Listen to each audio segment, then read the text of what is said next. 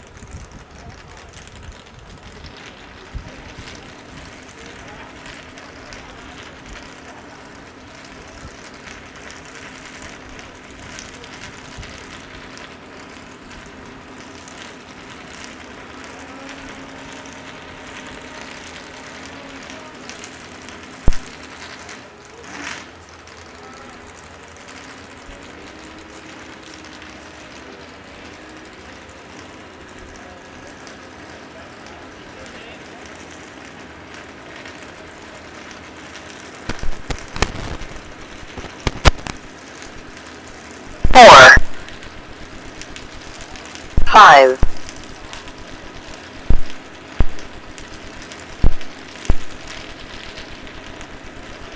8, 9, 5,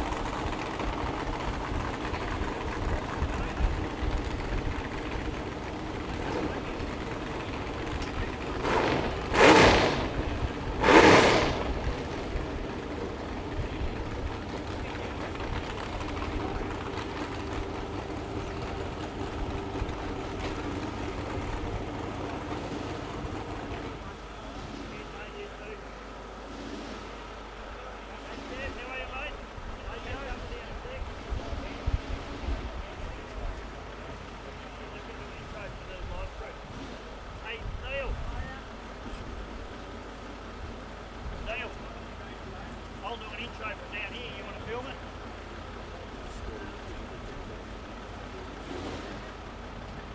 it? Two, test 1, 2.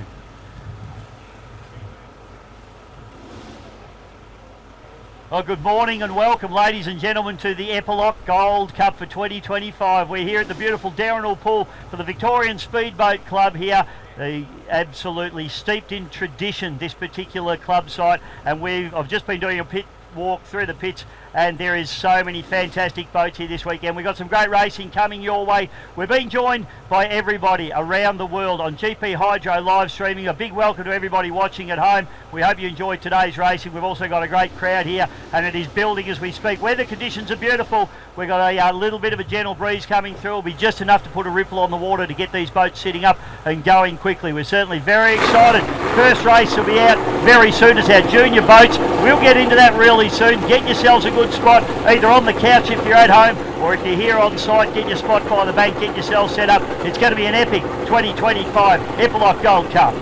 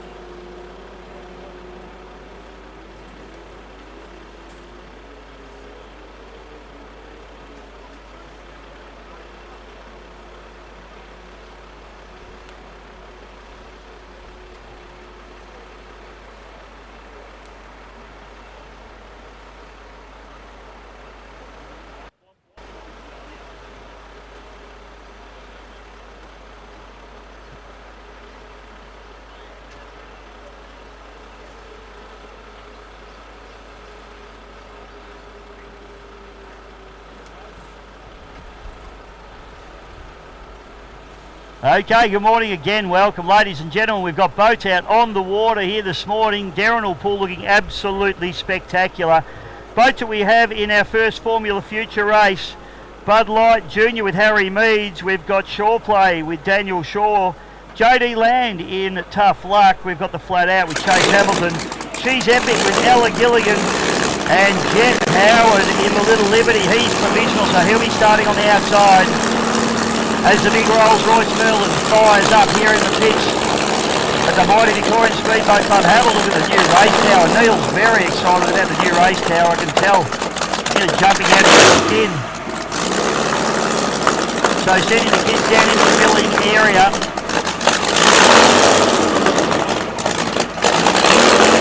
Big Matthias is here. Good morning, mate, how are you? Happy New Year, everybody, to yourself and everybody else. First race for 2025, how exciting is this? Neil's excited to be back. Scotty's excited to be back. I'm very excited to be back. Paul Cunningham's going to be joining us on and off throughout the day in commentary as well.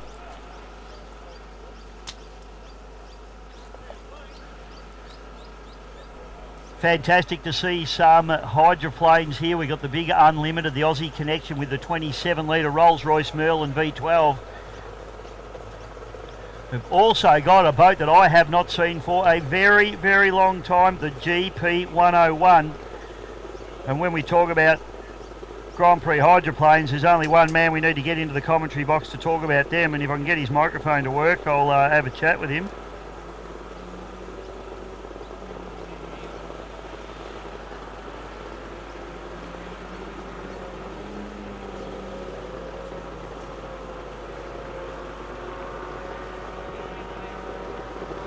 All right, so I'm just going to, sorry PC, I just can't get it.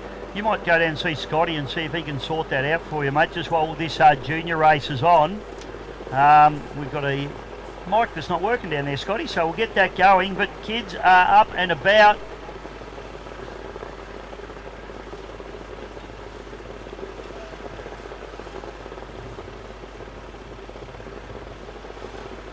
There's only 3 out there, so I think this is a couple of our learner drivers, for want of a better term, out there doing just a warm up. They're under green flag conditions now, so they'll go through and do a warm up, get a feel for where the course actually lies here this weekend. We're running a sausage style course. Are you working, PC? Morning, Bisho. Am I working? I think you're working. Hello, mate. Good morning. Welcome. Happy New Year. Happy New Year to you. Happy 2025. Oh. Exciting times ahead. I tell you what, it's frightening, isn't it, PC? I'm starting to feel old, mate. Hello, Mr. Cruising. We've got Dan Cruzy rocking into the commentary box. Always a pleasure. Crusader, I haven't even seen it yet. Where are you parked up?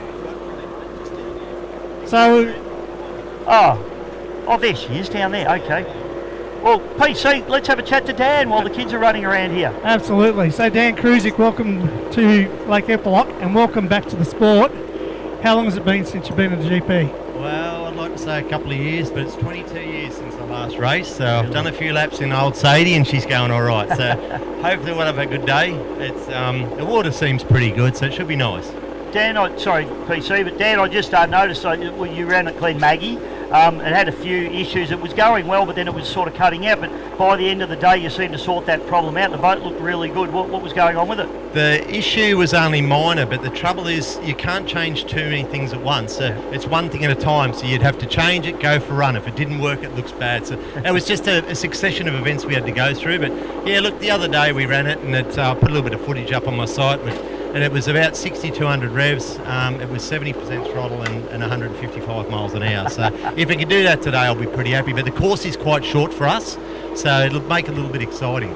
Yeah, the big Rolls Royce Merlin probably, which is about. Have you driven the Connection, mate? No, mate, no. It scares the bejesus out of me. The thing is with that thing, you can hear it coming. You hear the swooshing of the water before the engine gets past you. But mate, if I'm in front, I won't have that problem, hopefully. But you know, we've got to get the runs on the board. You know, it's an all new concept for me. So it's a new boat. Although I've driven hydroplanes for a long time, it's totally different to what I'm used to.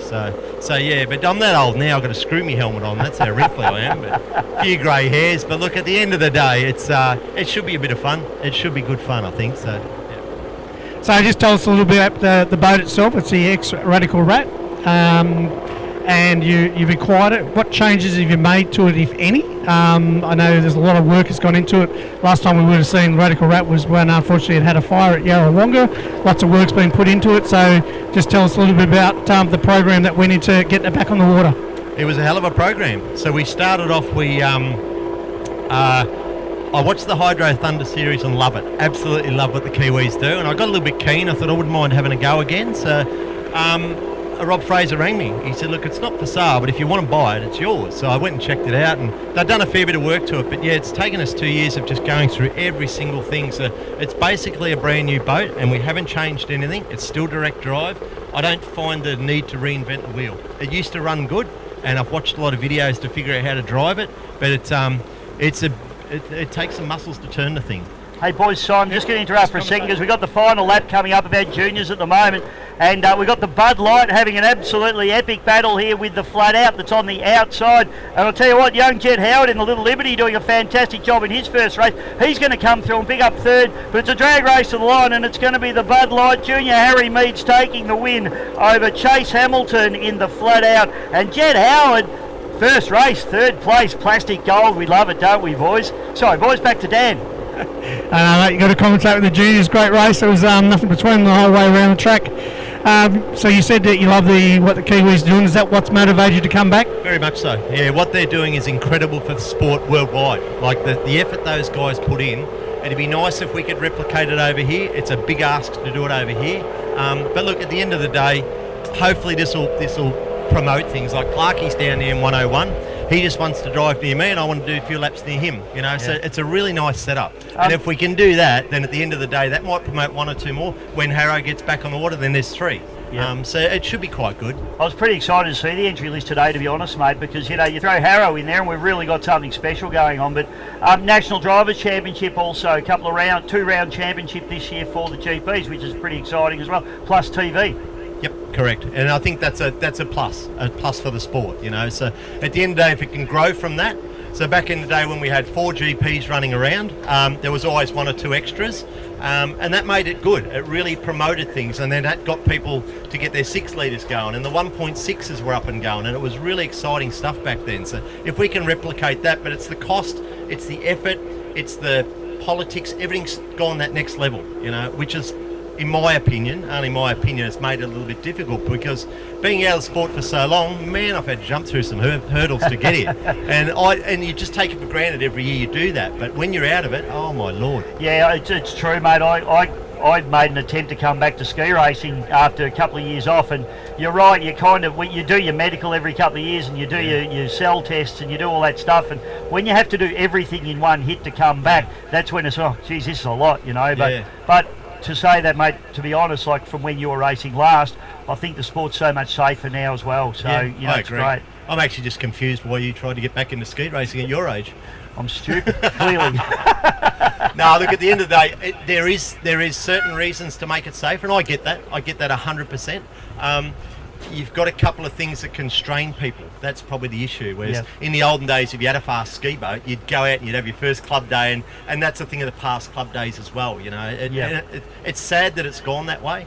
You know? Look, it's the age of litigation, unfortunately, mate, and everyone's terrified about insurance companies and terrified about getting sued, and you know, no, you can't have an accident anymore. It has to be someone's fault, doesn't it? So I think went through that. Just the world we live in, I think, Dan, and I think hats off to the people, the clubs and the APBA that have to go through all this red tape to just try and get boats on the water, just to comply with everything that you have to comply to now. It's pretty hard. It's actually, this morning I went up and opened the doors of the tractor, shook the tractor driver's hand, said thank you to the ladies, because without the volunteers, I don't think people realise it just doesn't happen. It takes a massive effort to make this happen, and we should appreciate that as drivers, because without them we've got nothing. Well, you can't do it, can you? I mean, at the end of the day, and how good is it that you can come here and you know that there's divers on course, there's people that know what they're doing. If you do put the boat over, they're going to get you out, you're going to be okay. You know, all of that stuff doesn't just happen. No, you know, it's a lot of work involved. And there's cost involved in everything we do these days. You know, nothing's for nothing, which is unfortunate.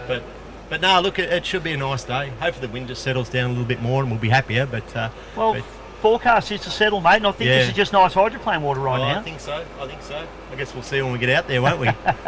Hey, good on you, Dan, mate. Thanks so much. It's so good to have you back in the sport, mate. I've, as a young fella, watched you go around plenty in different boats, and I'm old too, so I remember you. Good on you, mate.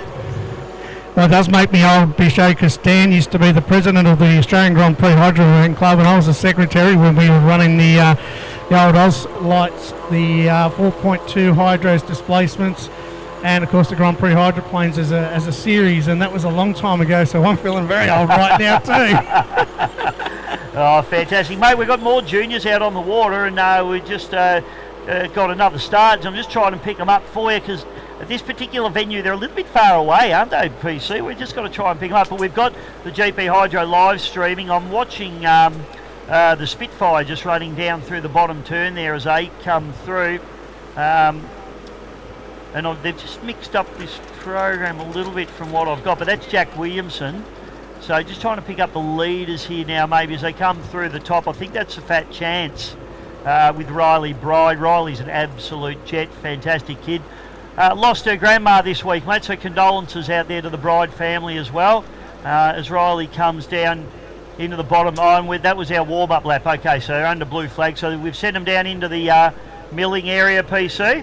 And we're going to get them going. So let's have a look. We've got the Little Untidy with Levi Witten. She's more epic with Scarlett Gilligan. Fat Chance with Riley Bride, the lady we were just speaking of. Spitfire with Jack Williamson. Little Fez with Candice Rainbow. And Emerson Walker in the chase and Dad. So this will be race number 1 on your program, ladies and gentlemen. So for those at home watching, you see Little Fez, Epic, Fat Chance, Spitfire, Got little Fez in there twice, don't know why. And chasing Dad. The junior categories, PC, how good are the junior categories? We're coming forward leaps and bounds in powerboat racing. I mean, what do we got? There's 6 in this one. Then we've got a second group of 6 as well. So it's 12 junior boats here this weekend. It is the future, mate, and boys and girls. That's really Yeah, important absolutely. as well. In fact, there's probably more girls out there than boys. It's Tell you what, some of these chicks are pretty hardcore. Riley Bride, she doesn't like getting beaten by anyone. No, and it's very competitive, but it's a lot of fun at the same time. There's no PlayStation here, mate. This is the real deal. No Yeah. Gran Turismo thinking you're the best, just sitting there with the steering wheel is out there having a real crack. When you roll the boat over, you don't just hit the big red reset button and go again, do you? You have to dry yourself off like Levi Whitten had to a couple of weeks ago back at Glen Maggie. Okay, here we go. Clock starting. Riley Bride's done a beautiful job there. Gilligan is running into second spot on the outside there. We got just trying to pick up. That's Chase and Dad on the outside. Spitfire goes through. On the inside is the Little Untidy with Levi Whitten. So that's the field running through there, mate. And Candice Rainbow and Little Fairs, which is the white boat. So down through turn number 1 we go, and I tell you what, it's absolutely gunnel to gunnel. We got Gilligan there, and on the inside of her in the She's More Epic, Scarlett Gilligan, we've got Levi Whitten. Levi actually came and crewed for me at Sandown in my race car the other week. He's a ripper, did a beautiful job, mate. I think I've signed him up for life. Good on the spanners, mate. Good on the wheel as well. Here in this particular race, we're seeing it's pretty good there for first, second and third. It's closing up as they hit the back straight. Nice little chop coming across Lake Eppalock today. It's quite good conditions. Looked a little bit ordinary this morning, but it's coming good now, Bisho, as they head now into the main straightaway to finish lap number 1. Here we go. So it's Riley Bride as Tommy Webster just cruises through. Morning, Tommy. How are you, son? Riley Bride doing a great job. Then into second spot is the... I'll come back to you. Then on the outside, it's Little Untidy, Levi Whitten. Then it's Epic, She's More Epic, back to Spitfire. And then Chase and Dad. So the boat that I couldn't pick up would have been the Little... not the Little Fez, it would have been...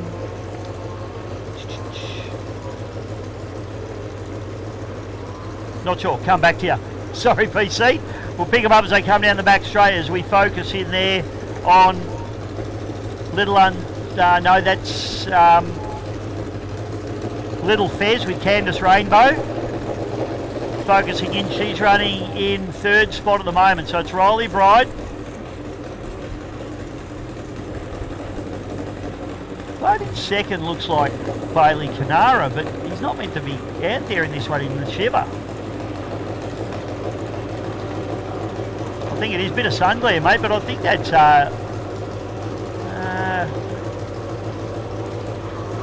we'll just watch them as they come through, pick them up as they come through. Trying to pick that boat up. So we got Scarlett Gilligan running through there. Then it's Williamson in the Spitfire, and then the Chase and Dad.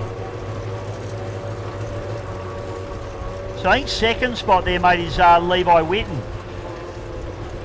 Shouldn't have missed him, should I? He's my pit crew. Okay, so it's Riley Bride back to Levi Whitten. Then it's Candice Rainbow in the Little Fez. So she's running up into third spot. Candice is a VSBC member, Victorian Speedboat Club member, which is where we are this weekend. So down through the bottom turn we go, and looking at yellow flags now, 1 lap to go. So we pick them up now as they come through. It's Riley Bride still with a nice lead as she picks up the yellow flag and sets off on her way. Levi Whitten now in a Little Untidy. Back to Candice Rainbow. Watch Candice going through. She's doing a fantastic job. Then it's back to Scarlett Gilligan in the She's More Epic machine. Then the Spitfire with Jack Williamson. Just met Jack. He's got all the blonde curly hair, mate. All the girls will be chasing him around. Don't worry about that one. And rounding out the field at the moment is Emerson Walker, provisional driver, driving the Chase and Dad, a very well-known boat in racing circles. It's fantastic to have Emerson out there running. Emerson would have had to start the outside, one out, one back, so doing a good job and holding onto the field quite nicely as Riley Bride comes down into the bottom turn now, and the checkered flag's produced. Levi Whitten taking a late lunge on her at the bottom turn, and he hooks it up. He tries a little bit hard. Oh, Tara's excited, I can tell you. But Riley Bride gets it done beautifully as she comes through, and the Fat Chad stakes a win back to Levi Whitten in the Little Untidy. Through into third place, and a great effort there for Candice Rainbow in the Little Fez. A little bit of a battle going on here between these kids as we see Scarlett Gilligan just holding out Jack Williamson as they come across the line for fourth and fifth respectively. And this is a good first drive here. Emerson Walker in this chase hole, running a bit wide there, PC. I think we could save a little bit of time covering a little less ground. Provisional driver, mate, having a crack out there, just learning the conditions. They're a little bit wobbly down across the finish line, but nice to get across the line. Great job. Put your hands together. Emerson Walker there, provisional driver, getting the job done very nicely. Ian's having a good day already. I like it.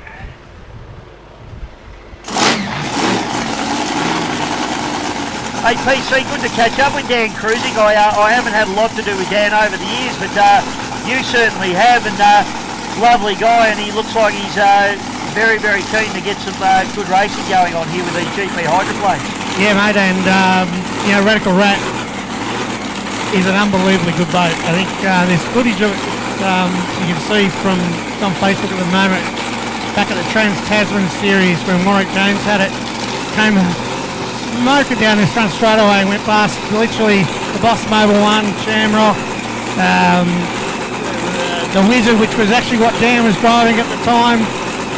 There was an Annihilator out there at the time as well, and it came smoking down the outside, and unfortunately had a breakdown in that particular heat, and then the boat was then sold during the series to Brett Nidry and the late Paul Burton, the Nidry family. So they then campaigned it through the rest of the series through Ballarat, Lake Burrumbee. Of course, it took out EC Group of Cup as well with Brett Nidry behind the wheel. A young fella at the time. I think he's the youngest EC Group of Cup holder in that particular boat. Yeah. Then they went on to run the very successful Grand Prix series for a number of years, and unfortunately a fire put end to its career with the Nidrys, and they're in partnership with Rob Fraser at the time. So great to see that a lot of time and effort's been put back into the boat, because although it's an older Studacre timber style boat, very, very fast indeed. As Dan said before, pulling out 7,300 RPM at 155 mile an hour at Lake Maggie. That's no slouch, is it really? Mate, 155 mile an hour, I don't care what you're in, that is FASD fast. And these Grand Prix hydroplanes are always spectacular to watch. Even just to watch one going around by itself is still exciting, isn't it? But when you throw 3, 4, 5 of them out on a course together, they're probably one of the most epic things you'll see. Between them and the blown displacements, I think that's the pinnacle of the sport in this country, in my mind. Yeah, it's great to see that they've formed a National Drivers' Championship, very similar concept to what the displacements are doing. Be very similar sort of point score, 2 rounds this year, Taree, followed by Glen Maggie, September and November. And very proud to announce that yesterday Lucas Oils are coming on board as the major sponsor of that particular series. And they're hoping to have minimum 5 Grand Prix at each event, and there could be up to 7. There's a couple in sheds that are committed to it, that may only do 1 round only. Yep. And there's maybe a couple more coming online, as rumour may have it. There might be one on a ship right now coming into Australia. Wowee. I presume from across the ditch? No, from America. So really? there's a few rumours around a couple, but yes, well, you never know with the Griffith Cup this year. Again at Yarrawonga, whether or not the Kiwis come across it. And but you know, you've got White Noise, and you've got Warlord, and James Tate with GP55 is looking to commit to it as well. I've just committed to James, so start working on the boat this afternoon, mate, because I want to see it. GP1's ready to go apart from a propeller, otherwise it would have been here this weekend. So, yeah, there's going to be some good quality out there, that's for certain. And, of course, Benny Clark here today with GP101, and that's an absolutely brilliant boat, and Benny's been creeping up on his tune. They've got more horsepower this weekend with a little bit of their engine program growing in size at every event, so it'd be great to see Benny Clark in the GP101 today to see how he goes on this great course here at Lake Eppalock. Yeah, it's very exciting, mate, and big congratulations, a guy that us at GP Hydro live streaming have been working really closely with Sean Henshelwood at 321 Ignition, who did the National Drivers' Championship last year for the unlimited forced aspiration boats. This year sponsored by Battery World, and it was an epic series, mate. It came down to the wire at Windsor, and it came down to the last race over the 4 rounds that they had. They had a lot of racing and a lot of high quality racing, a lot of damage, a lot of action, a lot of excitement, and it was, you know, one of the best series that I've been involved with in a very long time. And now that's flowing on. The same guys are putting this Hydroplane deal together as well. So I think it's really exciting. And to have free-to-air television, Channel 7, mate, 7 Plus, it doesn't get any better than that, mate. That's where we want to be. Well, only 6 weeks to go to round number 1 of the Battery World National Drivers' Championship at Melton Reservoir. So looking forward to that, Bisho. And I know you'll be there, trackside free action as you always are. I hope I'll be there with you, PC. Yeah, no, always love Melton as a venue, and it is probably, well, we always say it's one of the best spectator venues on the planet for powerboat racing. It's just so up close and personal. You can see the boats really close. You can see the tactics as you're looking down on top of them, and can't wait for Melton, mate. Can't wait for the Eppalock Gold Cup here today either. So we've got juniors out on the water now, mate. We've got Bud Light Junior with Harry Meads, Shore Play with Daniel Shaw, Tough Luck with JD Ladd, Flat Out with Chase Hamilton, She's Epic with Ella Gilligan, and Little Liberty with Jet Howard going back out there in this one as well.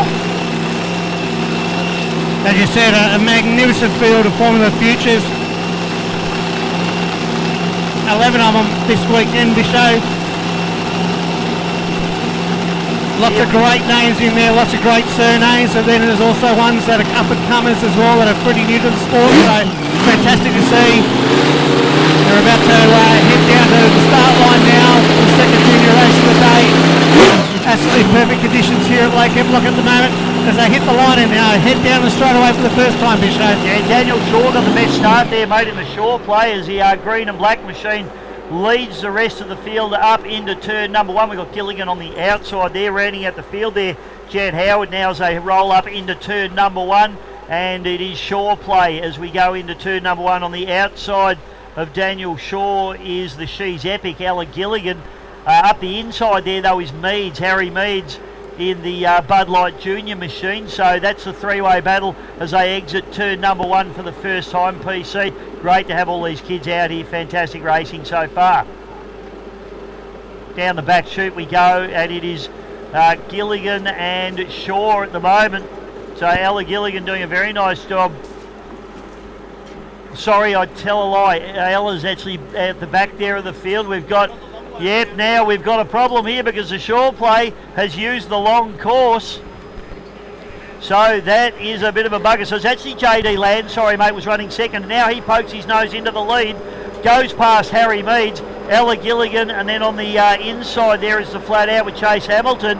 And Daniel Shaw will be absolutely kicking himself. I wonder if he even realises the mistake that he's made there. The kids obviously run on the short course here, PC. He's gone up around the big boat course and hasn't used the small boys here at the end. So, hey, that's why they're out there. They're learning and learning their racecraft. It can happen to the best of us, especially that's why we make sure when there's 2 courses for the bigger boys that they take them down generally in case you do get a bit lost and cut people off. But out in front now, you're getting a bit of a clean heel, but it's second, third and fourth's a pretty good battle. as they head up the back straight away for the second time. And as I said, beautiful conditions here at Lake Eppalock. A little bit of a chop, but this time they find the right course to go around. I actually said to JD Land's crew, another bloody white boat, my God. So apologies for getting it mixed up with the Epic early in the race, but if you're going to paint your boat white, that's what's going to happen. Anyway, JD Land out in front. Back to the second white boat, which is Ella Gilligan. She's worked her way right up through the field. Then it's back to Harry Meads, back to Chase Hamilton, and now on the hard charge is Daniel Shaw. He's got some ground to make up after that little bit of an error of navigation on his first lap. So, oh well, it's a learning curve for him. He'll get up and going. But I tell you what, he's got a lot of pace in that Shaw play boat PC. He's going to be hard to catch if he can stay out in front. No, he's doing a fantastic job, and we see them now. The juniors, Bisho, what age are they going from? Yeah, they can run, well, in Victoria, because it's the nanny state. We can only run from 16, I believe, in Victoria. So in New South Wales, they actually let their children do stuff. Yeah, 16 here, but you can run a lot younger in other states. Sadly, Transport Safety Victoria don't want our kids to have any fun. So down the front straight away, and we're going to get a lap put on Jet Howard here. So round the outside it is JD Land doing a beautiful job. Then it's back to Gilligan in the She's Epic machine. Here's a battle going on PC now. Meads on the outside and Hamilton on the inside. You've got the Bud Light Junior and the Flat Out. And out behind them and trying to make up ground is Daniel Shaw. So one lap to go, and we've got a little bit of an epic battle going on here for nobody wants to be in last place, PC.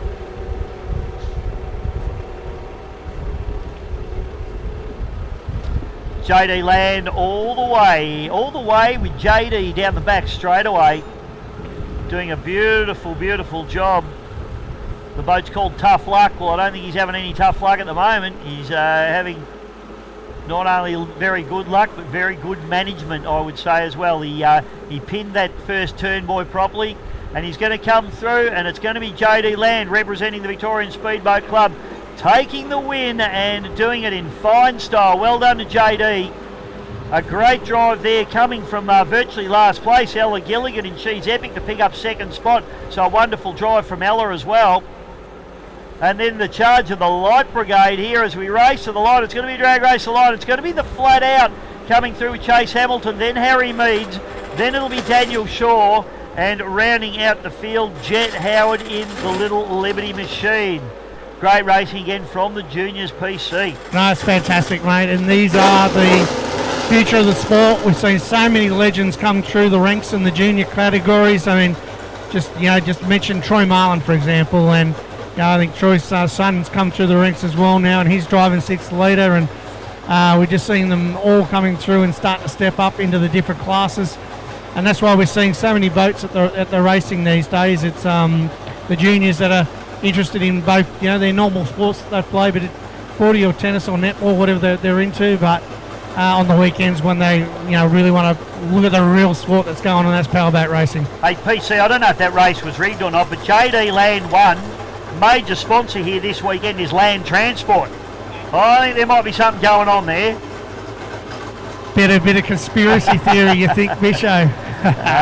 Doing it for the major sponsor. How good. JD Land takes the win. Land Transport, major sponsor here this weekend. Got some other great sponsors here this weekend as well. We've got Carlisle Engineering. Also, Marine Jackson's another wonderful sponsor here this weekend. Stewie Jackson and his team. Great to have Sammy Lucas here this weekend in their tunnel boat. And of course, Greg Ballon Cranes.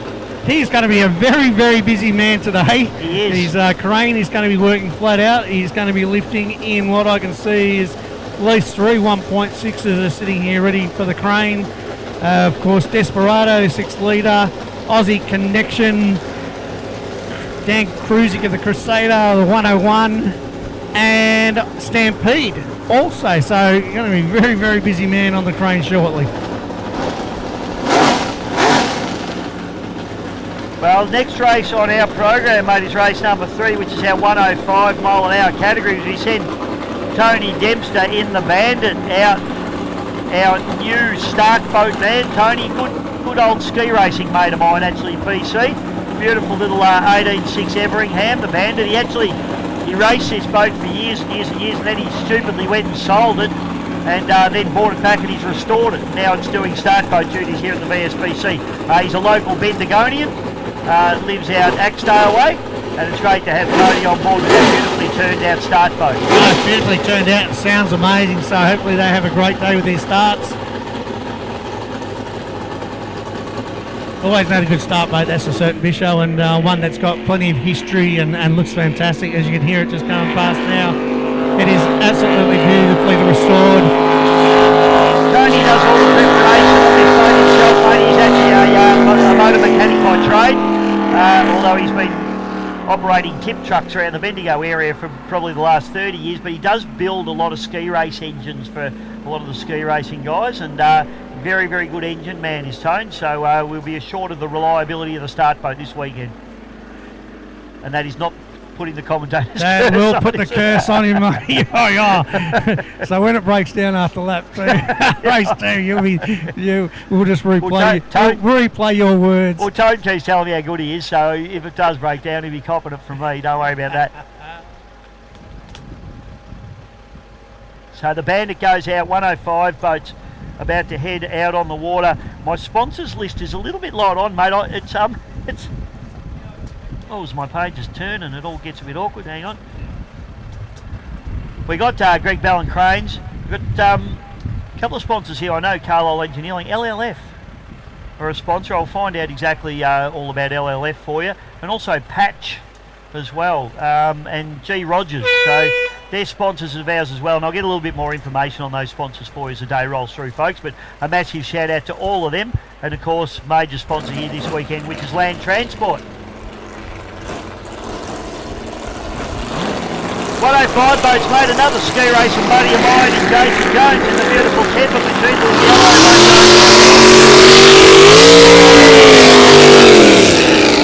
Of course, 105, it's for people on the bank that are joining us for the first time for boat racing. We've got a great crowd in today, Bisho, already.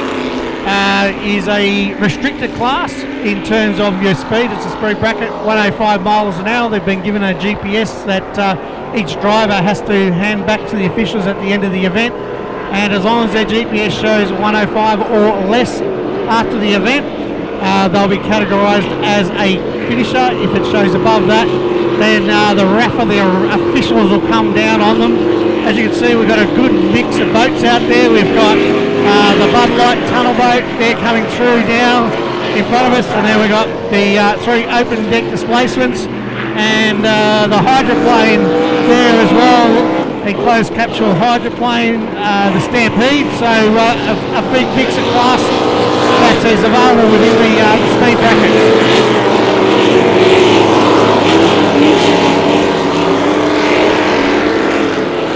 Yeah, it'll be a good one, this one, mate. It's not actually the list that I have of the boats that are out there, so we'll just run with what we've got out there at the moment. But we've got Davey Meads in the Bud Light, and he'll be coming around. He'll get picked up by the Bandit start boat very shortly. Got Jason Jones in bad temper. On the outside, it's Stampede. Then you've got Tickled Pink, and Point Blank. It's the white displacement boat there with Shane Northey, provisional driver. Paul Jones driving the Stampede again this weekend. Loving it out there. Every time he goes out, he's getting faster and faster and faster.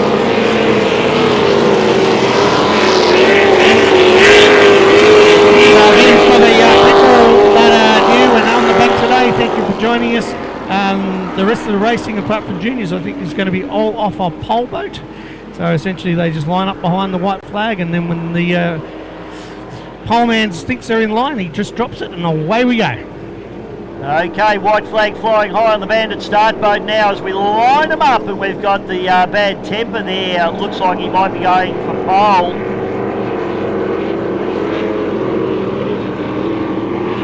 As we see, throw a blanket over and PC as they come round, so flag will get dropped down the front straight away, I believe. I think that's how we normally do it here at the Darrenal Pool Lake Eppalock at the Victorian Speedboat Club here in Bendigo, Victoria, Australia. Yep, you see the start boat taking him right up, so he'll turn him around up the top end of the track here. In fact, there's a couple of turn boys here, isn't there, PC? So that's obviously their turnaround marks. Here we go. First race for the big boats for the weekend here, the 2025 Eppalock Gold Cup. Well, come so you know what stuff's good racing.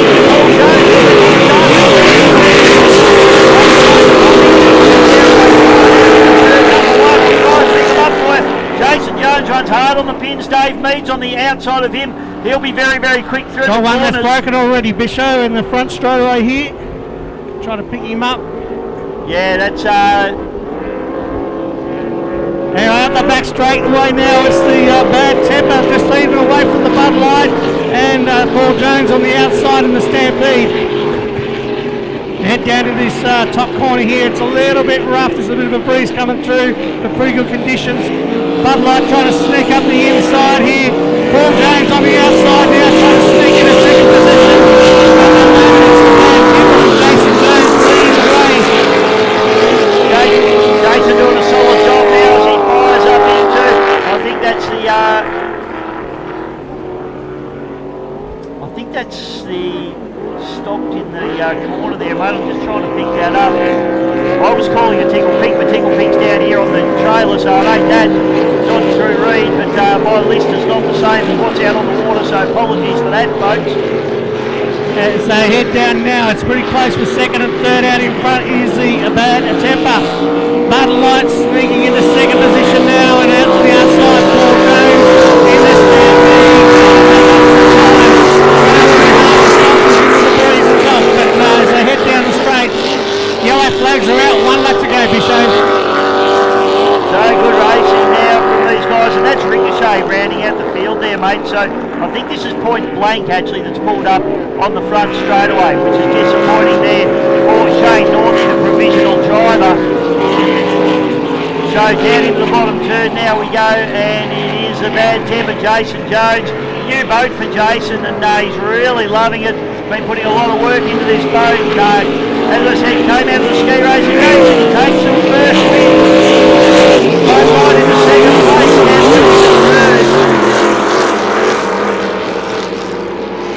and Ricochet, Jake Wilson will come through and pick up 4th place.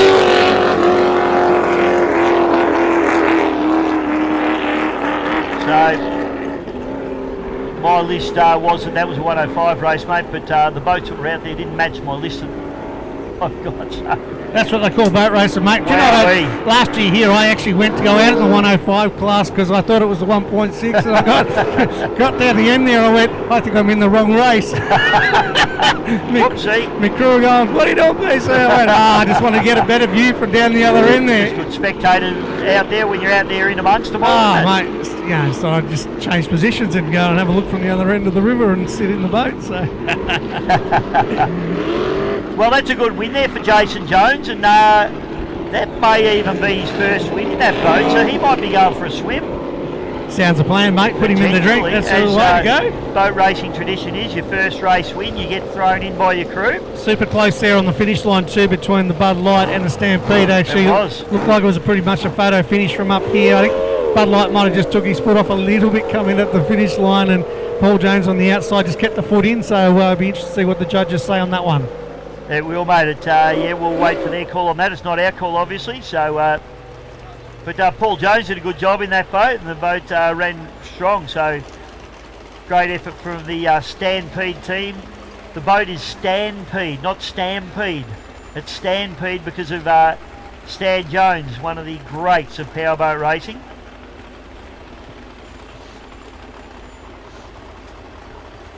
We've had a little. I think that'll stay there, PC. Our screen has laid a little bit of an egg, but that's all right.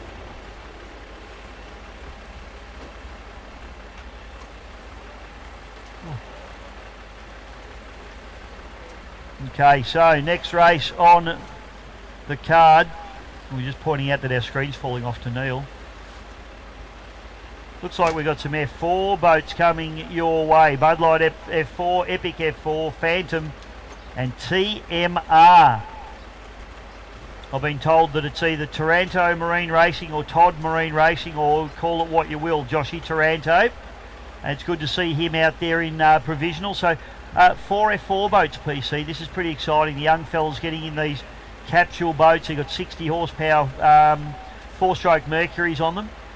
It's a very, very big category in Europe, and it's been going really, really well, and it's great that we're getting so many of them here. It's a stepping stone for some of these juniors to come out of the junior ranks and step into the bigger ranks in a safe environment with safety cockpits. 60 horsepower, Bicho, and have you been on the scales with one to see what they weigh?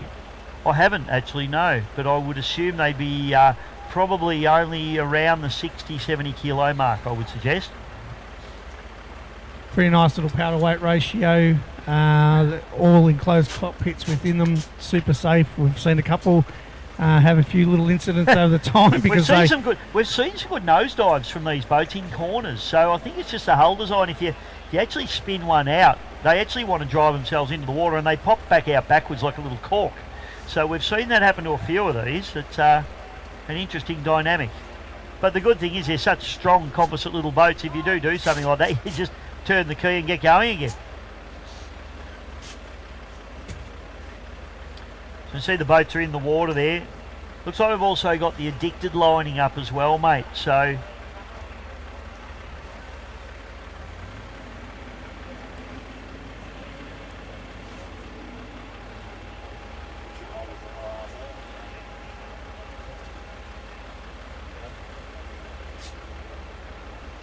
thanks to our roadie Neil up here. You never see a roadie they don't have 100-mile-an-hour tape in their hands, do you? He's used more on it than the competitors have used, I reckon, so it's not going to go anywhere. And we do thank the GP Hydro streaming crew, Scotty, Neil, and all the helpers who bring this great broadcast to you. Thank you very much, guys. Where's Paul? Where have we hid Paul today? Oh, Paul's down the front. Good on you, Paul. You having a good day, son? He's not listening to me, which is normal. He never listens to me, to be fair. Neil wants to use some 100-mile-an-hour tape. Hey, your program works better if you update it, PC. So my fault on the not knowing what boats were out there on the last one. But we got Bud Light, Epic, Phantom, Addicted, and TMR. So drivers we're looking for: Jack Meads, Tyler Gilligan, Lockie Bride, Max Seckham, and Josh Taranto. Joshy had his first run in this boat at Lake Glenmaggie and did a very, very nice job. Only it was a month ago? I guess it was December, wasn't it? Yes. Great, mate. Love the Glenmaggie District Boat Club. Big shout out to all the Glenmaggie members here this weekend. Lots of them here. Of course, Heath Hamilton and Mick Taranto, the spine of that club. They do an awesome job. Josie's telling me to shush. I'm a commentator, Jose. That's not what I do. Sorry, doll. It's not how it works. That was rude. A little bit of sign language there with Bish. A little mean? wave Did saying, you just order one beer from me? Talking about volunteers, like, you know, I seen the Facebook the other day with all the paperwork screwed across the desk. So many competitors here, and all the people that do it, the hours and hours and hours of work that go into these events, and we do truly thank everybody that's put the time and effort into it to make these events come to life. Now, we talked about Glenmaggie before. We already had 2 races at their club this year already, 2 very successful, and unfortunately a bit of weather got them this year, but we do thank all the volunteers and absolutely, everybody, and mate, committees. The Bride family had a bit of a tough week. We lost Jose's mum, so condolences to all the Bride family, and they were just working there. The kitchen table was a mess, wasn't it, Jose? And they had a lot going on, so massive shout out to, in particular, the Bride family, of course, who are always really hard workers. And we've got Lockie Bride out there in this one. He's in the Phantom machine, which is the green and white machine, so they're doing their warm-up lap now. We'll run through them. You've got the Bud Light F4 with Jack Meads on the inside of him. On the outside, that's the brand new boat, the Joshy Taranto TMR. Then out the back of the pack there, we need some colours on a couple of these boats, please. That is Epic. Yep, so TMR is on the outside here, mate, and we got Epock on the inside with a little bit more sign work. And fantastic to have Tyler Gilligan there in that Epock boat. This is Lockie Bride coming through here, the prey mantis as I like to call him. Yes, and that's Addicted down the bottom, who's probably electing not to do a warm-up potentially, which is Maxi's second. Now, it's not an F4 boat, folks, it's a 550cc boat, so fair bit less power than these other boats, so we don't expect to see Addicted at the front of the pack. But Maxi out there getting the seat time, and he'll do a beautiful job because the kid can operate, there's no drama there.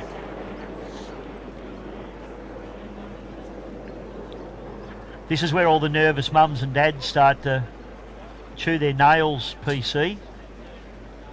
It is, mate. It is actually nerve-wracking, isn't it? Absolutely. I'm nervous for them.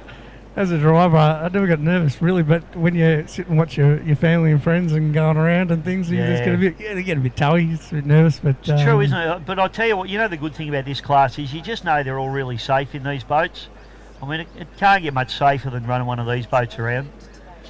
And there's no wind, Joe said. So the wind has dropped away beautifully, actually. It was quite blowy this morning, which is normally when it blows in the morning, you're thinking, oh, the day's buggered, but it's come good. Very concerned. We rocked up in it was like glass, and then within half an hour it blew up. And I thought, ooh, you might be heading home. But I did see our main cameraman, Neil Cullis, on the phone to God. He does actually have a direct line, so he got that sorted for us. Thanks, Neil.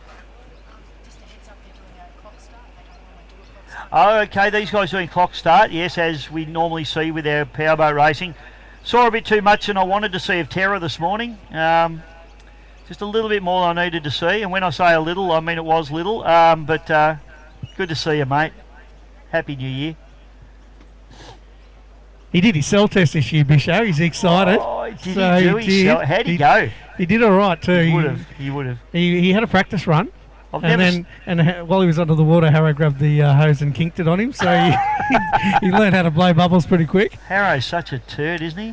So there's the news of the day. Darragh did do his cell test, and he may make an appearance later in the season. PC clock start this one, so the clock is ticking. I can't see the clock, I don't even know where it is, but it looks as though we're in a start sequence, and approaching the line. Looks like Gilligan's going to get a really nice start here. Bride on the outside of Gilligan. Gilligan nails the start, hopefully, if it's legal. Bride gets a good start, so too does Meads. On the outside in the Addicted, Max second. And Josh Taranto, the provisional driver, having to start on the outside, but gets a nice start as well. Tell you what, all these kids can show some of the adults how it's done. Beautiful start from everybody involved as they go up through turn number one. And it is Gilligan out in front, back to Meads. Bride on the outside, running the wide line. Bud Light up the inside there. Bisho did make up a few boat lengths indeed through that first turn, but out in front now we've got that's Gilligan, mate, there in Tyler. So Tyler Gilligan, lead boat down into turn number one, doing a beautiful job. Harry Meads having a serious look at the inside of him, and Lockie Bride just hanging straight off the gunnel there of Harry Meads, not giving him too much ground to work with either. So a beautiful drive here from Lockie Bride here at the moment, but at the moment it is all Tyler Gilligan out in front and going strong. Throw a blanket over second and third at the moment between Meads and Bride. Then running into fourth place is the TMR Joshy Taranto, and then rounding out the field, the 550cc boat, Maxi second, doing a nice job. Up into the top turn, and Bride really leaning on Meads very, very nicely there, not giving him a millimetre to play with, and Bride gets a little bit of a break and acceleration out of that bottom corner and gets about 2 boat lengths now on Meads as they come up into turn number 2 for the second time. They turn him in nice and hard. This is beautiful racing from all of these drivers. Gilligan just doing it very nicely out in front, having it all his own way. Then it's back to Bride running up into second. This is a great battle between Meads and Bride here, PC. Yeah, Meads and Bride now. Bride's just sort of snuck into the second position from the outside lane. Meads has crossed, and they've done the little switcheroo. That's good for Bride, I think, Bride's up the inside now. Meads is going to have to take the long way around as they're trying to chase down the Epock out in front with about a 4 boat length lead. Lockie's now just started to really just crank away now from Meads and the Bud Light to cement second position up the back straight away as they head down, and they'll get the yellow flag with 1 lap to go. So the battle going on, and it looks like Bride's making a little bit of time here on Gilligan, but don't know whether he's going to have it long enough to get it done. He looks very, very speedy, and now that he's been able to get that thing into pole and run that short line, he's definitely making some ground. Drops out of the wash now of Gilligan. So Bride on the hard charge. Gilligan's mirrors full of Lockie Bride at the moment now as they fire up the front straight away. Meads has dropped out the back door in the Bud Light into 3rd place, and then it's Josh Taranto into 4th, and Max Second running out into 5th place. Yes, the Epic up the back straight. The yellow flags are flying, so we are on the last lap. It looks like Lockie Bride has made up just a little bit more ground there, Bisho, as he is now moved to the inside of the course. Meads is up the back now into 3rd, so it's a bit of a race for 1st and 2nd. The Addicted's coming through, as you said, just down on horsepower, a little bit of a different class, running into 5th position. But here we are now into the front straight for the last time, Bisho. A great drive here from Tyler Gilligan, ladies and gentlemen. Put your hands together. Young Tyler Gilligan takes the win over a hard-charging Lockie Bride into 2nd place. A great drive from him. Harry Meads just searching for a little bit of... Jack Meads just looking for a little bit of pace. Those Meadses always get it mixed up. And Josh Taranto, great to see Joshy having a nice run there. He's still running with his L plates on there in the TMR F4. Yes, good boat, and he's done a good job there, Josh Taranto. So he'll be running up with those front runners before very long at all, I reckon, PC. Max Seckham, as I said at the start of this race, a little bit underpowered with the 550cc engine, but he's done a good job, and that's plenty of good seat time for Maxi Seckham as well as he comes through and gets the job done.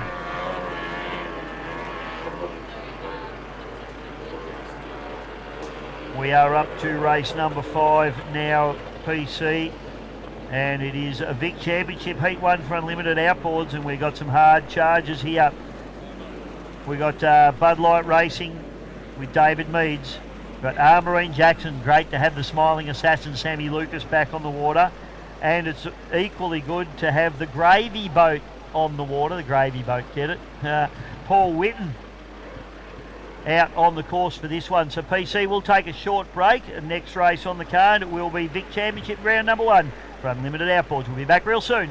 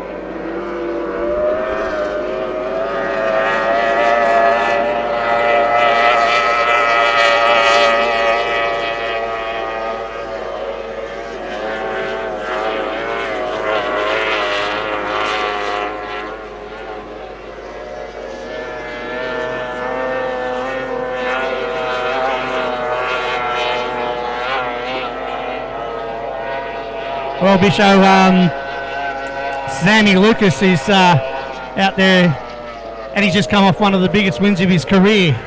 He was absolutely stoked, I believe, mate. Were you up there when his last big victory?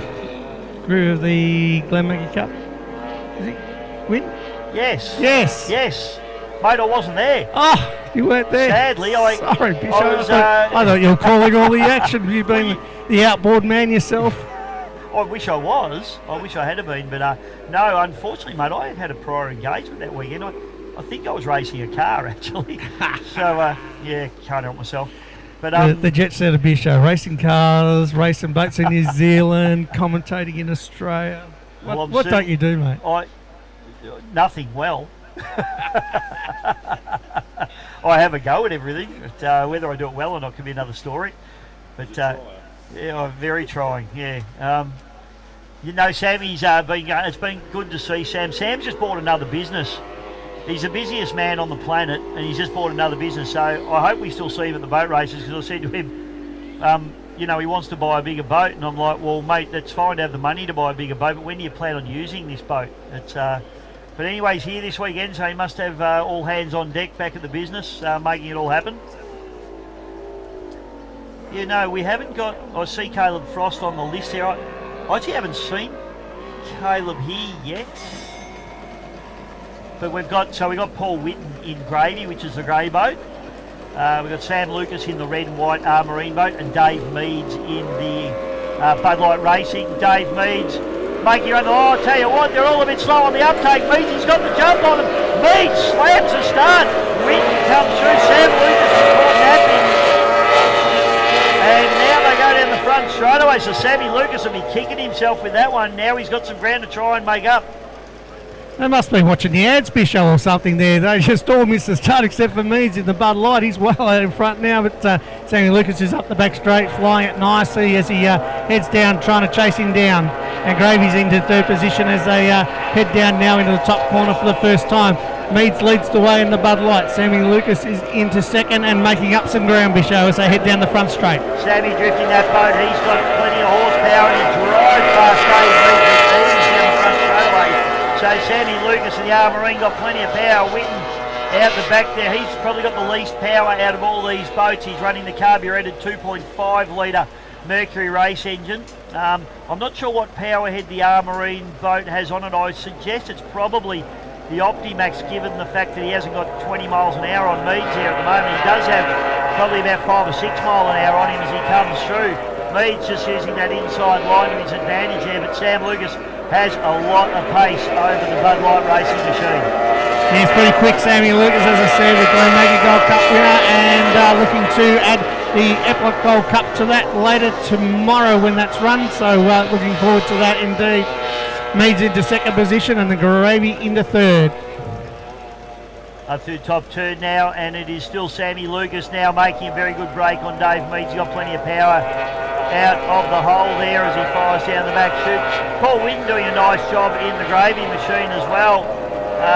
It's the older boat in the field there, PC, but he's doing a very nice job. And that boat coming back from an engine rebuild, so they're doing a nice job. Fresh engine on that boat. He's actually made up some ground on the Bud Light because he was actually the last one to get to the start line. So he's actually probably, if he was up with them at the start, may have been able to be challenging into second position. But Sam Lucas is doing it very, very comfortably up the back straight in the last lap. From Meads there into second, and the Gravy rounding out the field into third in the unlimited outboards. I'll confirm with the team, mate, but I think at the moment Sam and the Armour and Jackson's boat are running a 2.5 litre race engine on that boat. So plenty of power, checkered flag comes out, and it shows. Sam Lucas takes the win over Dave Meads in the Bud Light Racing with the 2.5 litre Optimax engine on that boat. And Paul Wynn's done a very nice job in the boat he calls Gravy, the Gravy boat. Not sure how much gravy there is. He must enjoy it on his steak, on his schnitzel. Loves it. Just add a little red wine, a little salt, tomato sauce for that sweetness and extra tang.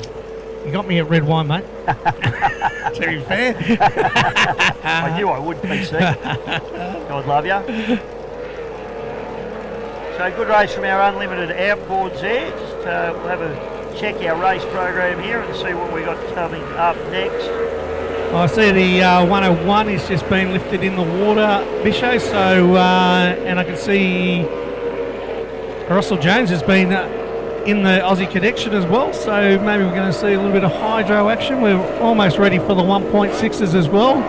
Really great field of 1.6 litre hydroplanes this year. We've got a couple on the sidelines. G'day to the Norrish family back in Yarrawonga, even though Jed is here. Unlucky he couldn't make it this weekend, Paul and crew, but hopefully shout out to you and hopefully see you at the next one. Just a couple of updates on the 1.6s. It's been a bit of a rule change this year. A rule change, please. I love a good rule change. I love a good rule change, especially when it's heatedly debated at some times. But a little bit in the cam. You can go up to 9.5 on the lift now. So there's a few guys done a little bit to their engines with that. And in the background, there's some work being done too on a Mazda engine coming into the class. So yes, I had a very, very small involvement in that actually, PC, which just because I work for Mazda, and just helped them with a little bit of information and stuff. But they're a good little engine, those, and they'll be readily available and they'll be quite cheap as well, which should be really good. Yeah, so that's been run at the moment. They're doing the specs, and hopefully we'll see a debut of the Mazda engine at the next round perhaps, or the next two. It's just working through some of the logistics around that particular engine and how it would be mapped out and things like that, which no doubt, Bisho, you'd have a bit more of an idea on than I will. But you know, they're looking to evolve the class a little bit, keep it within reason, but it's starting to get harder and harder to get the Toyota 1.6 4AG engines. So looking to the future with 7 or 8 here this weekend. Jasmine's not here. I noticed she's entered, but apparently she's crook. So oh, that's a shame. I thought she was actually entered to drive. She has been entered, but she's HPR actually crook, yeah. So unable to make it today. So good little lineup, and of course for anybody at home that isn't aware, that the second Melton Toyota boat has been sold and has made its way up to the Hurricane Camp in Queensland. No secret, it was all over Facebook. And the guys are looking to do the Australian series with the 1.6s from the next round onwards. So looking forward to them. They're just doing a repaint of the boat to make it look like, I believe, the Hurricane Junior. And of course we know what the Hurricane looks like. It's an absolutely magnificent boat. So looking forward to Moxie and the crew joining the 1.6 litre class at the next rounds. PC, hold on to your hat, son, because the next race on the card here is Unlimited Open. The boats we are looking for: Darren Robinson's Wild Child, GP 101 with Ben Clark, Dan Kruzik in the Crusader, and my old favourite, the Aussie Connection, with Russell Jones behind the wheel. Trying a few new drivers in the Aussie Connection, mate, aren't they? They're throwing a few around, aren't they? Yeah, it's good. Russell's sold his little hydroplane and going to jump into the big beast.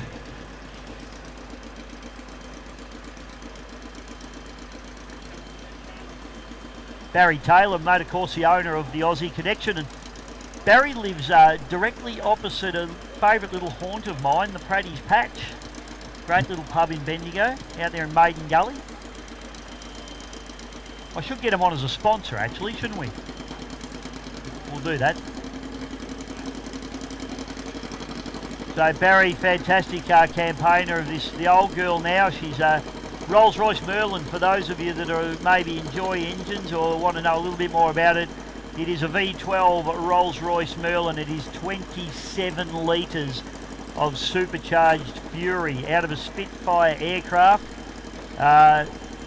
They can make upwards of 2,000 horsepower, these engines, and it's probably the track here is going to be too small for it. I'd suggest PC. Probably about 2 kilometres too short. To be fair, it's they like to wind these big girls up, but looking at the length of the track today, I would say to be battling to be 600 long, and the corners are quite narrow. So, normally when we've seen here, this course is probably a good 200 metres longer, and it's still short for the old girl. She liked the old big triangular course back in the 70s and 80s and early 90s when they used to run the big triangles here. So, which is what these boats were designed to do, wasn't it?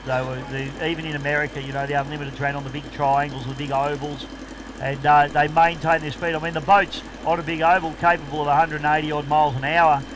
We won't see those sorts of speeds out of that boat today because it just won't have the opportunity to wind it up. But I just love it, mate. You love it too. The sound that just takes you back to your childhood. Oh, of course, mate. Love it. And, of course, this boat used to be Bayswater Bulk and had toured America. Did a tour over there on the big courses with Billy Babbitton behind the wheel, and there's some magnificent footage of that on going around on Facebook and YouTube and all the rest of them. So, that's when it was back in its heyday on the big course, and, showed some real big speeds at 180 miles an hour, as you said. Composite boat too, mate, which back in those days, that was very unusual. They weren't building a lot of composite Unlimiteds back in those days. When it went to America, it would have been one of the very few composite boats on the circuit. And considering America is the home of unlimited racing, I'm pretty sure a lot of the Americans stood up and took notice of this boat when it was over there. Yeah, Australian designed, and of course it was a bit ahead of its time and what they were building, and the cost competition out here at the time was Miss Bud, which came out from America, and extremely competitive. I grew up with it, so it's one of the boats that got me into boat racing and inspired me to come along, because you just sit there in the awe of it when it's at full noise. Yeah, absolutely awesome. So it's being loaded into the water now.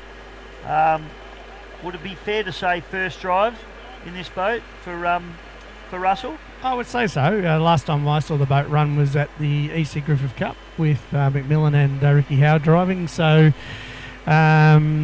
those guys ran here last year. So unless he's had a practice run, there's sneaky that we don't know about. So yeah, probably his first run. It'll be interesting, won't it, to see because there is quite a start procedure for these Merlin engines, isn't there? You've got to pull levers and handles and turn on fuel pumps at the right time, and it's quite a thing to get them fired up. And in my experience, mate, when I've seen new drivers in these boats, that's always been the thing, is from to actually get the boat started, get that engine fired up. It is, and we've seen in the past, that's where it's gone wrong for them. That they haven't actually got it off the bank. So hopefully all goes well. I've actually never had a look in the cockpit, but yes, that's what all the drivers tell us. So it's a bit of a mission. I prefer the old fuel pump on and press the button, mate. To me. Yeah, absolutely. Yeah, it's you feel like an old World War II fighter pilot firing one of these things up, like a Mustang on the runway. But no, definitely a complicated arrangement to get them fired up. Let's hope they get it sorted. But you know what? Russell's a pretty switched on guy. I reckon he'll get her going, and let's hope we see a little bit of pace out of the big girl today.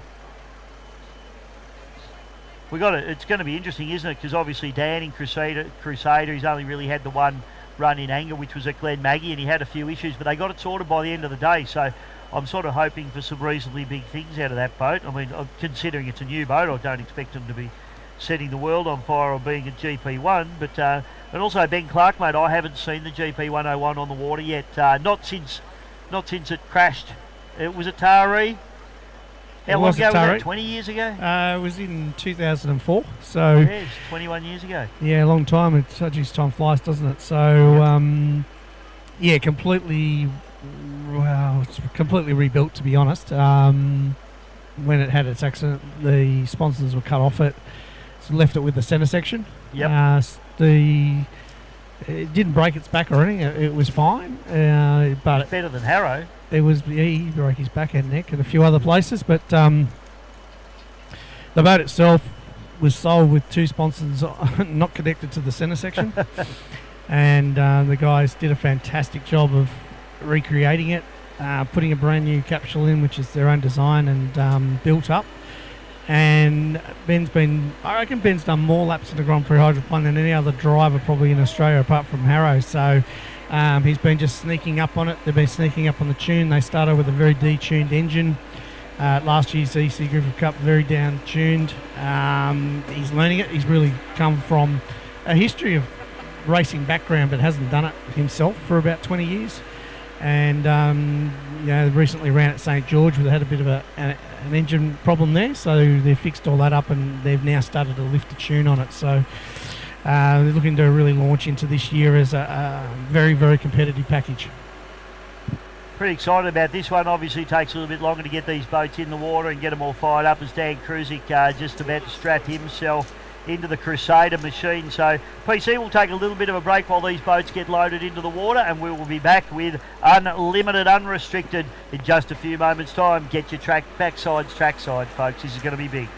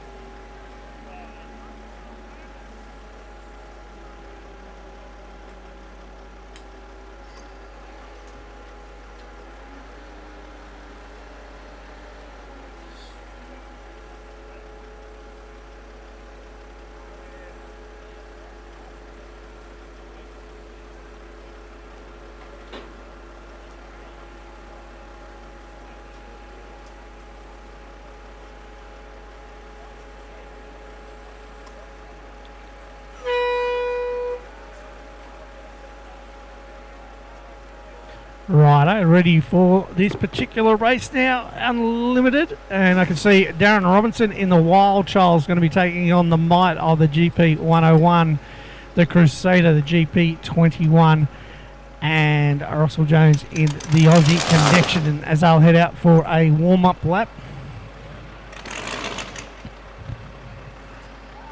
Wow. See Bradley Holland is strapping into the HBR Racing 6-litre Desperado today, double duties with the Twister.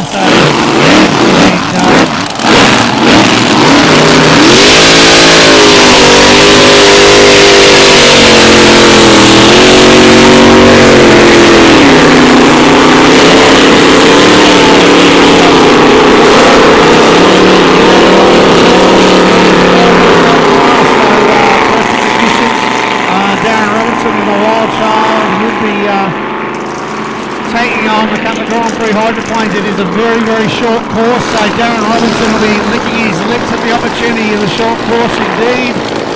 Great to see the Aussie Connection just getting up on the plane straight away. So obviously Russell Jones has got that start procedure down packed right up front. Richo. Darren Robinson's really made out there. There's going to be some big holes for that little displacement both the Wild Child. He'll be loving pole position and he'll loving the short track. That's only two things that are good for him, I reckon, at this point in time. But he'll be like a rat up the drain by PC, I reckon, at the start of this one. He's going to want to get out in front of these guys and try and hold them off if he can, because there's going to be some big holes out there. Let's have a look at them as they come through now. Dan cruising to Crusader.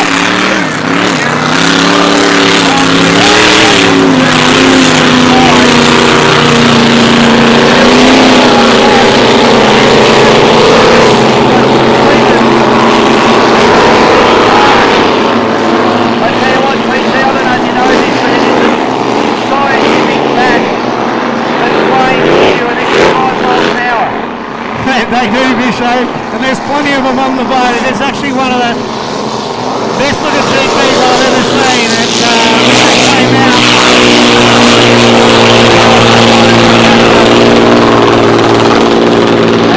Won a UIM World Championship in it, won a couple of Grimmel Cups in it, and unfortunately had the accident, as I said, but it is actually still one of the best hulls in the world, and hopefully they've added to it throughout the new design that they've got going on. So alright, here we go. Smell the methanol in the air, PC. That's what we like. I think Dan Cruising's made a little blue here. He's turned too early. So very wide line. I hope he doesn't hit his propeller here. He's very close to the lane. Everybody just wait on the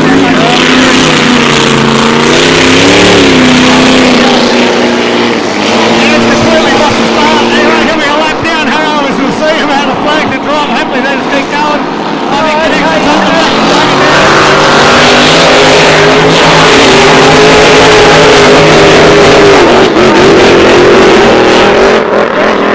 up to the drama. He's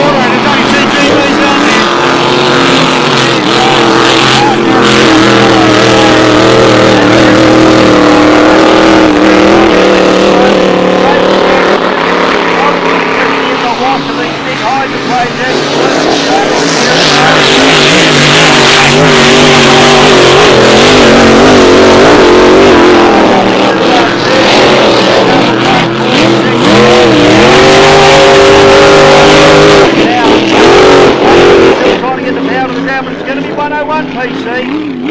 Yeah, mate, he's done it well. He's just taking it around the course nicely. The boat looks like it's turning well. Good acceleration. I'm looking forward to seeing it later in the day.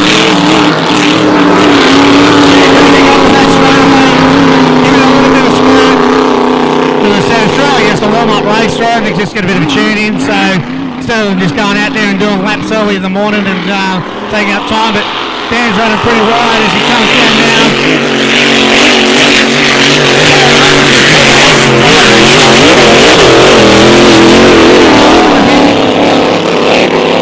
Dan looks like he's got a pretty big prop on it at the moment, so yeah, Darren Robertson's pulled up, so hopefully he's okay.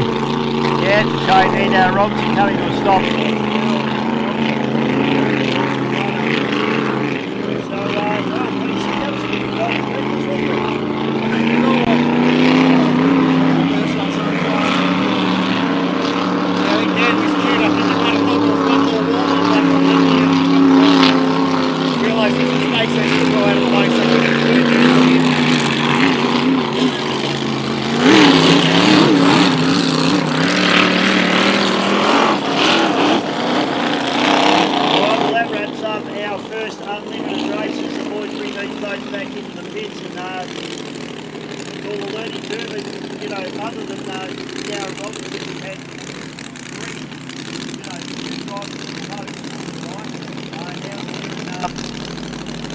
One of them had a win, Benny Clark. Yeah, mate, he's come up to it. He's getting really good at driving. As I said, he's done a ton of laps in it. He's done the right thing and brought it up. Gee, it's nice to have a bit of methanol in the eyes, isn't it? Oh, it's fantastic, mate. It smells like, it's like angels crying on your nasal cavities. Actually, yes. I think I might have to lean him out a bit. I think because we're a long way from the back and I got a sore eye. Might be running a little bit too safe. Lean him out, boys. You'll be right. Yeah. Well, it's going to be a warm day as well, so that's another thing.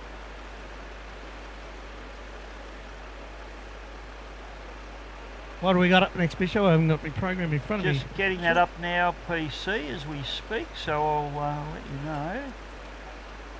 Here we go. So we've just seen our unlimiteds.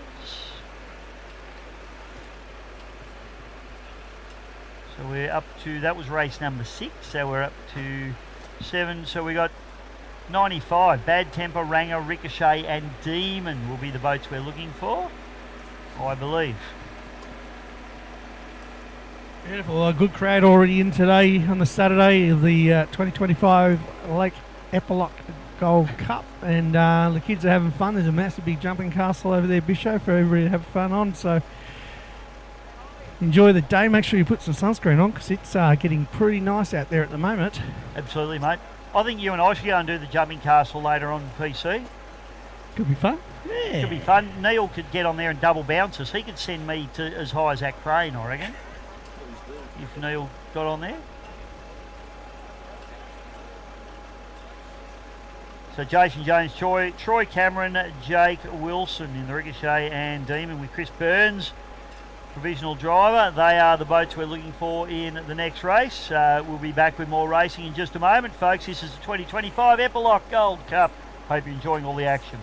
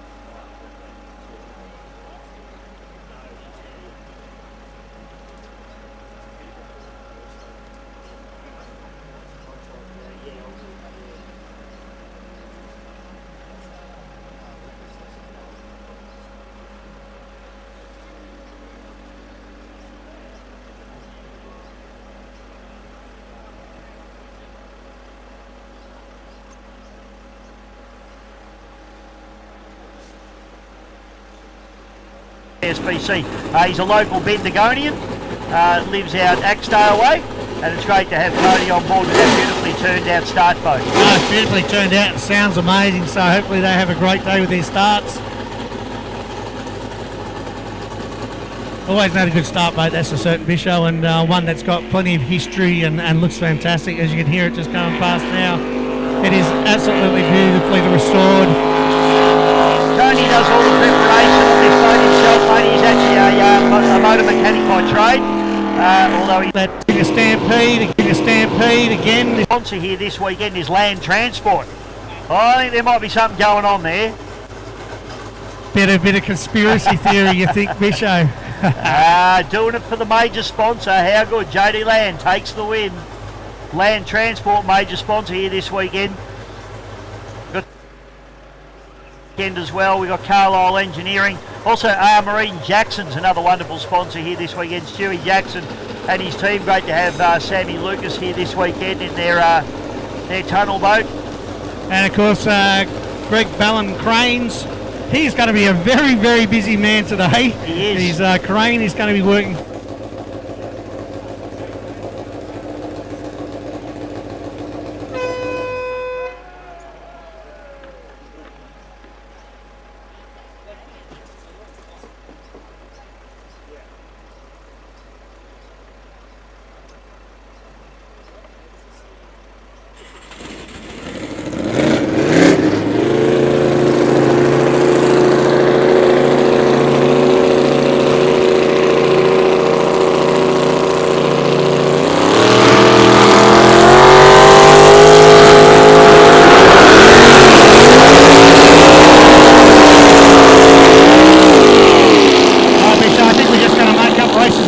Because we were, I think, going to have some 95 action, but it looks like the two smaller hydros are going to go out and have a little bit of a battle against each other.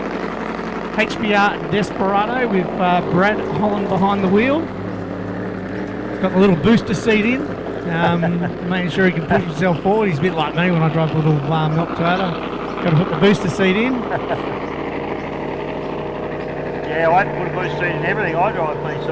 And then Paul Jones out for his second run of the weekend. So,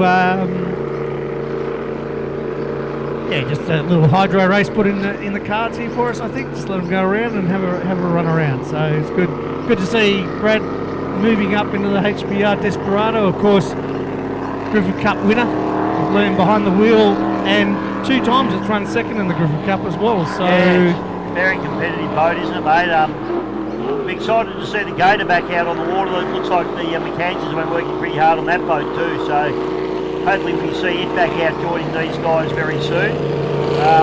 This will be a good race. Jonesy, they've got this boat going really well, haven't they? So good to see the Jones name. Oh, there's a couple of Formula 1s going out, or whatever you call the tunnel boats these days. I've got Formula 1s, that's just me. So Bud Light's there, and it looks like Sammy Lucas is going out as well. So yeah, this should be a nice little battle here. Here we go, mate. This is an inboard, outboard, hydroplane versus tunnel boat battle.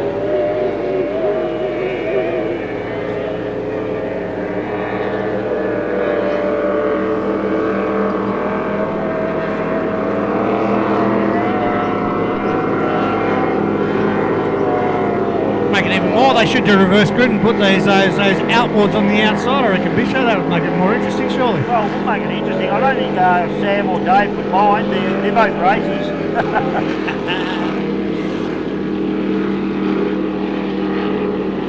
So both these the two tunnel boats out there, both basically the same hull. They're in GTR, Trans-built GTR hulls.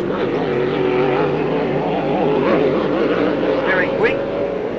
See what the outboards can do. They won't have the power of the inboards, they won't have the top end speed, but they will have the corner ability.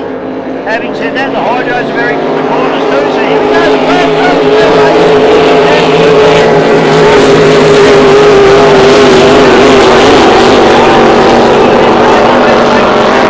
One of those boats a little bit off PC.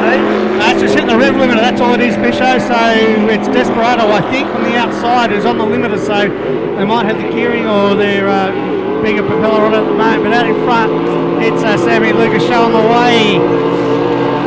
Ollie Jones into second position, Bud and Light into third, and Brad Holland is struggling up the back of the field at the moment as they come down here. The Hydro's Drake and the wide line is now Bud Light takes advantage and moves into second position. Sammy Lucas is doing it in lights on the moment. In fact, he's pulling away from the field, just making an absolute meal of this at the moment.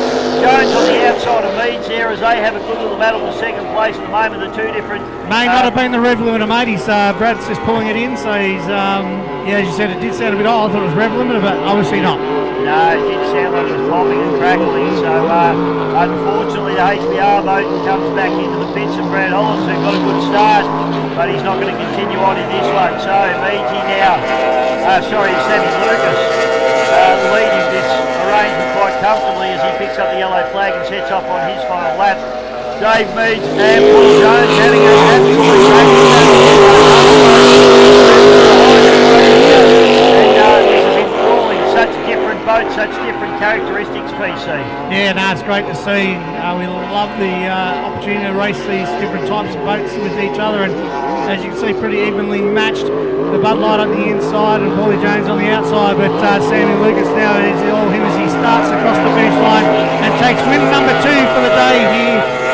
That's a half a lap win there for Sam Lucas. That is absolutely epic. He is flying, so I tell you what, he spent a little bit of time out of the boat this year, but it hasn't bothered him. Second place is going to be Jones to Stan Meads and David Meads in the Bud Light racing coming through for third place. But unfortunately for Bradley Hollands, Desperado boat that's got such a great pedigree has got a little bit of an issue and doesn't want to play the game. Sammy Lucas, put your hands together for him, ladies and gentlemen. Marines Jackson's one of our fabulous sponsors here this weekend, along with a land transport, comes into the pits. A great job for Sammy Lucas. Another good win for him in the Marine Machine. It's 2 from 2 for the day. And looking very good indeed. I reckon to be challenging the bigger boats for the Gold Cup later on today or tomorrow. Yeah, it's just if he's on pole, mate, very hard to get around, isn't it? So, yep, Sammy Lucas, he's here to race. There's no problems there. He always is.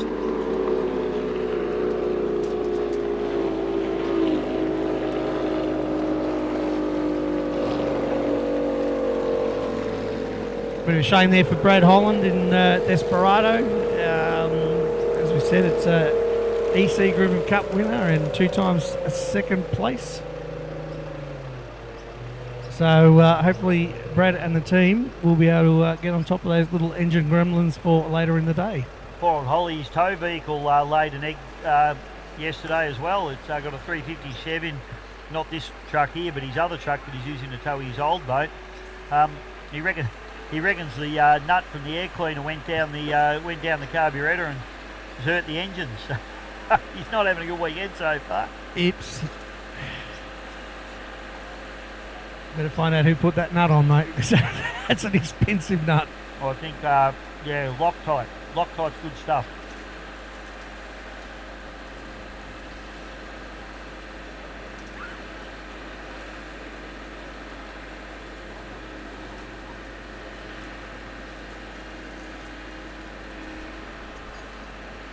Oh, perfect day, Bisho, if you're sitting home watching GP live stream. Scotty, g'day Scotty, mate, doing a great job. Lambert's just bought us a fan, ladies and gentlemen. He's so good. Seriously. It's our only fan we've got, mate. Boom, boom. Be funny if it wasn't so true.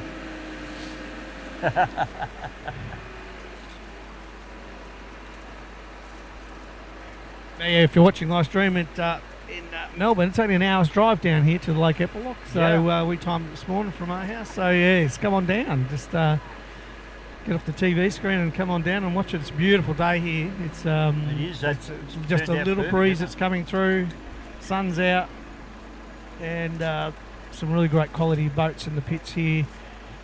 With plenty more races to come. So yeah, don't sit at home. Just come on down and enjoy the hospitality of the Victorian Speedboat Club.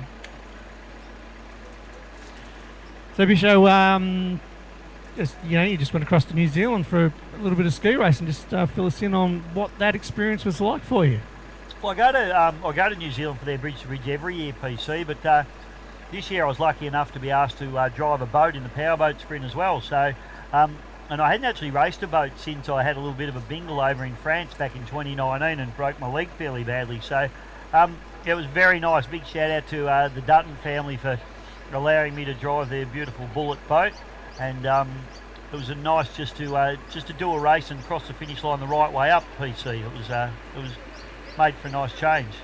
Epic event. I think about 18 Australian boats went over. I mean, sadly, at the moment for water ski racing in Australia, it's got a lot of issues. It's actually not running as a sport at the moment, and they're working really hard behind the scenes to try and get it back up and running again, but we're really not sure what that's going to look like moving into the future. So a lot of the Australian teams said, well, you know what, it's not that expensive to ship your boat to New Zealand, especially considering the investment that you'd make in racing for a year in Australia. You put that money into shipping your boat to New Zealand, doing a few of their races, and then bring it back home again. It works out okay. So it was really good. It was great for the Kiwis to have so many Australian boats over there, so many quality Australian boats, and the Australians acquitted themselves beautifully, including winning the main race outright, the two Daniels, Daniel Cotton and Daniel Graziano, behind the Superman boat, and really put on a show for the Kiwis. I think the Kiwis might have thought they were fast until Superman turned up and showed them what a genuine superclass contender is all about. So no, it was really good. Great hospitality, great people, the Kiwis, and it was good to see the Aussies over there doing their thing, doing what they do best.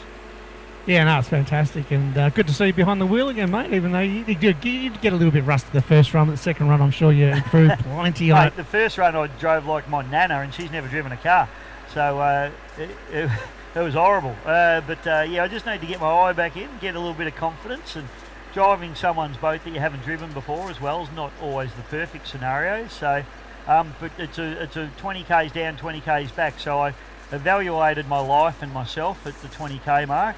We turned around and I came back and I actually drove like a race boat driver and came third on the way back. So I was happy that I remembered how to drive one anyway.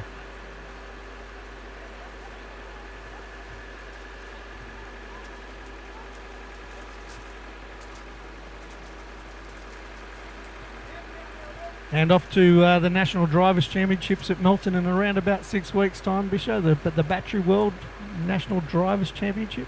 Yeah, mate. Last year, as I said to you before, it was epic. You know, it's been the best series I've been involved with in powerboat racing for a very, very long time. Credit to all the clubs that were involved. Obviously, the TV, Channel 7, 7 Mate, 7 Plus, big shout out to them for coming on board. All of those are on 7 Plus now, so you can go back and watch all of those rounds, mate, on the replay. And, you know, it's going to be bigger and better this year, I think, the National Drivers' Championship. There was so much action, so much drama. There was boats blowing up and breaking and drama in the pits and just all the things that make it an exciting series. It had absolutely everything, mate. It was really good. Yeah, mate, it's actually world class. You know, I think 21 entrants at the maximum, maybe 22. Yeah, sure, some attrition, but Jesus, they were absolutely hammering it. Just the closest of the series when you come into the final round and you know that there could be a couple of different jets in the mix. You only need a little bit of luck to go one way or a bit of bad luck the other way, and you take out the series. But yeah, I think it's going to be. It was huge last year. It was probably the best series I've ever seen for powerboat racing in my life. Yep. And it's going to grow even bigger this year, and we'll be looking forward to seeing all that happen at the Melton Weir in a couple of weeks' time. And mate, congratulations, Tate Ramsey. We shouldn't get the guy that won the whole show out of the Melbourne Runabout Speedboat Club at Melton in Victoria, your club, mate. So I'm sure the club's very proud of their man, and Tate did a beautiful job. Because that series, you've got to be fast, but you've got to be reliable as well, and you've got to just not get yourself in trouble. And he did all of those things, mate, to win that series at Epping. The other guy that was a massive shout out for me was Heath Hamilton, who unfortunately had a boat delamination in the final round, but still ended up in third place. And for a boat that was only just put together as a blown boat, a low displacement boat, it came from being a 6-metre boat. He did an amazing job, and it was really good. Yeah.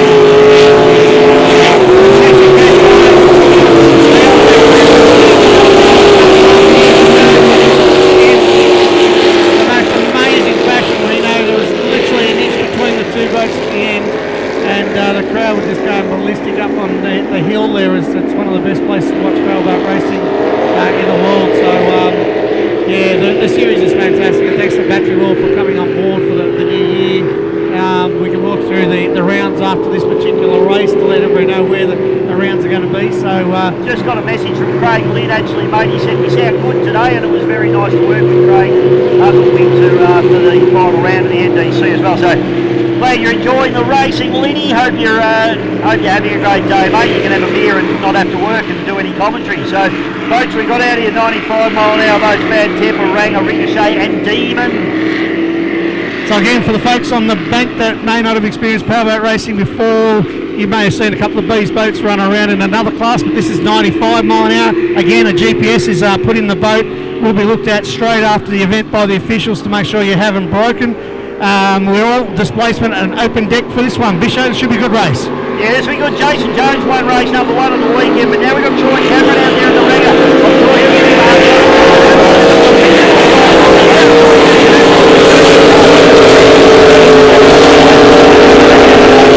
Just back in the 4th spot there as they head up into turn number 1 for the first time, PC.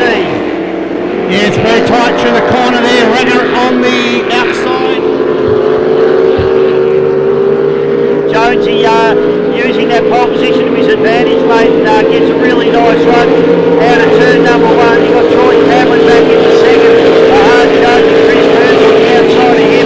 I think you've got the Ricochet rounding out the field there with Jake Wilson. Down to the bottom turn, and Jonesy doing a beautiful job. Temper looking to put the rise up the front turn.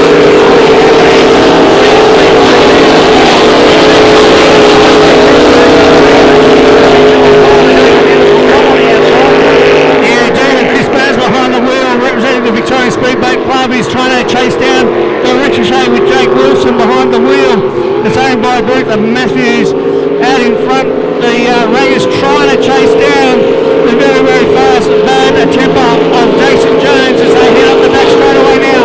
Still a very, very close battle on for 3rd and 4th place. The Ranger tips it in real hard, trying to make up some ground. The door has been shut as he tried to look up the inside, Bisho. Yeah, he's got a lot of entry speed there, and he had a massive closing speed by Cameron.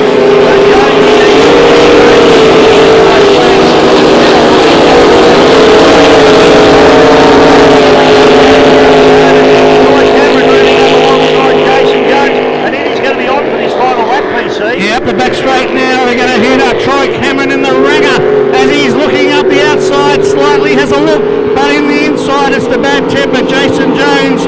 He's just squeezed him out again. It looks like Ricochet is just in. Jake Wilson is just holding out the Demon as they head up the back straight for 3rd and 4th, but the Ranger tips it in hard again, trying to chase down the Bad Temper as they head down. The checker flag is out, Bisho. Troy Cameron throwing everything at it as he tries to close the Ranger in, but Jason Jones leaps it, hanging, leaps it, Troy Cameron. The third place is Jason Jones. Not far behind in the Demon. Pretty good racing out there, Bishop, between these guys. The Bad Temper just taking the win. Jason Jones from Troy Cameron in the ringer, closely followed by Jake Wilson in the Ricochet, and the Demon, Chris Burns, on the outside following out the field. So great racing there in a 95 mile an hour class. Yeah, good stuff from the boys there, PC, as we tell you what, I'm loving our fan up here, Scotty. This is unbelievable.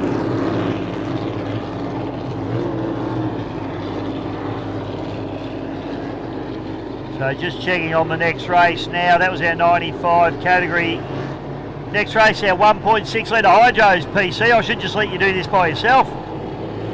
Wow, good. It's not much movement. They're all sitting on the trailer, so maybe there's going to be another race in between. I'm not sure, but I can see the Addicteds in the water, so maybe we'll see a little bit of an outboard race with the crane busily bringing boats in and out. It's a pretty tough gig. I think the craney's got at least 10 boats to be putting in and out today, so we do thank crane sponsor Greg Belaine Cranes for their assistance today. It's great for them to put the time and effort into a 2-day meeting for us here at the Victorian Speedboat Club at Lake Eppalock. So a big time commitment for them. So thank you very much to Greg Belaine Cranes for assisting us in powerboat racing today.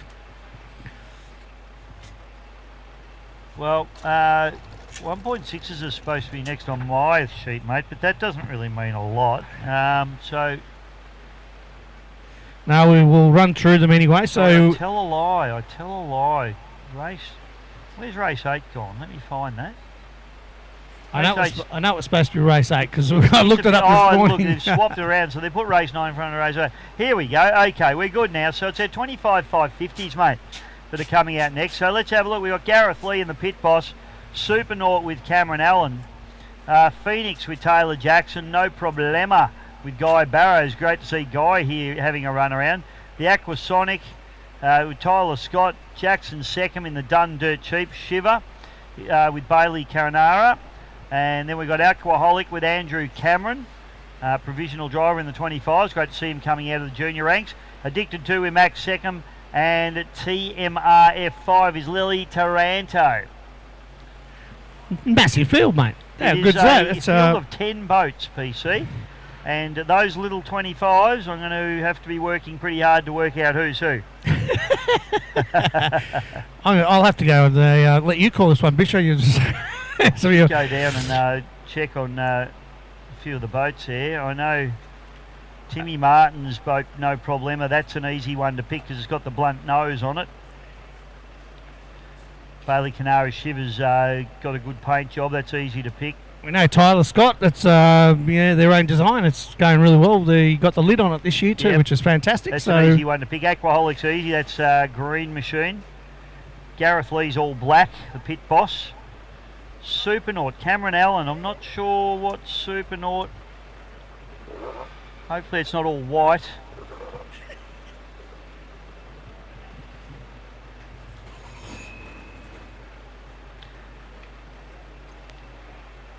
Phoenix, of course, is the one that's painted up in the Gulf colours, so that's nice and easy to pick as well, PC.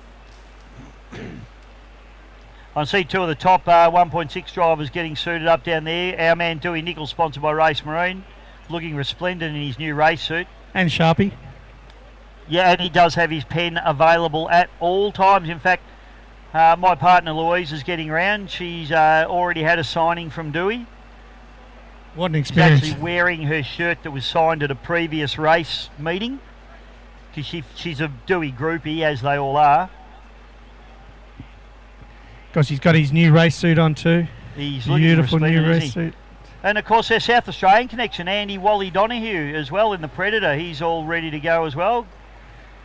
Here there's a few big moves happening in that camp as well, PC. So it's going to be an interesting one. There is, mate. He's looking at doing some different things, but he's going to be 1.6ing it for the season and the Australian Championship. So today is the first round of the Australian Championship for the Oz Lights 1.6 litre class. So fantastic the stuff. guys and girls will be pushing pretty hard for that one. Yeah, your old mate Harrow, of course, mate. Just tell us the GP1 story. We've obviously got the Melton Toyota 100 here racing this weekend, and great to see Harrow out and about. The GP1 machine had a bit of a failure. I think it was Griffith Cup, wasn't it? It was the Griffith Cup, mate. And yes. What's the situation? Where are we at? Situation was it threw a blade. Won't go into why it did that. and but Sounds like it was someone's fault. well, won't go into it, mate. But yeah, through a blade, which Yep. is obviously That bend shafts, brake skegs. break a few things there. Yep. So look, the guys that were organising a new setup at the back of the transom at any point, it was already built. So they've just taken off the old equipment there and bolting the new gear on. The engines are all back to where they should be. No big drama with those at all. It was all good. And our big hold up to getting us here is actually the propeller. We've got one on order at the moment, which just hasn't arrived. So Lake Charm is when we're looking to run GP1 next. I would have thought that in that workshop there would be a wall of propellers. There'd be a propeller wall in the GP1 There's a few in there. shop. There is a few in there, but when you run the sort of RPM that Grant's been running and the loads, that some of them just, he does take a risk. Yep, And it's, fair enough. he's It's had a big dollar game, and you don't need to be unnecessarily breaking stuff, do you, mate? So the boat is all back together and ready to run, except for the snow propeller that we've got that we could run this weekend. So, yep, Lake Charm is the next outing for GP1 at this point in time. And the 86, of course, as I mentioned before, if you weren't tuned in, has been sold. Your ride has been sold, mate. My ride has been sold. I actually thought that you would buy that boat. I was too slow, mate, so I had to give it up in life. Too But, tight is what I heard. yeah, that too. Very tight.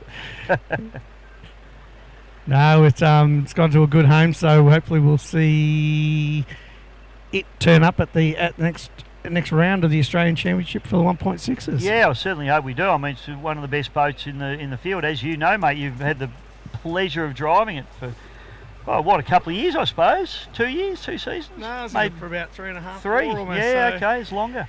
Yeah, a bit of fun. Very grateful for the opportunity to have a run. It's it's great to run one boat, but when you run two and lend it out, it's even better. And really appreciate the opportunity that I was given, and really enjoyed it. So it's been great. But we've got to start for this one. Tell you something, PC. The big boat guys, the unlimited guys, always cop a little bit of flack. They don't turn up. They this, they that, the other thing. Grant Harrison and his Harrison Melton Toyota team turn up to every meeting, don't they? They always turn up, whether it's with a 1.6. They even bring that GP1 boat out, even when it's got no competition. The boat's there, they campaign, and that's why he's one of the best drivers on the planet, because he does the laps, he does the time in the seat. Yeah, mate, he enjoys it. That's the thing. It's a family thing. It's always been there, and we love it as a crew. We all very close knit crew. Yep. We all get together and have a good time, and when it's time to work in the shed, we work real hard, and the guys do a really great job. But when it's time to have a couple of drinks and have a party, we also do that. So do that too. It's all good fun. It's all part of what we do. All led by Terror, of course. Oh, of course. Crew chief. Scary man. 550s, mate. As we said, there's a really great field of boats coming out for this particular one. Right, let's have a look, mate. So we've got Dun Dirt Cheap as he runs down there. Aquasonic. But Tyler Scott is the boat running up So the back straight in third position. We've got Aquasonic and Aquaholic. That's annoying. Who have I got here? Is this the blue one just next to Aquasonic there? So this is Jackson Seckham here in the Dun Dirt Cheap machine. Just trying to pick up. Oh, that's Shiva there, Bailey Canara in the blue one on the inside, and then you've got Tyler Scott on the inside. That's pit boss Gareth Lee. Then we've got Aquaholic. I'm going to get these mixed up, PC. PC's going to push Harrow out. Most guys get chicks in bikinis, Harrow. You get PC. Disappointing. No, I don't need him either. No one wants you. We love you, PC. We want you.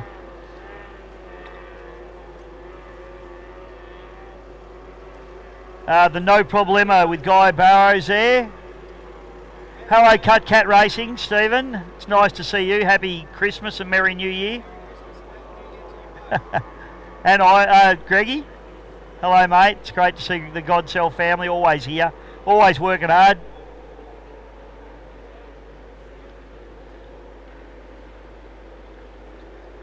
So we've got Addicted out there as well. Addicted 2, which is Max second. We saw Max out in the F4 race. He'll be a little bit more competitive in this one, in a class that's got engines more suited to what he is running. This is Lily Taranto there in the TMR F5.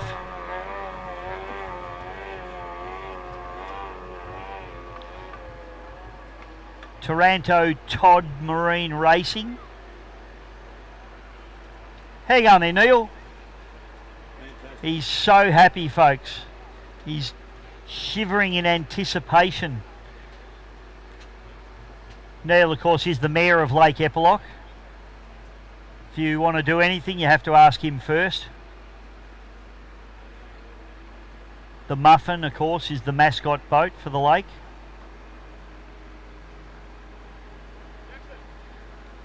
So, on pole we should have Gareth Lee. These guys are doing a clock start, folks. So, for those of you that haven't witnessed what a clock start is, or you're enjoying boat racing for the first time, a big clock down on the bank. I can't see it from the commentary point, but the boat drivers can see it from where they are.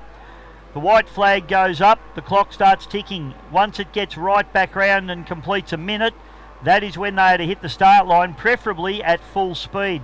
So it's all about timing and precision. The clock starts. If you break the start, you're disqualified. If you go early, white flag goes up, so a minute to start. Obviously, if you're behind, you're penalising yourself anyway. So it's a great form of starting powerboat races. It's been used in America for unlimited hydroplane racing since the dawn of time, and very extensively used in outboard racing. Okay, so boats now starting to approach starters' orders. Gareth Lee looks like he's pretty keen to get going. Gets his boat up onto the start. I can't see the clock from where I am, folks, so I'm sorry I can't give you the word on who's early and who's late. We'll just assume everybody's legal here. Tell you what, Guy Barrow's having a bit of a crack here. Bailey Canara on the outside of him. The Aquaholic. So it's Tyler Scott gets the best start there. Gareth Lee goes through. On the outside of him is the Done Dirt Cheap with Jackson second. And they all fire up into turn number one for the first time.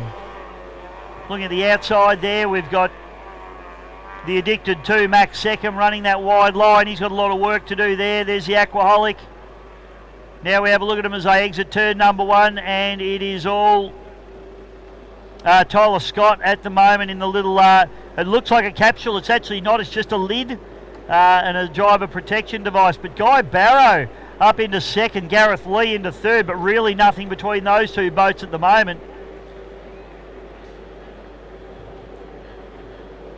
Then it's back to Done Dirt Cheap, Aquaholic with Andrew Cameron. Great to see Andrew Cameron into the 25 ranks. Round the outside, there's the Addicted, and Bailey Canara in the mix there as he runs on pole down through the bottom as well. So actually that's Bailey Canara. That's Bailey Canara running in fourth spot at the moment, but challenging Gareth Lee. So it's actually Done Dirt Cheap running back there in sixth position at the moment. Those blue boats catching me out, sorry folks. But it's all Tyler Scott out in front, back to Guy Barrow. Guy Barrow, of course, his father Eric Barrow, an absolute stalwart of water ski racing in this country and one of the great men. It's great to see Guy out here having a run around with the Victorian Outboard Club. Nice to see Timmy Martin, the owner of that boat, giving him a drive as well.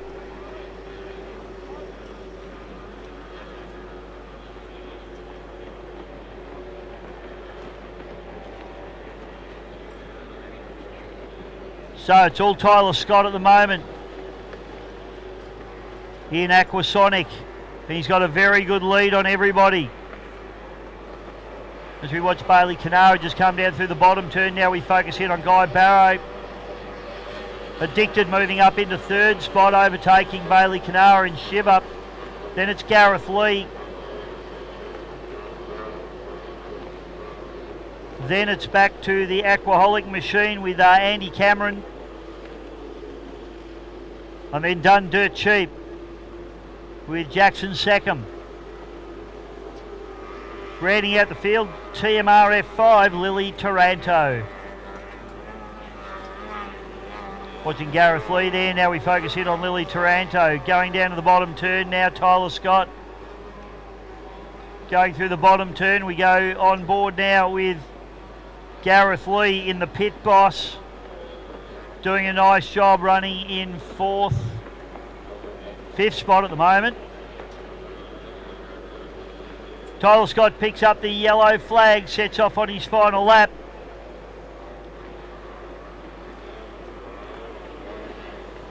Guy Barrow still running in second spot, but he's getting the challenge coming now from Addicted. Maxi Seckham having a go.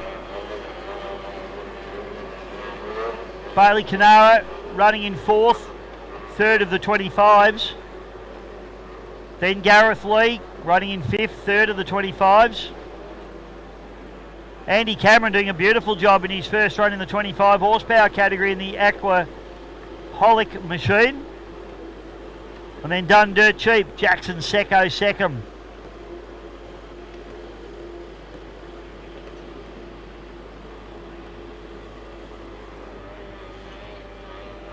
So focusing in on race leader now. No, sorry, that's Lily Taranto coming through. So she's got one lap to go in the TMR F5. Now we go back to race leader. This is going to be your race winner, ladies and gentlemen. Tyler Scott takes a solid win representing the Victorian Speedboat Club. Great effort from him. And have a look at this. He's got up into second place. An awesome drive there from Max Seckham to pick up second spot. Guy Barrow there into third place. Big Bailey Canara running into fourth, third of the 25s. Gareth Lee doing a nice job there, comes through into fifth place. Sixth place will be Andy Cameron. First run in that boat for him, so good job there.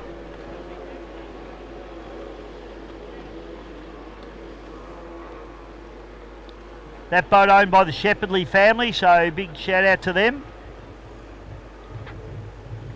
Done Dirt Cheap now.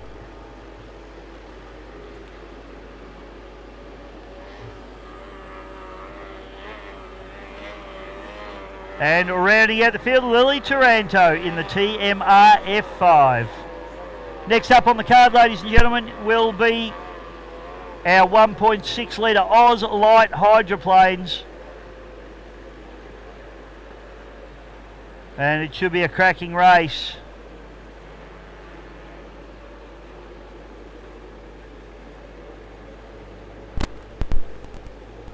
We'll take a short break and we'll be back with our 1.6 litre Oz Lights in just a moment.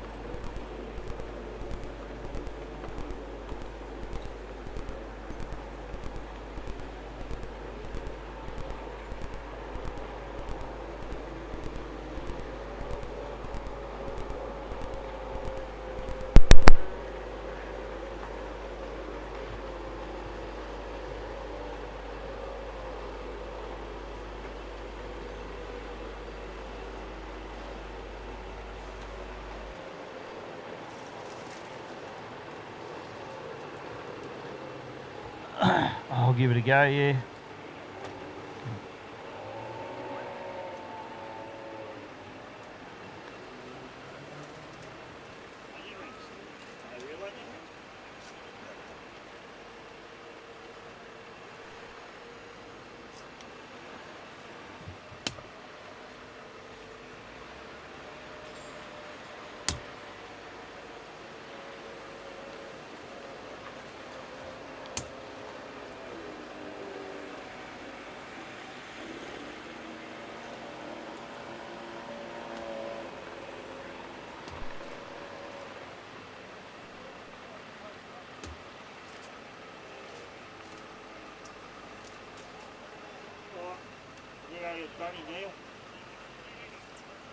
Can you drop that off Hydromania just to your right?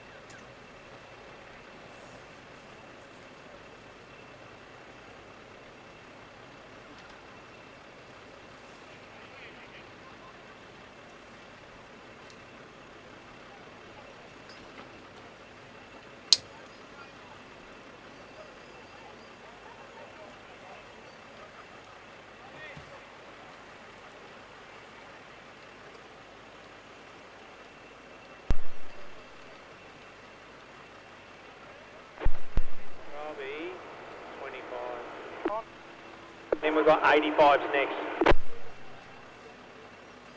I'm going to tell them, rouse them up. It's probably when I had it on my bullfit. Don't take no.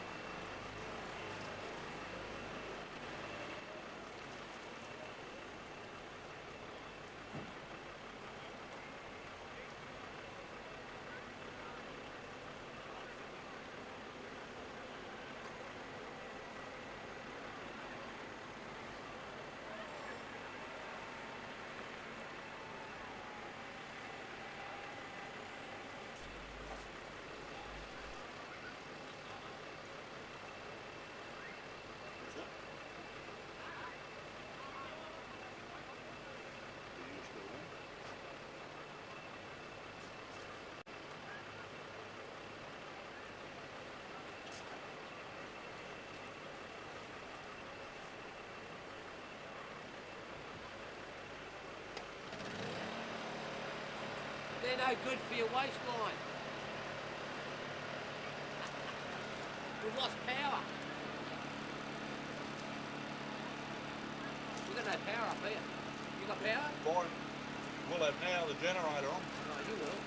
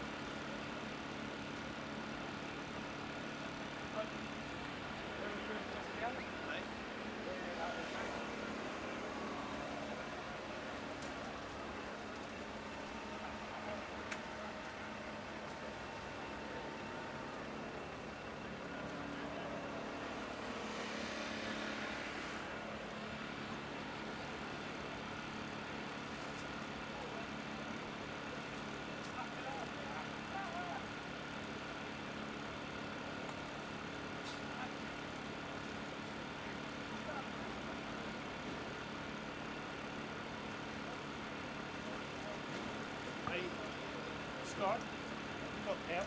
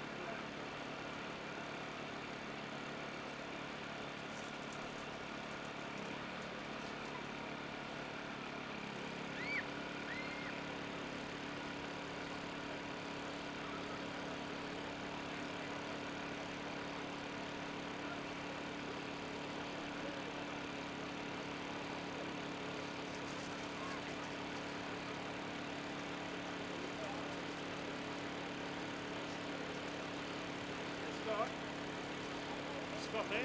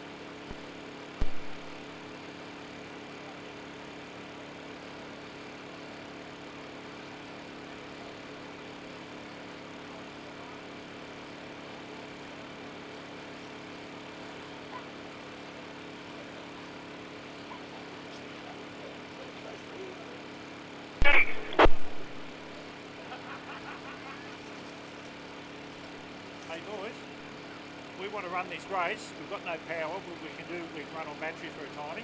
It's only a scratch race, right? You have. No, you are.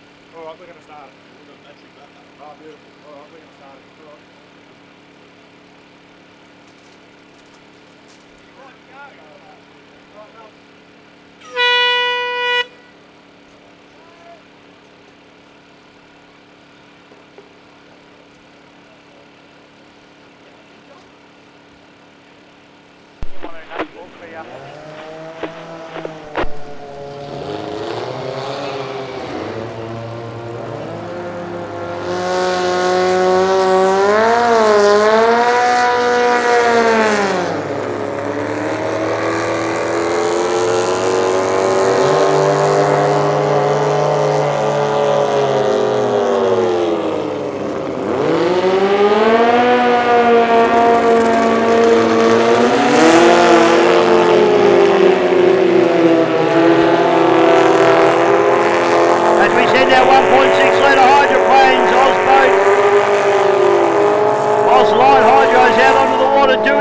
Blowing kisses to the crowd in the S15.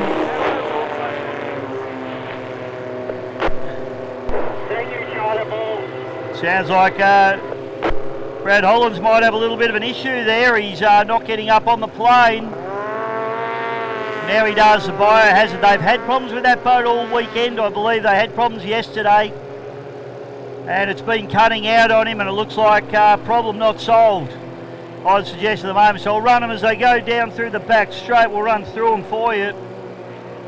You got Dewey Nichols in the S15 out in front there. Oscar Stevenson in the, what do they call that now?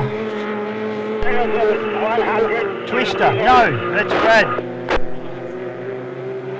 We got the Melton Toyota, Grant Harrison. We got the Miss Hydromania, Wendy Geelan. Hey, Mark. We've got Brock Rainbow in the playing again. Yeah, once you get this one, drop him off. Predator with Andrew Donahue. S15, and unfortunately Twister pulling out of the race. Just gone up in the middle of the course. Starboat flag has just gone up. His way to this race is finished. Obviously Harrow's on the same channel.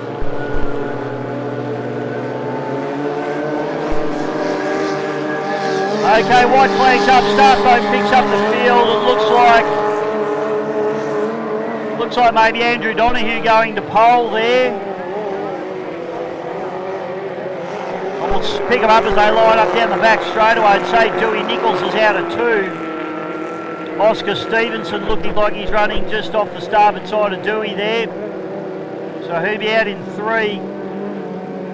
Harrison needs to make his way up into the fold because he's going to have a long way to go around the bottom turn. When they bring him round, he'll be okay. And Wendy Geelan, she probably wants to try and make up a little bit of ground here at Hydromania. Needs to get up with the pack because I'll start without her.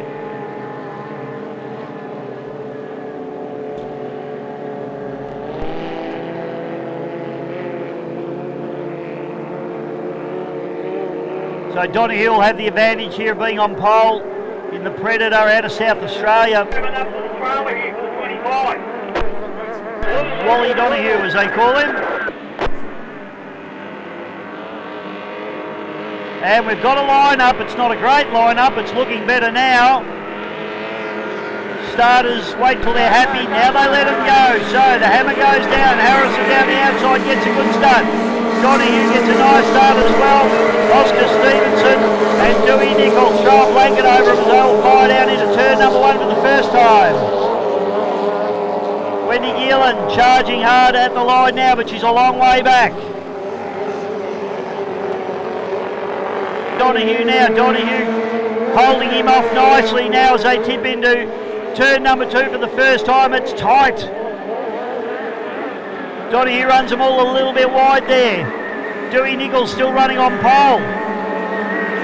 Now they come up the front straight away. So it's Harrow, back to Stevenson, back to Donahue, back to Nichols. Dewey Nichols doing a good job in the old open boat.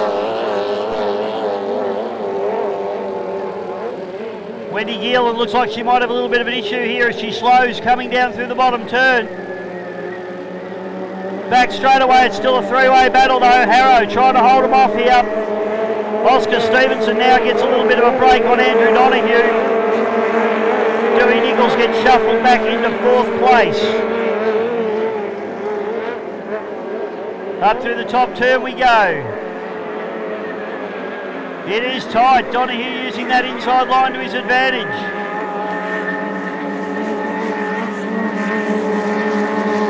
Grant Harrison out in front in the Melton Toyota 100 machine.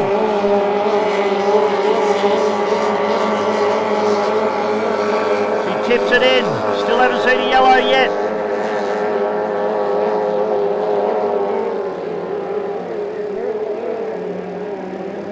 Back straight away now, and it's still Harrison looking the goods. In this boat, the class on the field at the moment, but I tell you what, Oscar Stevenson in the biohazard doing it very, very nicely indeed.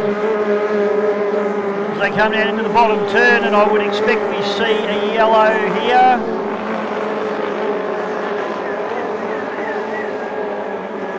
Keeping an eye on the start-finish boat. There it is, so yellow flag comes out very late. So Oscar Stevenson still pushing hard, he's doing a good job. The biohazard on the inside of Grant Harrison's Melton Toyota 100.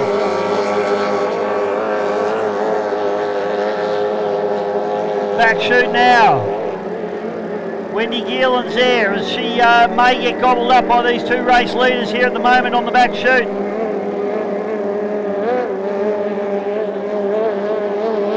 So Harrow just using the traffic to his advantage now as he goes up the inside of Wendy Geelan. Oscar Stevenson, what's he going to do here? Checkered flag comes out, he's not going to have enough time to get it done. A great drive there from Oscar, but Grant Harrison takes the win in fine style in the Melton Toyota 100. Oscar Stevenson into 2nd place, Wendy Geelan comes through a lap down.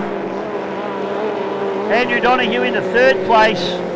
And give him a big round of applause as Dewey Nichols in the S15 comes through into 4th place.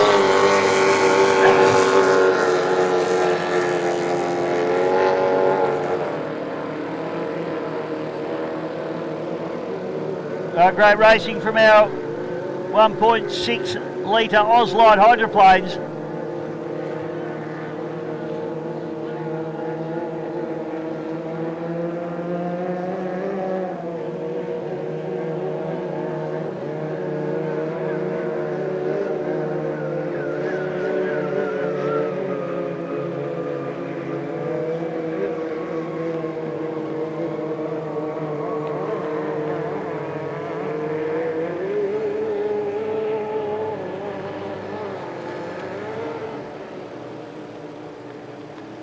So Harrow getting the job done nicely there in the Melton Toyota 100 machine. Tell you what though, Oscar Stevenson, very impressive. Used that inside line. Didn't quite have the top end speed to go with Harrow, but I tell you what, he kept him very, very honest for the whole race. Andrew Donahue was looking good on pole there, but just didn't quite have the pace.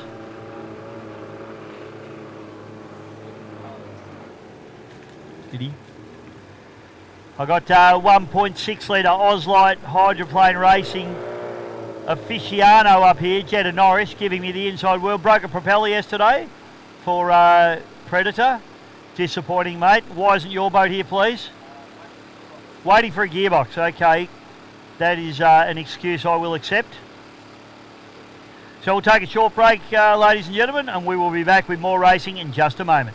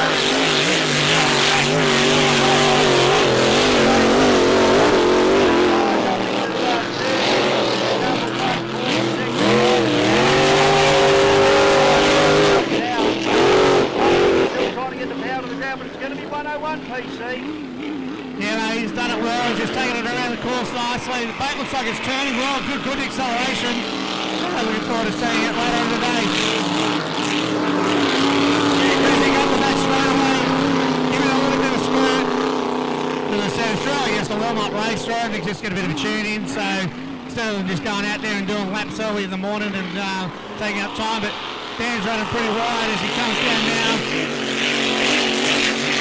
Darren Roberts pulled out on the backside.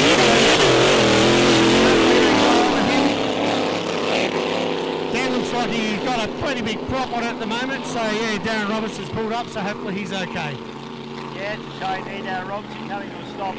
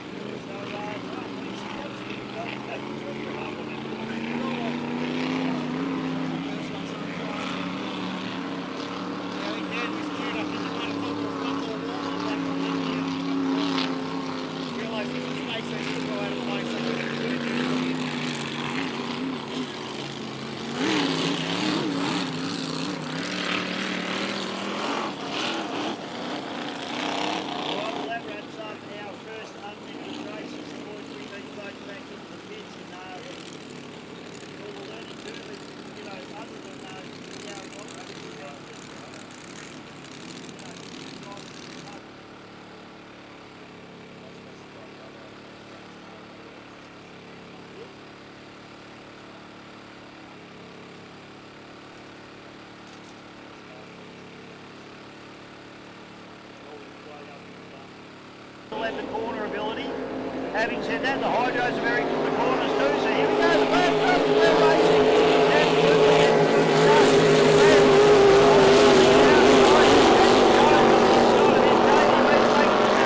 One of those boats a little bit off, PC. It's just hitting the rev limiter, that's all it is, Bisho, so it's Desperado, I think, on the outside, who's on the limiter, so They might have the gearing or their bigger propeller on it at the moment, but out in front, it's Sammy Lucas showing the way. Ollie Jones into second position, Bud Light into third, and Brad Holland is struggling up the back of the field at the moment as they come down here. The Hydro's drinking the wide line as now Bud Light takes advantage and moves into second position. Sammy Lucas is doing it in fine style at the moment. In fact, he's pulling away from the field, just making an absolute meal of this at the moment. Jones on the outside of Meads there as they have a good little battle for second place at the moment. The two different... May not have been the rev limiter, mate. He's, Brad's just pulling it in, so he's, yeah, as you said, it did sound a bit odd. I thought it was rev limiter, but obviously not. No, it did sound like it was popping and crackling, so unfortunately the HBR boat comes back into the pits and Brad Hollands, who got a good start, but he's not going to continue on in this one. So Meadsy now, Sammy Lucas leading this arrangement quite comfortably as he picks up the yellow flag and sets off on his final lap. And Paul Jones having an absolute racing battle with the and this is enthralling. Such different boats, such different characteristics, PC. Yeah, no, it's great to see. We love the opportunity to race these different types of boats with each other, and as you can see, pretty evenly matched. The Bud Light on the inside and Paulie Jones on the outside, but Sammy Lucas now is all him as he starts across the finish line and takes win number 2 for the day here. That's a half a lap win there for Sam Lucas. That is absolutely epic. He is flying, so I tell you what, he spent a little bit of time out of the boat this year, but it hasn't bothered him. Second place is going to be Jonesy, the Stan Mead, and David Mead in the Bud Light Racing coming through for third place. But unfortunately for Bradley Hollands, Desperado boat that's got such a great pedigree has got a little bit of an issue and doesn't want to play the game. Sammy Lucas, put your hands together for him, ladies and gentlemen. Marines Jackson's one of our fabulous sponsors here this weekend, along with Land Transport, comes into the pits. A great job for Sammy Lucas. Another good win for him in the Marine Machine. It's 2 from 2 for the day. And looking very good indeed. I reckon to be challenging the bigger boats for the Gold Cup later on today or tomorrow. Yeah, it's just, if he's on pole, mate, very hard to get around, isn't it? So, yep, Sammy Lucas, he's here to race. There's no problems there. He always is.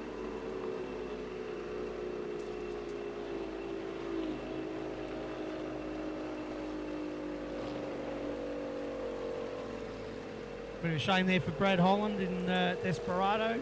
As we said, it's a EC Griffin Cup winner and 2 times second place. For a boat that was only just put together as a blown boat, a blown displacement boat, it came from being a 6-litre boat. He did an amazing job and it was a really good effort. Yeah. For the Cheshire Cash guys, they also came off winning the Gold Cup last year in the most amazing fashion. We know there was literally an inch between the 2 boats at the end. And the crowd were just going ballistic up on the hill there. It's one of the best places to watch railboat racing in the world. So, yeah, the series is fantastic. And thanks to Battery World for coming on board for the new year. We can walk through the rounds after this particular race to let everybody know where the rounds are going to be. So, just got a message from Craig Lynn, actually, mate. He said we sound good today, and it was very nice to work with Craig up at Windsor for the final round of the NDC as well. So, glad you're enjoying the racing, Linny. Hope you're having a great day, mate. You can have a beer and not have to work and do any commentary. So, boats we got out here, 95 mile an hour boats, Bad Temper, Ranger, Ricochet and Demon. So again, for the folks on the bank that may not have experienced powerboat racing before, you may have seen a couple of these boats run around in another class, but this is 95 mile an hour. Again, a GPS is put in the boat. Will be looked at straight after the event by the officials to make sure you haven't broken.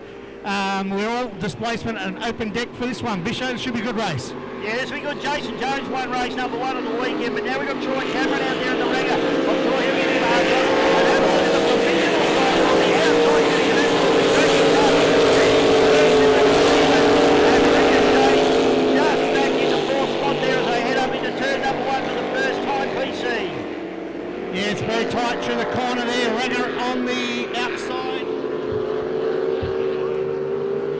Jonesy using that pole position to his advantage, mate, and gets a really nice run out of turn number 1. You've got Troy Cameron back into second, a hard charging Chris Burns on the outside of him, and then you've got the Ricochet around the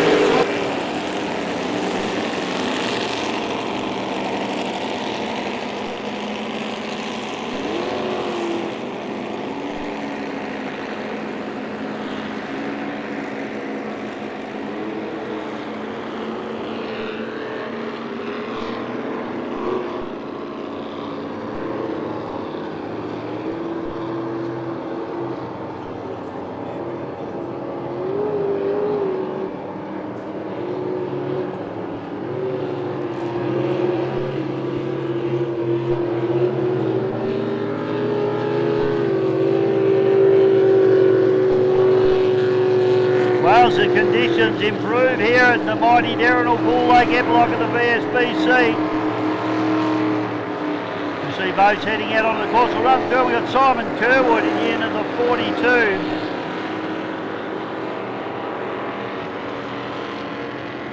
This will be our 85 mile an hour category. Chris Burns of the Demon. Ranger with Troy Cameron. Ricochet with Jake Wilson. And Andrew Reid in the Tickle Pink.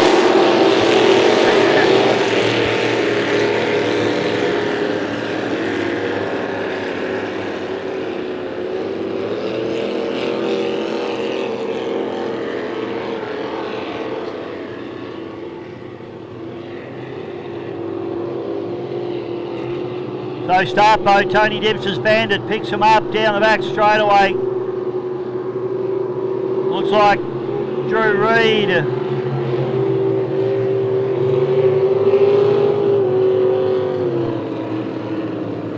Hanging back, I thought he might have been going to pole, I'm not sure yet. We'll wait for him to come in. Now he moves up into position. So Andrew Reid's going to be the man on pole in Tickled Pink. We take them up into the top end of the course of milling area. This will be a cracking race as the very soggy Paul Cunningham rolls back into the commentary box. Nice day for a dip in mighty Lake Eppalock though, I reckon. Here we go, white flags up. We've got a nice line up here for the 85 category boat. Simon Kerwood's a long way out the back door. Don't know what's happened there. Flag drops, you know what stops. We're racing. A cracking start there for the Ricochet and the Tickle Pink. In fact, and Ricochet, who's going to be boat number one down into turn number one. But let's see where they exit. Good morning.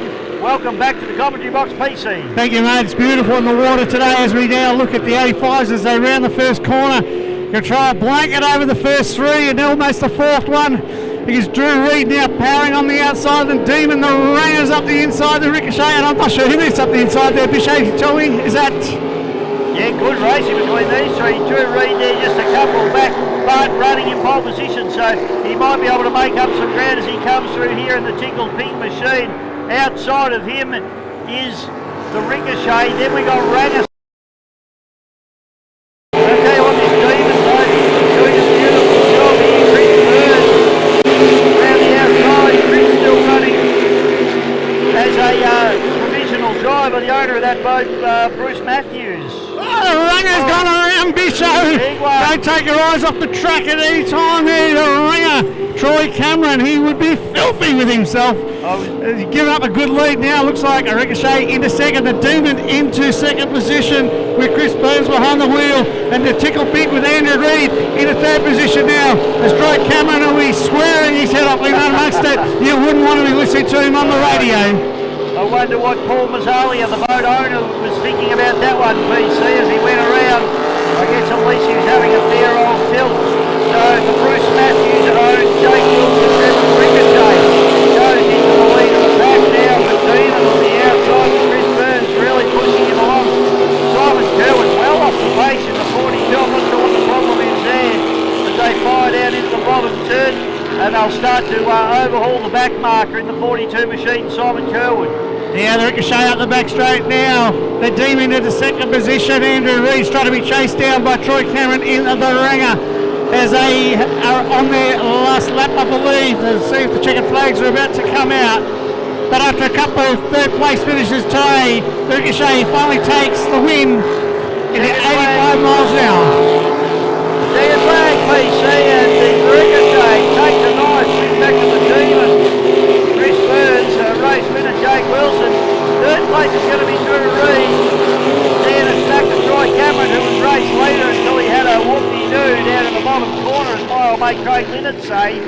And as Simon Kerwood, I'd say an issue with that boat, well and truly off the pace here in the 85 mile an hour category.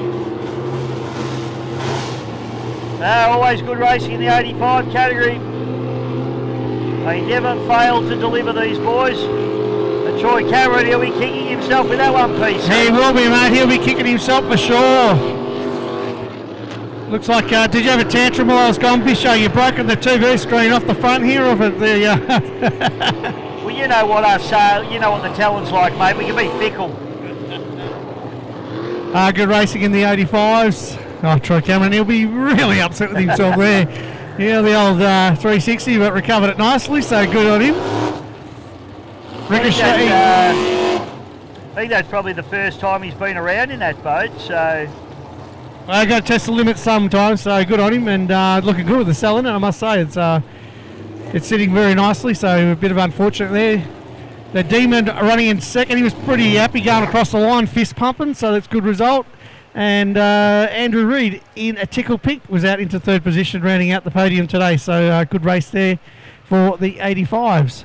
Always nice to have Drew Reid out there. I was chatting to his crew chief, Bobby Reid, the Silver Fox, this morning, and unfortunately, Bobby, they just can't, they're having trouble. They're looking for crew, actually, if anyone wants to help them out. They've got 2 boats, and he said, we just can't run 2 boats with only 2 people, 2 drivers, so, which is understandable. So if you love the boat racing and you want to help out the Reid boys, why don't you put your hand up and be trailer driver for them and help them out with crew, because tell you, it's a great thing to be part of.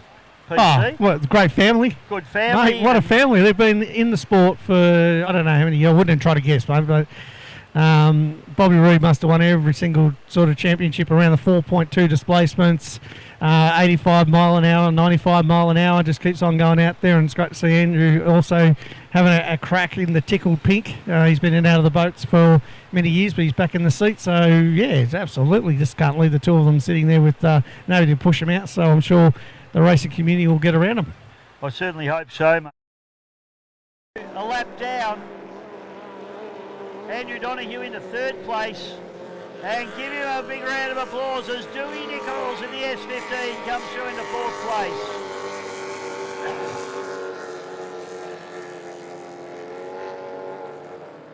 Glad drops, you know what stops, we're racing. A cracking start there for the Ricochet and the Tickle Pink. In fact, all 4 of these imports don't get away clean. And it's Ricochet who's going to be boat number 1 down into turn number 1, but let's see where they exit. Good morning. Welcome back to the commentary box, PC. Thank you, mate. It's beautiful in the water today as we now look at the 85s as they round the first corner. Going to try a blanket over the first 3 and almost the 4th one.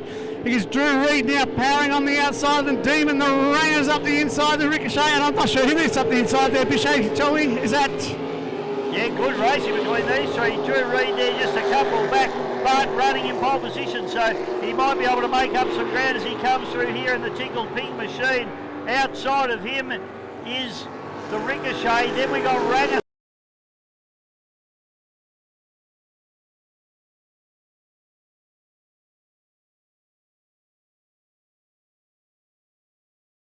As a provisional driver, the owner of that boat, Bruce Matthews. Oh, the Ranger's gone around Bichet.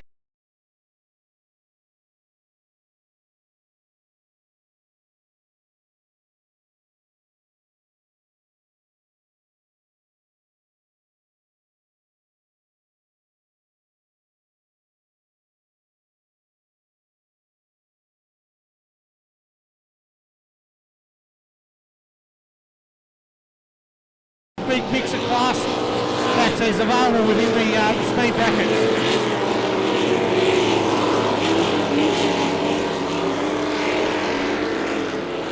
Yeah, it'll be a good one, this one, mate. It's not actually the list that I have of the boats that are out there, so we'll just run with what we've got out there at the moment. But so we've got Davey Meads in the Bud Light,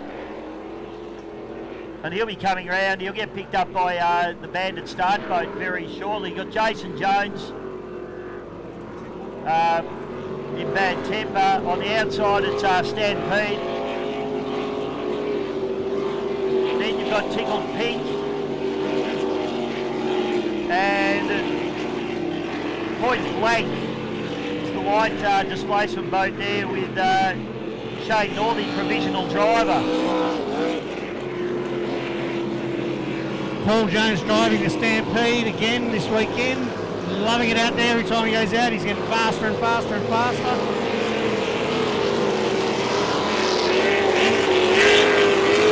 So again, for the people that are new and on the back today, thank you for joining us. The rest of the racing, apart from juniors, I think is going to be all off a pole boat. So essentially they just line up behind the white flag, and then when the poleman thinks they're in line, he just drops it and away we go. Okay, white flag flying high on the bandit start boat now as we line them up, and we've got the bad temper there. Looks like he might be going for pole.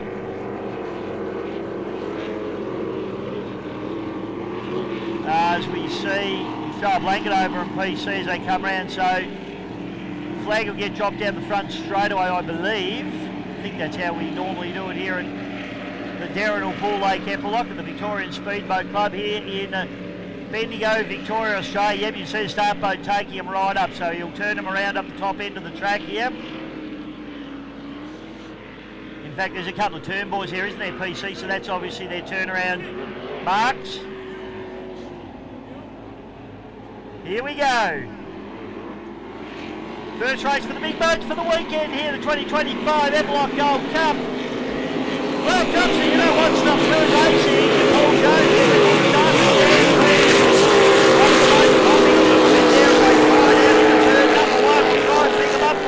Jason Jones runs hard on the pins. Dave Meads on the outside of him. He'll be very, very quick through Got the one corners. that's broken already, Bisho, in the front straightaway here. Try to pick him up. Yeah, that's Anyway, up the back straight away now, it's the bad temper just leaving away from the Bud Light, and Paul Jones on the outside in the Stampede. Head down to this top corner here. It's a little bit rough. There's a bit of a breeze coming through, but pretty good conditions. Bud Light trying to sneak up the inside here. Paul Jones on the outside now trying to sneak into second position. At the moment it's the bad temper from Jason Jones leading the way. Jason doing a solid job now as he fires up into, I think that's the stopped in the corner there, mate. I'm just trying to pick that up. I was calling it Tinkle Pink, but Tinkle Pink's down here on the trailer, so it ain't that. Not Drew Reid, but my list is not the same as what's out on the water, so apologies for that, folks. So head down now. It's pretty close for second and third. Out in front is the bad temper. Bud Light sneaking into second position now, and out on the outside, Paul Jones in the Stampede, trying to make up some time.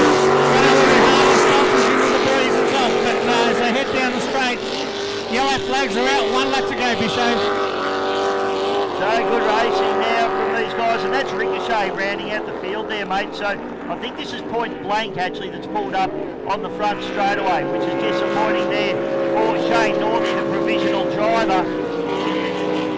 So down into the bottom turn now we go, and it is the bad temper Jason Jones. New boat for Jason, and he's really loving it. Been putting a lot of work into this boat. As I said, came out of the ski racing race and he takes some first win. Right into second place, Stan Wilson third. And Ricochet, Jake Wilson will come through and pick up fourth place.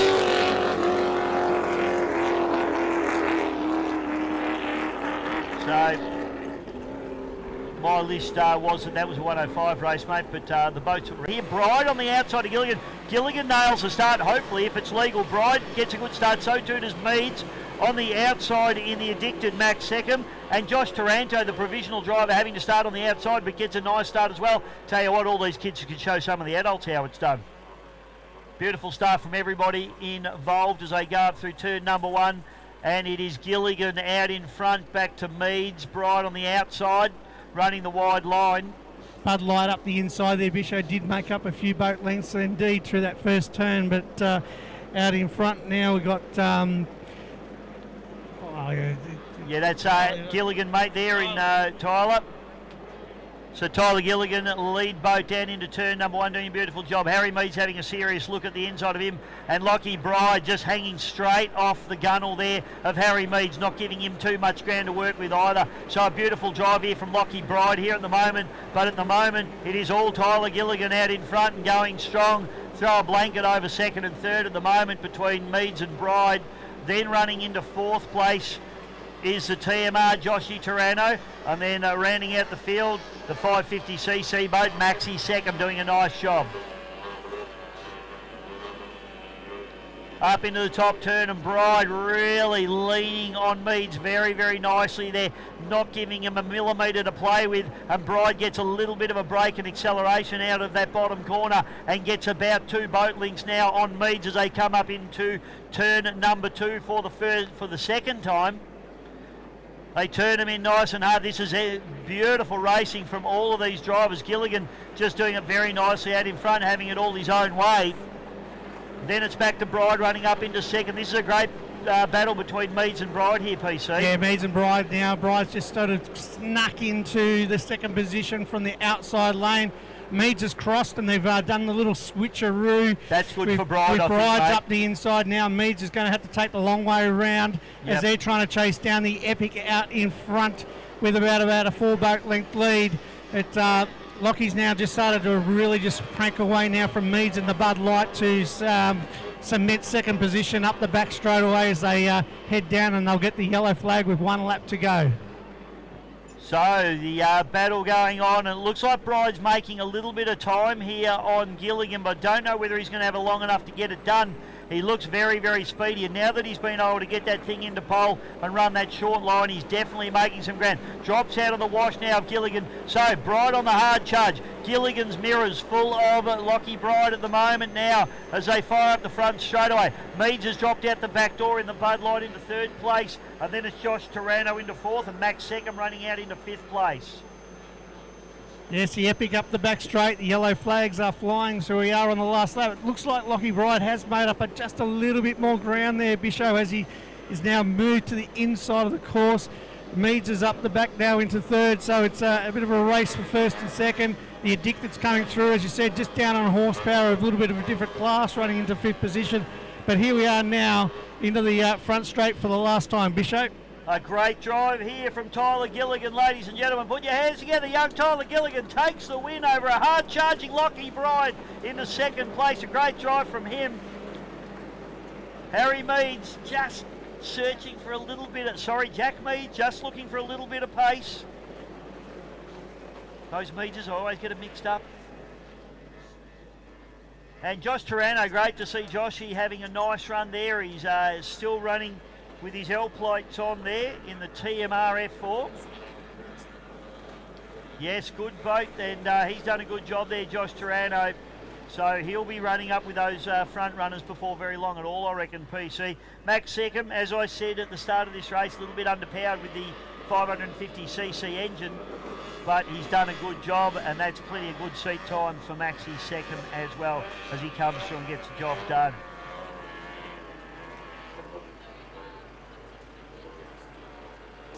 We are up to race number 5 now, PC, and it is a Vic Championship Heat 1 for Unlimited Outboards, and we've got some hard charges here.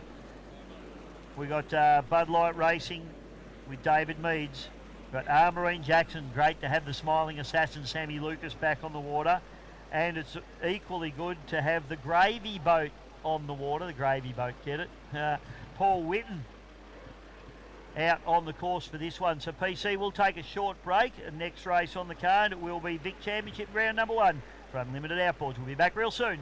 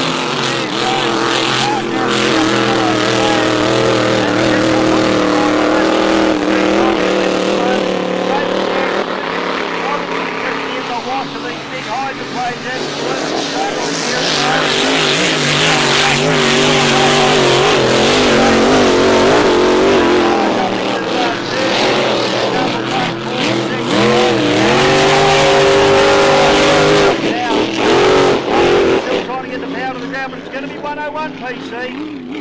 Yeah, no, he's done it well. He's just taking it around the course nicely. The boat looks like it's turning well. Good acceleration.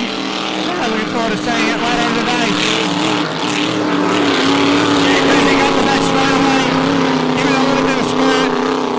As I said, it's really just a warm-up race, right? To just get a bit of a tune in. So instead of just going out there and doing laps early in the morning and taking up time, but Dan's running pretty wide as he comes down now. Darren Robinson's pulled out on the back straight.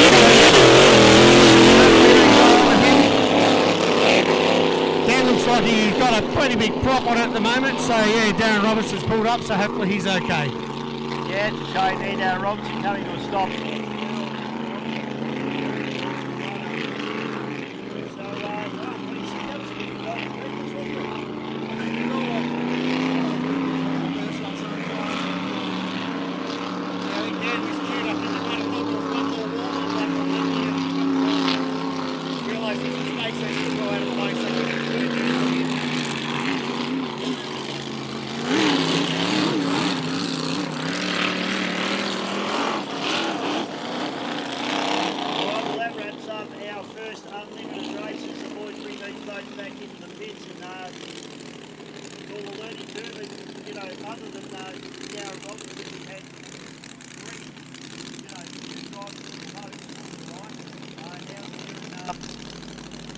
One of them had a win, Benny Clark. Yeah, mate, he's come up to it. He's getting really good at driving. As I said, he's done a ton of laps in it. He's done the right thing and brought it up.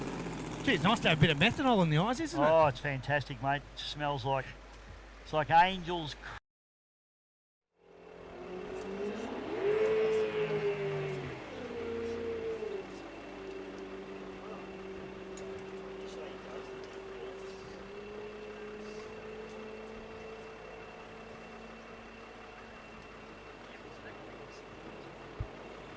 All right, ladies and gentlemen, we've got our 1800, 2100cc boats heading out onto the drink here at Lake Eppalock for the 2025 Eppalock Gold Cup. Nice to see my old mate Tommy Heffernan cruising through the pits, floating above the ground, about 3 inches above it. That's what he does. Boats on the water now. We've got the Red Line, the Rebound, the Phantom, the Epic, the Bud Light, and the 42. PC, you got a bit of hay fever, mate? A little bit of hay fever. I've had the tablets, and also got a whole ton of bloody sunscreen in my eyes. So trying to get rid of that. Fantastic. Yep. And a bit of the sunscreen is good, mate, but probably not in your eyeballs. Not in my eyeballs. Not good. Bit of petrol as well from filling up. So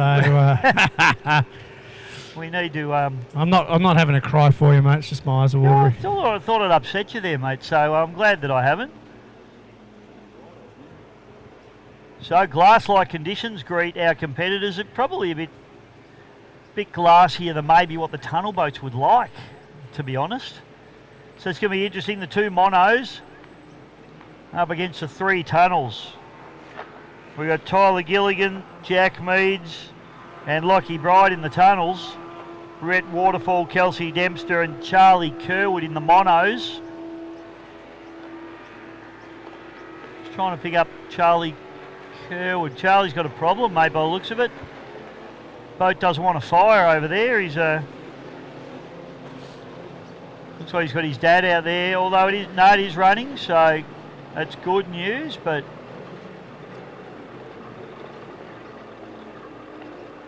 I need to get him on his way quickly though, mate, or else you're going to miss the kick here. It's going to be a clock start for these boats, so they'll head down into the milling area. Blue flag's up at the moment. Looks like he's heading out onto the track, Brisho, so hopefully should be all good. We can't see the clock, unfortunately, from where we are, so we'll just call it as we see it and say they're all legal until they're not. Yeah, we'll just call them legal, mate. Okay, good. Charlie Kerwood sinks the slipper in that little 2-litre V6 Mercury on the Patriot hull. All right, Bisho, you're the man here. What's a bit of a difference between the tunnel boat versus, Well, you've really got three different variations here because the tunnel boats, they're only 60 horsepower. So the 1800cc boats have generally got about 130 horsepower. And then you've got a 2100 boat, which is the boat that Charlie Kerwood's in, which has probably got somewhere in the vicinity of 180, 190 horsepower. Having said that, it's on a bigger boat as well, about 20 foot long, that Patriot hull. So it's quite a big boat. So it's got more power, but it's also pushing more boat. So, yeah, it's going to be really interesting to see who can do what here. Charlie, of course, brand new to this, so I wouldn't expect to see him battling out for position. He's probably just going to run around on the outside or at the back of the pack and just get his earn his stripes here today, PC, I would suggest. Yeah, all provisional, so you do have to start off the back, so there's no problems with that at all. Oh, looks like a bit of bad news behind me, Bish. I didn't know if you've seen this, but Wildchild looks like he's packed up. So, yeah, not sure, but... Oh, that's a shame, mate. Right. Yeah, the only blown displacement we had here this weekend. Back to the action as now they're heading down to the start line. All right, so it's the Epic, Tyler Gilligan getting a cracking start there. Then it's Lockie Bright on the inside, Kelsey Dempster. On the inside of her, a non-pole position, Rhett Waterfall.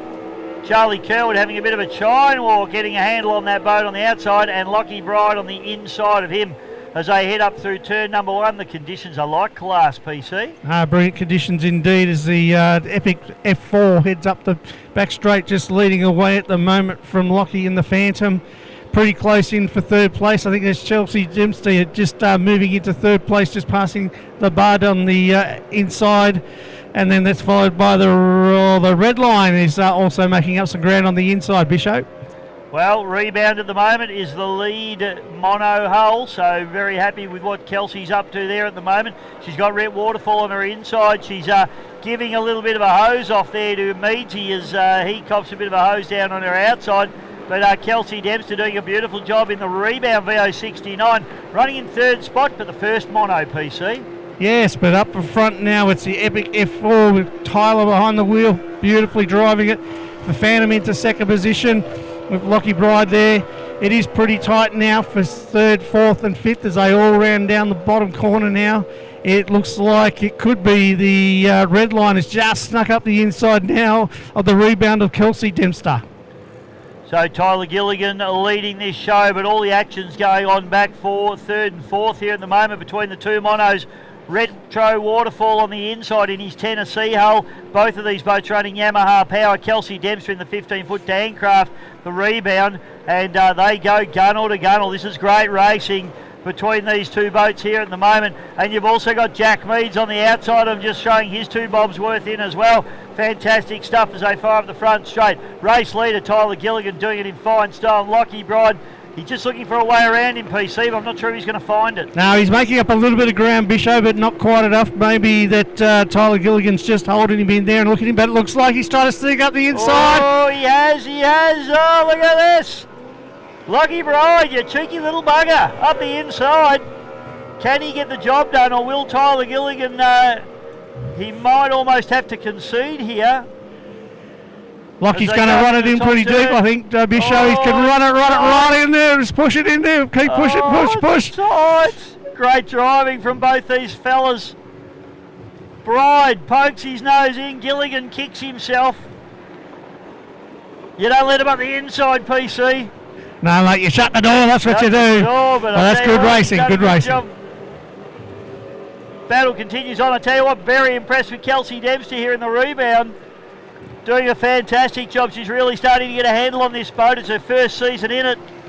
And Rhett Waterfall gave her a pretty solid touch up there at Glen Maggie, but she is returning the favour here at Lake Eppalock at the moment. Here's a head up the back straight. It looks like Lockie Bride's just opened up a little bit of advantage in the Phantom machine over the Epic F4 of Tyler Gilligan. Still a tight battle in amongst third place, but it looks like Kelsey Dempster in the Rebound is now cemented into third position in this round 1 of the Victorian Championship Heat 1. And checkered flag is out, Bishop. Checkered flag, and it's going to be Lockie Bride in a storming drive. Lockie Bride takes the win for the Victorian Speedboat Club. Back to Tyler Gilligan into second place. Great drive from him. And I tell you what, this for me is the drive of the race. Kelsey Dempster, she's been threatening to get a handle on this boat, and she's done an epic job. Rebound, first mono home, third outright. Then it's Jack Meads, then it's Rhett Waterfall. So the Rebound back into the winner's circle, PC. Oh, Oh, stop it. he's excited, Bishop's excited. Back in the winner's circle. And Charlie Kerwood, his elbows have been up all race and he's starting to get a handle on the boat. He's had a couple of big chine walks as he goes through. But that's just a learning curve for him, mate. He'll get the hang of that. Once he does, look out.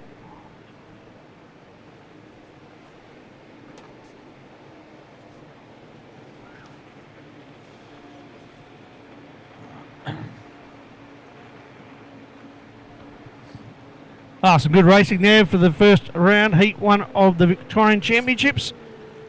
Very good And a good racing. win, good come from behind. There was a fair gap there in lap number 1.5, and I thought that it was well and truly covered by the Epock, but Lucky Bride just kept the foot in the Phantom. Yeah, made a beautiful move to duck up the inside there. That was the move that won him the race down here at turn number 1. Got the boat up the inside, and that was it. He got the job done from there on.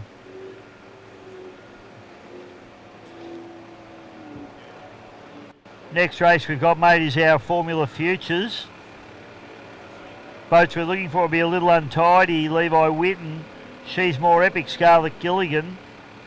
Fat Chance with Riley Bride. Spitfire with Jack Williamson. Little Fez with Candice Rainbow. And Chase and Dad with Emerson Walker.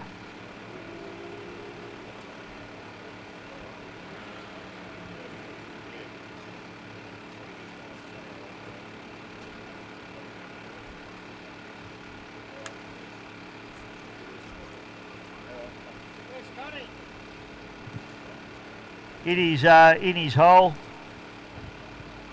Gobby will pick you up at the gate. Gobby said he'll pick you up in his ute at the gate. Thanks, mate. Cheers.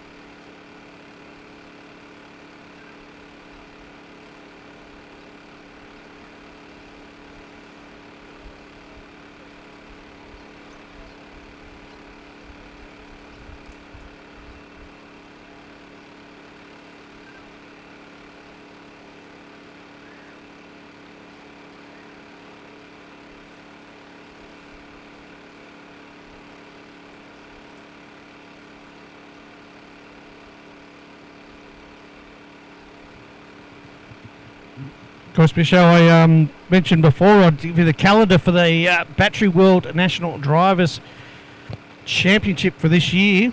It's an expanded series. It's just grabbing the dates now. Well, the technology's got him, folks. He's flapping like a shot duck over here. We'll grab those dates for you because, the National Drivers Championship and also incorporating the Hydroplane Championship as well, mate. So what do you got there for us, PC? Yeah, well, round 1, only 6 weeks away. Melton Reservoir for the Melton Gold Cup, and that will be on February 14, which is a Friday. Isn't It's that Valentine's Day, mate? It's our day, mate. I'll bring you flowers and a few chockies. That'd be good. That'd be nice, mate. So you should. Bring your missus out for a nice day at the races. That's the way to go. Louie's here today. She'd be pretty excited for Valentine's Day out at Melton. Yep. So Sunny playground of the rich. On the Friday, it's hot laps and I believe heat number 1.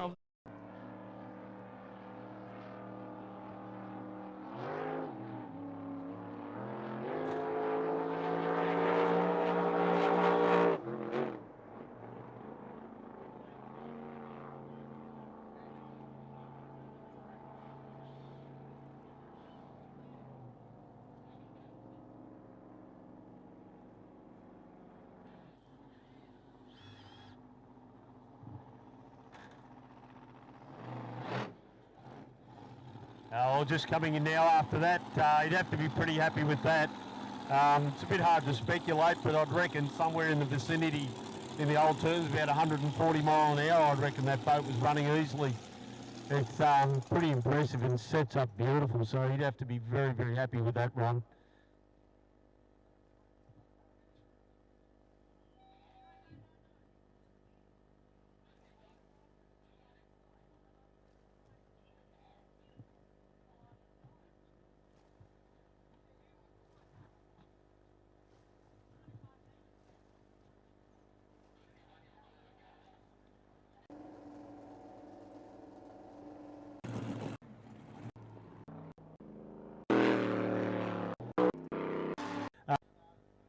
So, like earlier, the Destiny boat that you saw out with Blake Ramsey, this is his brother Tate that drives this boat. It's a relatively new setup. It's only debuted at Windsor only a few months ago, and I've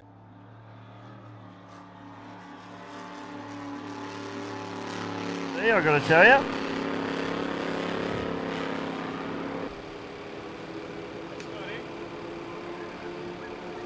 So we're sending our, my internet's died here and I'm struggling for, after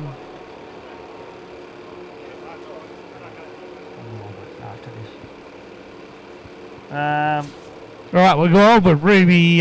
Should be a little untidy. There you go. Yeah, I do, mate. She's more epic. The Fat Chance, the Spitfire, the Little Fez, and the Chasing Dad. So I'll hand that one to you because you know them a little bit better than I do. Thanks, mate. My internet's having a little bit of a moment. Thanks, Telstra. You forgot to pay the bill again, Bisho. That's Optus, it. God. Maybe you paid the Telstra one instead of Optus. Thanks, Optus. Yeah, grouse. All right, let's have a look at them. So we're having a look at them now as we pick them off. They run down the back straight away. It's Riley Bride here in the Fat Chance. Absolutely nothing fat about Riley Bride, you'd have to say. More prey mantle, I would have said.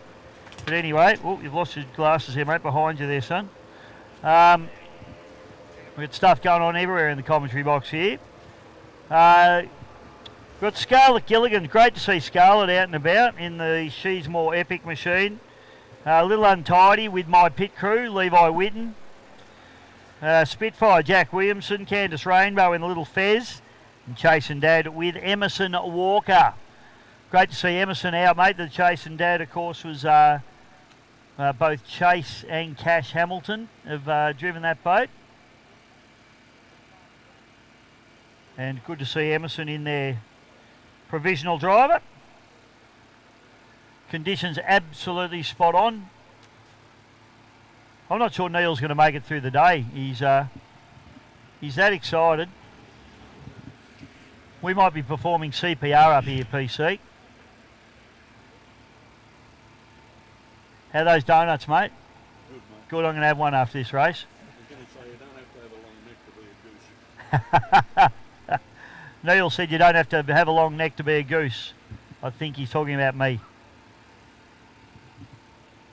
Of course, there's plenty of merchandise here today, Bisho, so if you're on the banks, please go and have a look at the merchandising tent. Yeah, it's actually our old mate Mark Savage, mate, so good on you, Mark. Hope you're selling a few shirts here, and Mark does a great job, all powerboat racing. He's a former ski racer himself.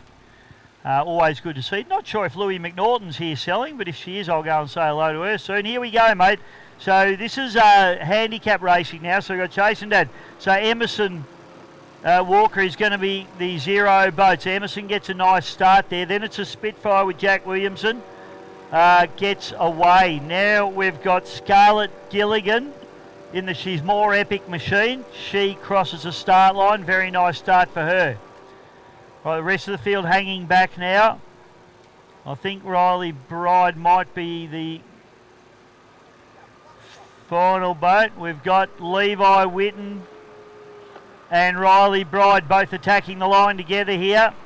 And Candice Rainbow goes with them as well. So Candice has got some work to do as they fire away down the front chute. This handicap racing, always intriguing, PC. It is, mate, and for the crowd on the bank that may not have seen this before, this is when they've taken times off previous races and they allocate times specifically to how you went in your previous race. You can't fox because you can't say I went really slow and then go real fast. So, sorry, mate, Chasing Cash just had a wild ride down in the bottom corner. I thought he was going round. So Emerson, not scared of it. No, indeed. Having a real crack. These smooth conditions there. This is a beautifully turned out boat, Jack Williamson's Spitfire. Doing a good job. So running into third now, Scarlett Gilligan. Down through the bottom turn, and we got Riley Bride leading this pack now. Back to Levi Whitten. And then Candice Rainbow rounding out the field at the moment. So the cat and mouse chase is on.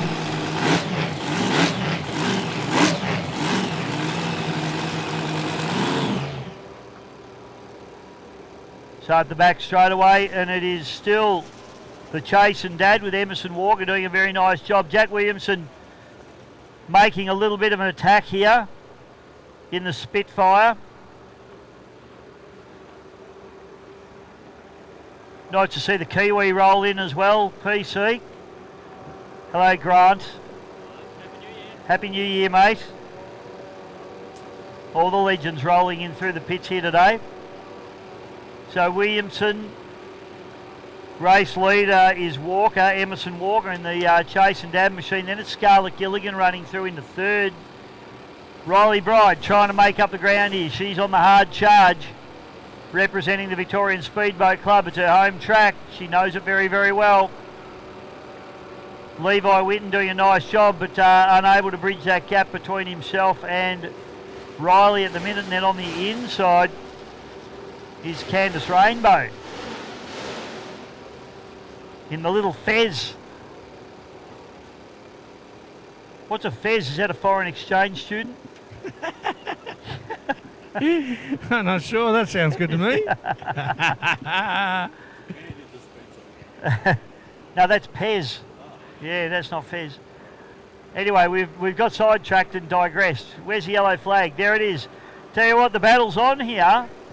So we've got Chase and Dad Emerson Walker, but we've got Jack Williamson trying to make a play for the lead here in the Spitfire, and he's got one lap to try and do it in.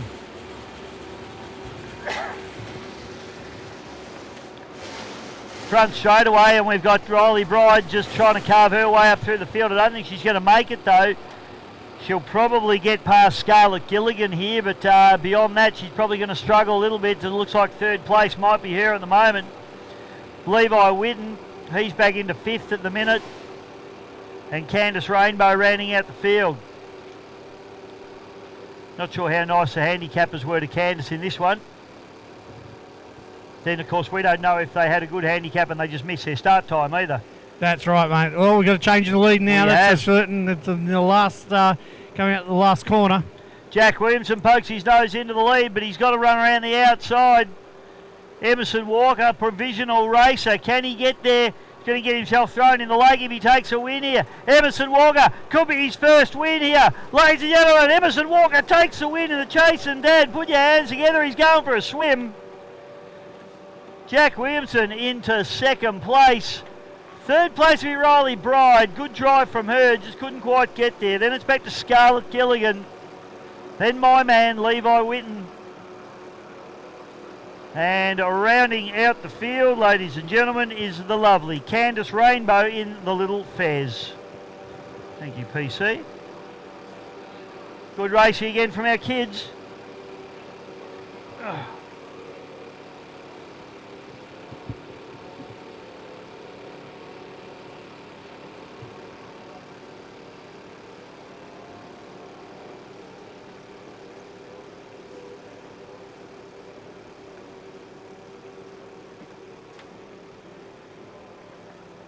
So next race we have will be our Formula Future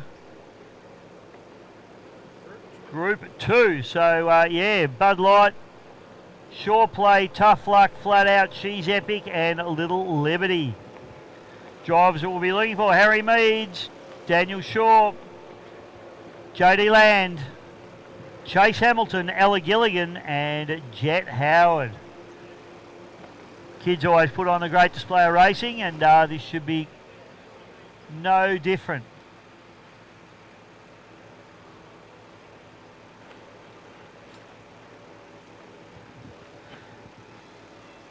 And then after the next heat of the juniors, which is a Victorian Championship as well, we'll be into the next round of Unlimited, which will be GP 101. Aussie Connection and Dan Cruzick behind the wheel of Crusader. Unfortunately for Darren Robinson, he has packed it away, mate. I'm not sure what is going on there. We'll have to see if we can get some gossip and see what's happening. For him for the last round of the NDC. And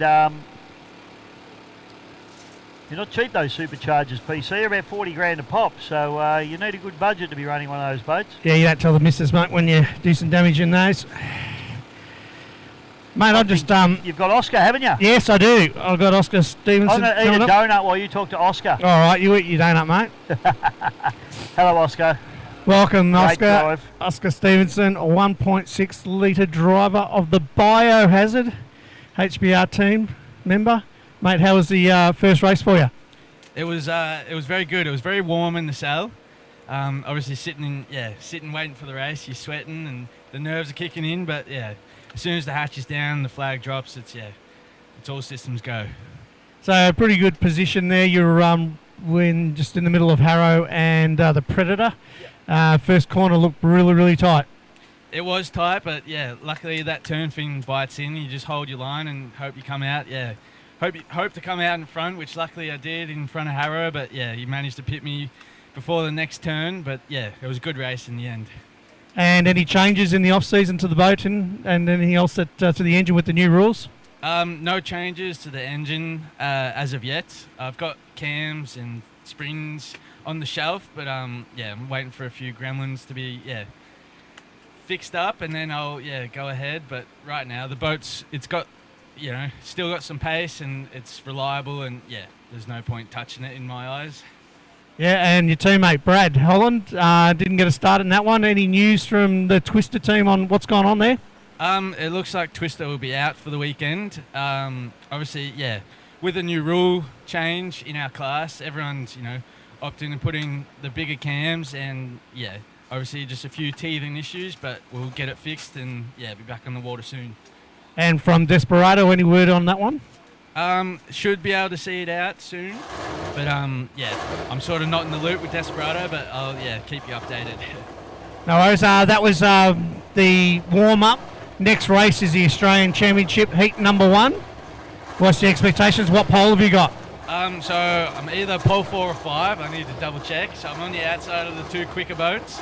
But yeah, as I said, you just got to put your foot to the floor and try and read the water and read the race, and yeah, hopefully try and sneak up the inside. But yeah, we'll just see how it pans out. All right, mate. Well, good luck and thanks for joining us. And the boat's looking good and you're driving well, so all the best in this one. Awesome. Thanks for that, PC. Well done, Oscar. Good job, mate. And I'll just let you know the donuts are good, mate. Right. Don't have one until after you've raced, though, because you don't want to put on any weight. That's Oscar Stevenson, mate. He's an up-and-comer. I love him, mate. He's a ripper. He's a well-spoken, polite, and a hard racer, so I love everything about him. He's had a bit of bad luck last year with a couple of holes in the boat, but yeah, he did. He's finished well off in the season.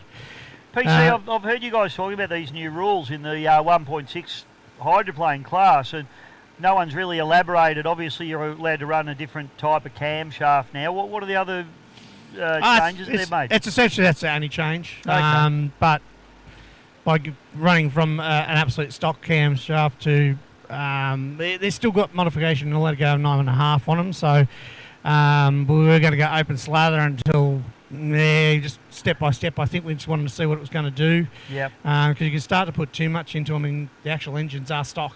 Yeah. And you end up breaking them. So we don't want to end up with a class full of extra cash being injected and then lots of people breaking down because they're just trying to get too much out of them. So the rule change came through, and the idea of it is just that the top end of these are pretty good, but they're a little bit slow in the bottom end. So with the newer boats now, and there's more of them coming into play, the idea is just to give them that little bit extra. It's probably maybe 10 to 20 horsepower difference. Yeah.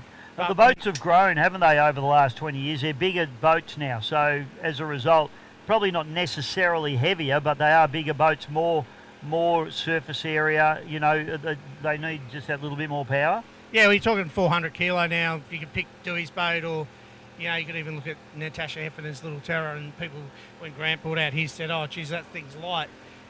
It's actually just as heavy as them, because at the end of the day, when you're full composite and you've got a composite cell and a gearbox, yeah, for example, they come in at around 400 kilo anyway. So yeah, the idea is then just to give them a little bit more propulsion, to get them up a little bit more, get more air under them, and just run them a little bit harder. I mean, at the end of the day, they're still going to run real close together, a little bit more top end, probably only 2 or 3 mile an hour, that will be it, but it's the down low, a bit more torque. So 10 to 15 horsepower in a 400 kilo boat's going to make a difference. So obviously these camshafts that you're using, they're still a controlled camshaft. Yes, absolutely. So everyone's using the same cam still. It's just that it's a slightly hotted up version from the standard version. Yeah, and they've got to buy them from the same place. Yeah. So they will be stamped and checked on. Yep. As I said, there's a bit of an experiment at the moment. And then Curvises are overseeing, along with the Bernard family and Grant Rollinson, a Mazda engine that they're looking at testing as well. Now, I've got a little bit of information on the specs, but that's in very early development. They're still looking at the mapping, and as you said, you probably know a little bit more about than I do. Yeah, only in that I know what those engines are. They're a 2-litre engine, and they're so you're obviously a little bit bigger in capacity. They're quite high compression as well, about 14 to 1 compression. So, being the Sky Active technology that Mazda use in their cars, so it'll be really interesting to see. But interestingly, mate, I think you can buy a brand spanker in a box for about $5,000 or something. It's like less that. than that. Is Yeah, it? yeah. Well, really good Brigos were about 3. So, but then there's a few extra pieces that you can put on them. So that's what they're sort of looking at, what the mapping would be, whether or not it's a stock mapping that everybody has to use, or do we just say yep, it's open slather. So it'll be an experiment this year that'll hopefully happen at the next round or 2, and from that they'll gather some data. There won't be any points awarded to that particular boat, because as you said, it's a bigger engine. Yeah. But so that's going in the Holy Smoke boat, isn't it? It's going in the Holy Smoke boat.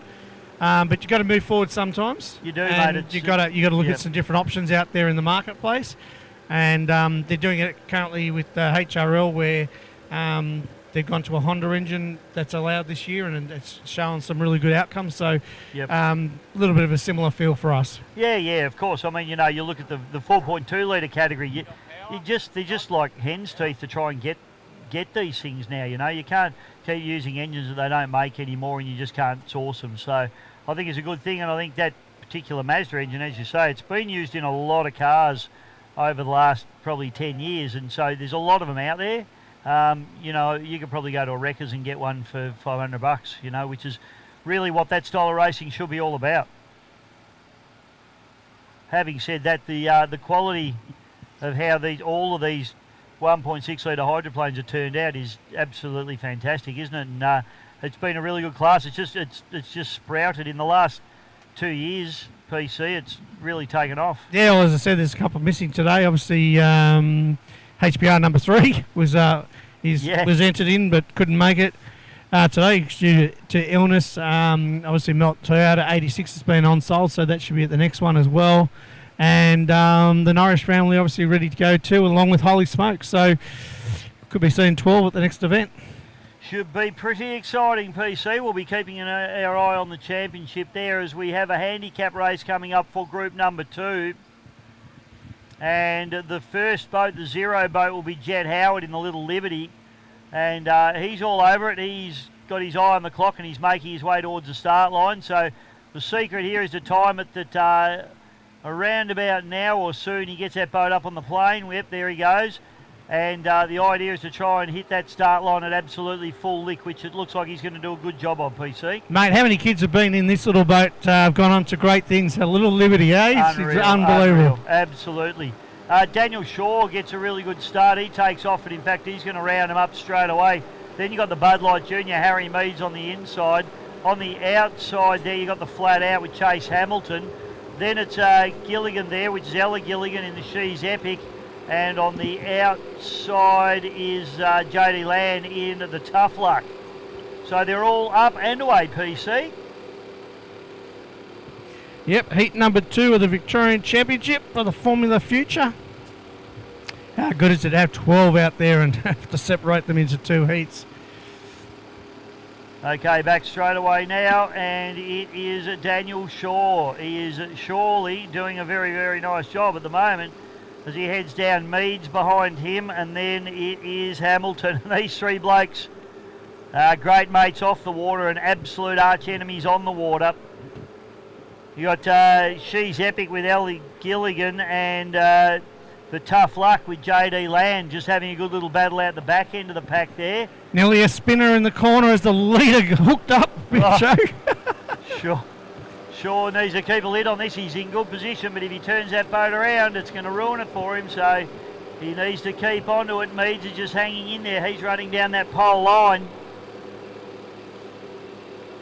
You throw a blanket over the rest of them though, PC. Yeah, no, there's a big charge on now. The handicapper looks a little bit better than the last time the handicapper system was in place. That's for certain, but good race now. They're coming up the back straight. Absolutely ideal conditions for the juniors and all competitors today. Fantastic day here at Lake Eppalock for the Eppalock Gold Cup for 2025. Absolutely, and a big shout out to Land Transport for their wonderful major sponsorship here this weekend, but it is all Daniel Shaw at the moment. Then it's Harry Meads, back to Ella Gilligan. Then it's JD Land, and rounding out the field are Chase Hamilton and of course Jet Howard in the Little Liberty. Daniel Shaw was running the wider line in the shore play through that turn that time round. He learnt from the last time he went through to make sure he just opened up the steering wheel a little bit, got a good run out of there, which has actually put a little bit of ground on the Bud Light Junior of Harry Meads. I think it's, She's Epic into 3rd place. It's just picking it up, mate. Sneaking up the inside now. Yep. Yeah, Ella's making some really, really good ground and actually could be looking to take the second position here off Harry Meads as they head up the back straight. Back straight away, and it's still Daniel Shaw doing it very nicely in the shore play. Ella Gilligan, she's got plenty of pace. In fact, she pulls up alongside Harry Meads. He looks over his right shoulder and goes, "Oh, I'm getting passed by a girl in a pink boat. That's not cool." But Ella's just... And he needs to look now forward because she's past him. He uses that inside line to his advantage and drops Ella just back a little bit. So she's using the pace, and it looks like JD Land, he's just tangled up a bit behind these two having a battle, and he's just looking for a way around. It looks like he's got pace there on both of these boats. In fact, he comes around Harry Meads. It's going to be interesting to watch him here. Is he going to split them like a wedge, or is he going to go around the outside? I think he's up the middle, and he's not being afraid of that at all, PC. That's a good No, he's up the middle there for sure. We've got him deep, got him real deep. Got across the back of the transom, but all's good. That ends well. Lost a little bit of ground as he skipped through. That was a brave move, winning late. That's good. Late on the brakes that you don't have. No, that's right. Looks like Harry Meads is just maybe going to be losing 3rd position as they head up the back with the Tough Luck of JD Land now moving into 3rd position, trying to chase down Ella Gilligan in She's Epic. Yeah, JD is probably the quickest boat on the track, I would think, at the moment. As a shore play boat still... we've had a big spin out there. So JD, he's come across the front of Harry Meads. Harry Meads went, "Oh, what's that?" So Harry moves up. So that changes the complexion of the race a little bit. So it's shore play back to Epic, back to Bud Light, and then it's back to the Tough Luck. A bit of tough luck for JD Land in the Tough Luck, mate. Checkered flag, Bisho, so that's how they'll end up across the line. Oh, I didn't even think we was that excited about the bottom corner. We missed a checkered flag. Oh, wow. So that was last quarter for him too, so he'd be disappointed with that. But I tell you what, he's probably lucky not to get T-boned as well. So very lucky. That was a good spin-up. So was, yes.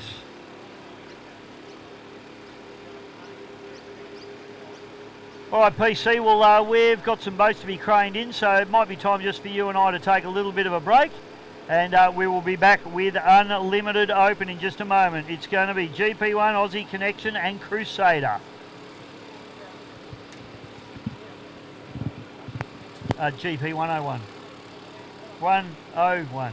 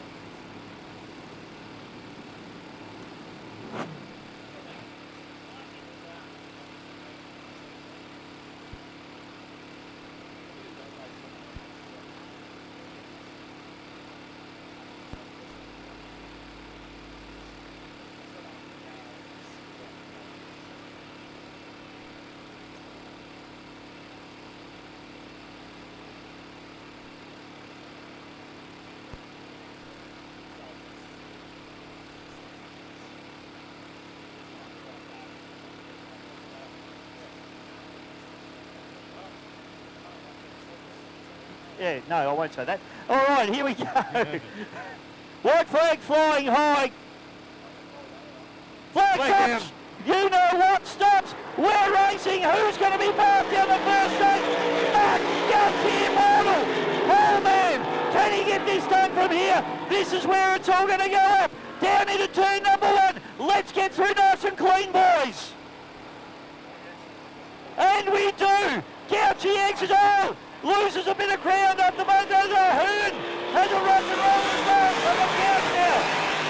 Trying to use his baseline. Load on round the outside. Hard work there for Tate Randy at the moment, winning. And Gouchy, he's opened up a bit of a gap over Marlon, but he'll get him. He'll really get in the back straight. The two red taxis moved into a clear third. Unfortunately, Quinn is out, laying on his fourth. But Gouchy, he's setting the pace coming onto the West Cranes front straight, ladies and gentlemen. Marlon's come up on the outside, but he's still about 15 boat lengths behind. But here comes Marlon. Here comes Troy Marlon. Mark Gouchy just trying to hold him off at the moment now. Gouchy out in front. Tate Ramsey in the lane on round the outside. And the taxi, the bar, Chris Hunt up the inside as well. Trying to get round the lane on. But it's Gouchy. A problem for Marlon now. That puts Tate Ramsey past him. That puts Chris Hearn up into third place. Daryl Quinn has stopped. Checkered flag comes out. Stand up, ladies and gentlemen, because it's going to be the Gouch out of the Melbourne Runabout and Speedboat Club at Melton, Victoria. Wins the Barry Chesham of 2024.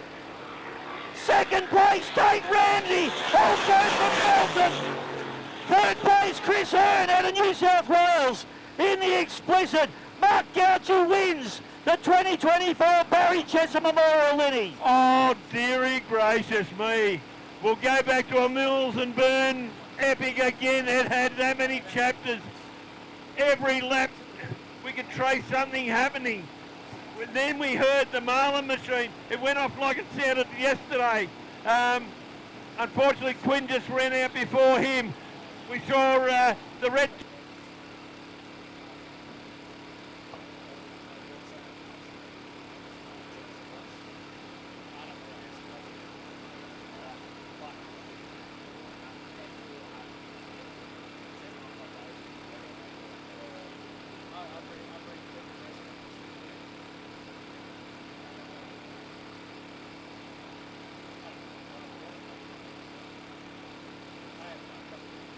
Flag is down.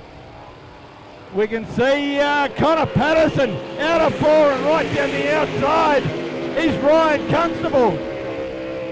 So who's it going to be? It's Constable. Look at Patterson. We've had a boat spin. We've had a boat spin. That's the lock and load machine of Ryan McIntosh. But our lead boat is Odin. Reuters comes back on the inside. Mark Ebenreuter. He comes home in second place. Rarity third. Connor Patterson in fourth place. Lock and loads moved to the outside of the course. So there's no problem created.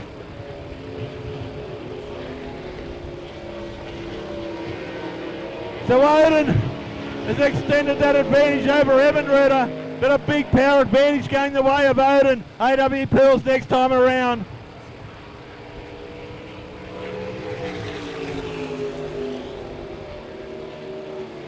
Second place still is Ebenreuter. Third on the inside is Rarity, but look at Patterson right round the outside.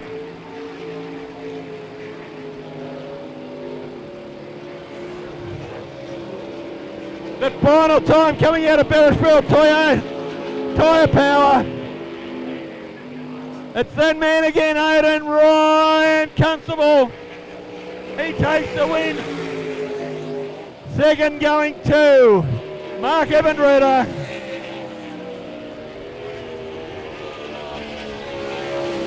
Next along, Steve Rarity. Unfortunately, lock and load. First corner had a Murray Walker.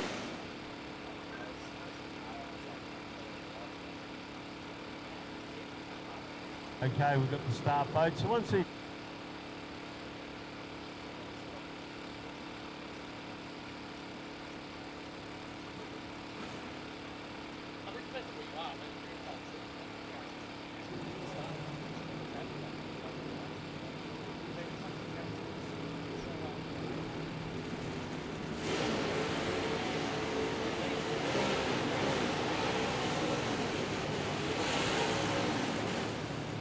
Okay, we've got the start boat. So once these guys come around and we're relatively lined up, the start boat will pick them up. They'll take them down past the tower. You can see that's the boat with the white flag. And a pretty credible start boat, so they'll be able to start at decent speed, these boats.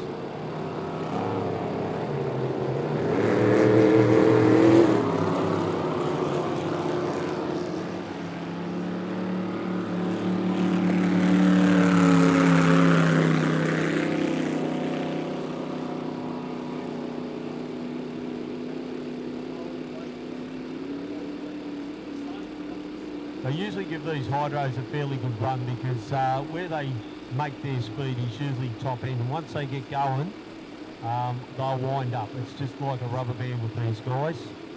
So keep your eye, you can see the roost tails there out the back.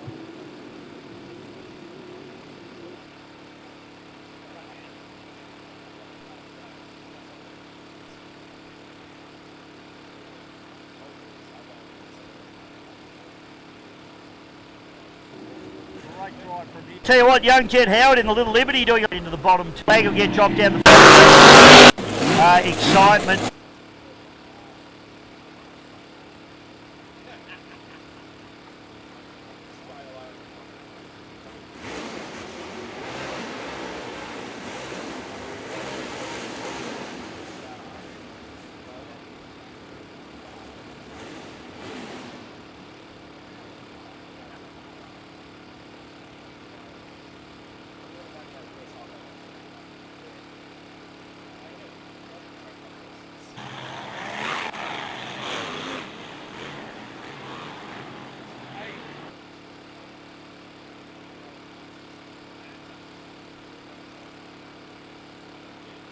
Of the river for 2024. You're not going home yet, Cropper. Nobody's going home now. If you do, you need your head read.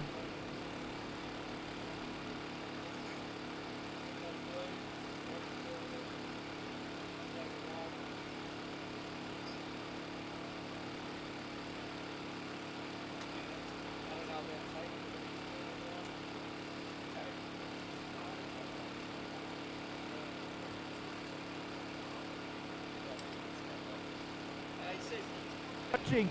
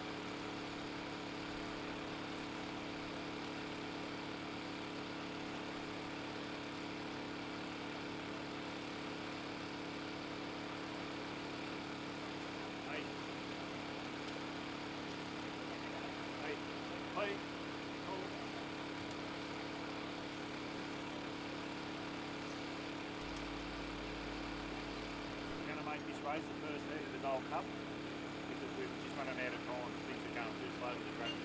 Yeah. Alright, so there's going to be nothing. Well, you got to tell these nuffs to actually put their boats in the water on beforehand. I know.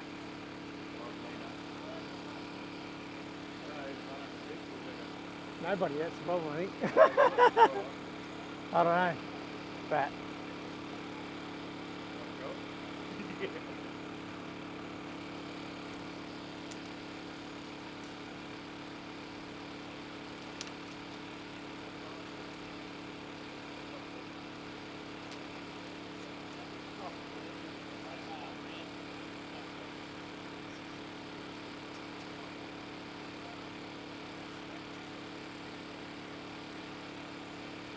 all right, ladies and gentlemen, sorry for the delay. This will actually be heat number 1 of the 2025 Eppalock Gold Cup. So we're just waiting now for the boats to go out. So 101 is out there, Dan Kruzik in the Crusader and Aussie Connection. So heat number 1 of the Gold Cup is about to commence. Boys have just patted the back of the 101, which means takeoff time. See, HBR Desperado is on the crane hook as well, so he must be looking for heat number 2. A few little dramas with the Holland camp this weekend, but hopefully they've got that sorted out because Desperado is a super quick hydroplane. So heat number 1.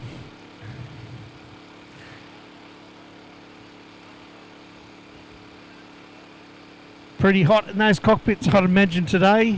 It's not any airflow going through. Not many of the guys run any cool suits within them. So, yeah, hopefully they'll get underway in a matter of moments. So heat number 1 of the 2025 Gold Cup.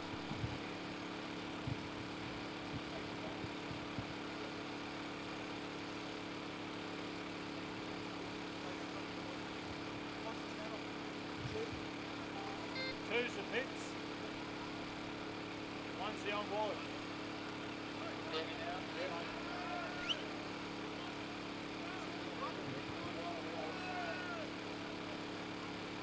Let him go.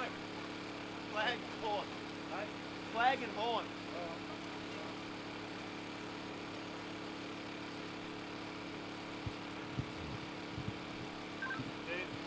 Lee, is this the 3 or 4 lap if it's over the Gold Cup?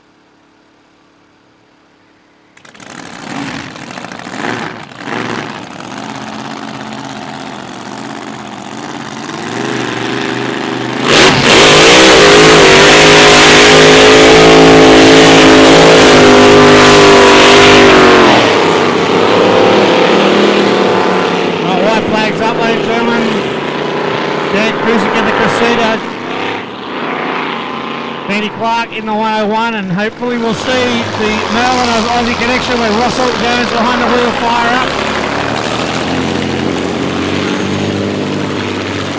Not sure if it's 3 laps or 4, Bishop, but we'll make it up as we go. I don't care, PC, the Rolls-Royce Merlin's running, that's all I care about, son. Yeah, P101 and Crusader. And of course the mighty Aussie Connection. He might want to get a hurry on the mighty Aussie Connection because he's miles behind at the moment, and the flag will come down as we. There's no warm-up lap for this one. He's going to miss the start by a long, long way. Looks like 101 on the inside of Crusader. Here we go, white flags up. Flags down, away we go.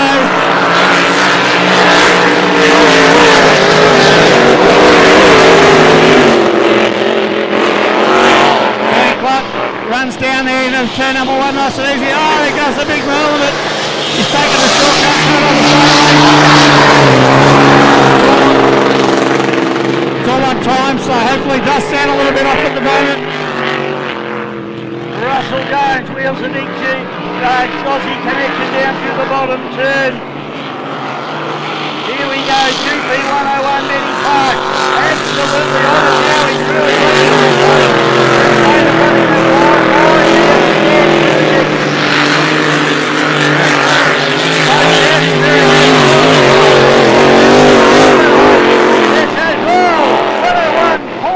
Sponsor right up into the air.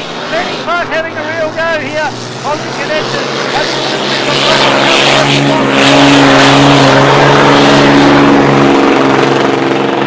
Well, it's down pretty off at the moment. 101 coming around the corner now. He'll see the yellow flag with 1 lap to go. Jack Kuzik running pretty nice up the back straight away. Having a little bit of trouble with his tight turns as he's fairly near the boat. Run way past the leading boy there. He has indeed. Running almost up the bank, here he comes now through and hits it straight away. 1 lap to go now for Dan Cruising comes down the front straight away. Rolls Royce Merlin Power, the Aussie connection comes up the front straight away. Starting to lead on that front. The ground shakes the commentary box, but it's going to be the GP 101. Benny Clark brings it home in fine style and takes the win. The flame machine gets the job done. Dan Cruising brings a Crusader. He's been running this wide line. I tell you what, PC, he's been running very, very wide down the bottom here. Yeah, super wide. Nicely brand new to the boat. Just in the field for it. Running quite a wide line through the apex. So here comes the Aussie connection. Going to come home in 3rd place. It would have been good if we could have got it on the start line, but the big Merlin.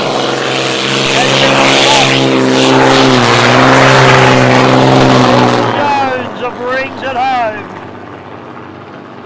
So it may have been a different story if Aussie Connection actually got to the start line on time there a little bit, but yeah, good win there for 101. Looks sharp, looks fast.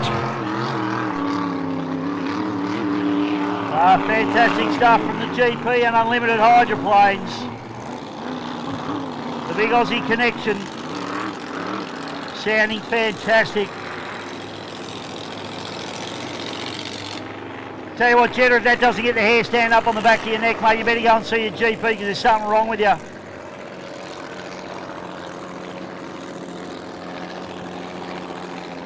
Yeah, I think Dan's just got to, he's obviously brand new to the boat. He hasn't actually done much racing with it at all, so we were just getting a feel for it through the corners. And yeah, absolutely, mate. And, the engine sounds strong, PC. So, yeah, engine sounds real strong. He's fast in the straightaways, that's for certain, so a little bit more seat time and that'll be a weapon, I think. Yeah, absolutely. And Dan's certainly not scared of it either, mate. Nor is Ben Clark. He really, I don't know if you saw, but down in, on lap number 2, down the bottom turn here, turn number 1, GP 101 had its port sponson about 3 foot in the air. It looked, had a big wild ride, and he certainly didn't back out of it. So great stuff, and it's great to see these boats all starting to come along, PC. No, it's brilliant. So that's heat number 1 of the Gold Cup done and dusted. Heat number 2 is just about to start.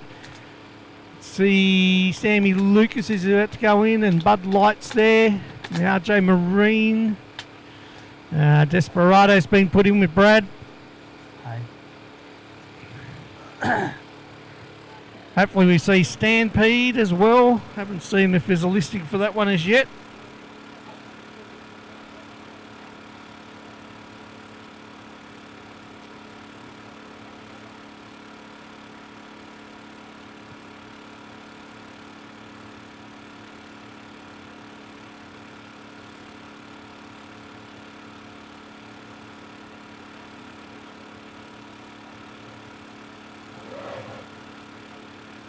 Oh, Bisho is walking the pits. Any good gossip, Bisho?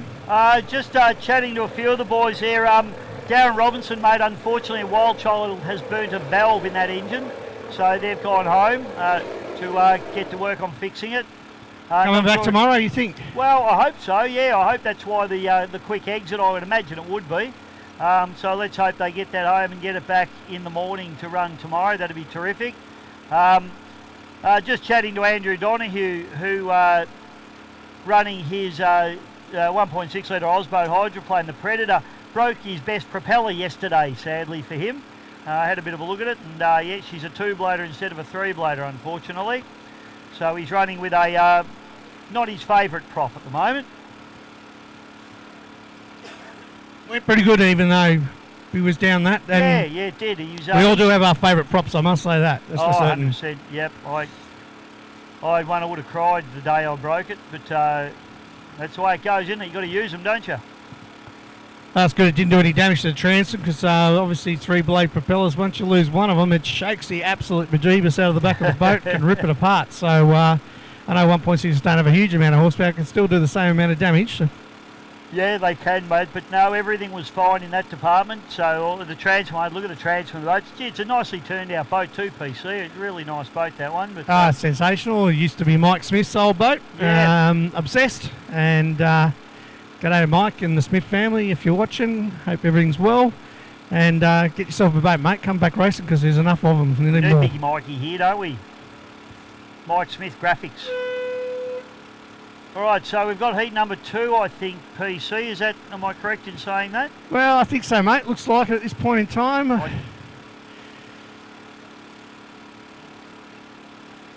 Armourine Jackson, Bud Light Racing and Desperado.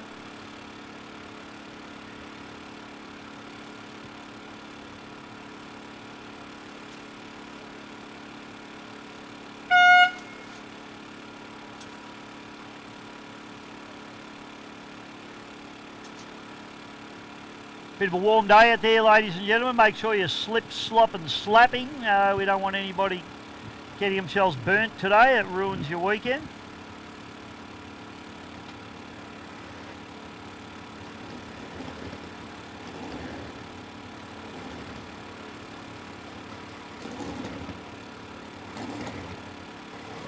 Desperado trying to fire up there.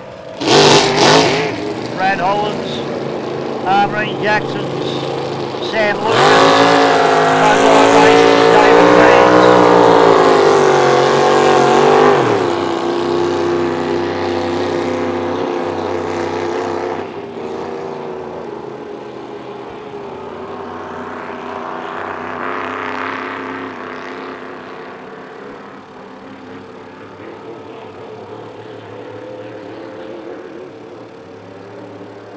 Start boat picks them up, PC, so won't be long now.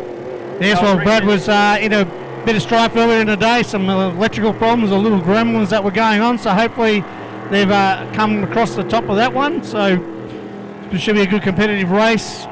As I said, Desperado's previously won the EC Griffith Cup in a couple of seconds, and Sammy Lucas, he's been very competitive with 2 big wins from 2 runs today, so should be good, and Bud Light in between them all. Yeah, mate, Sam will be hard to beat in this one. It looks like he's got pole position. Dave Meads probably isn't going to quite have the horsepower.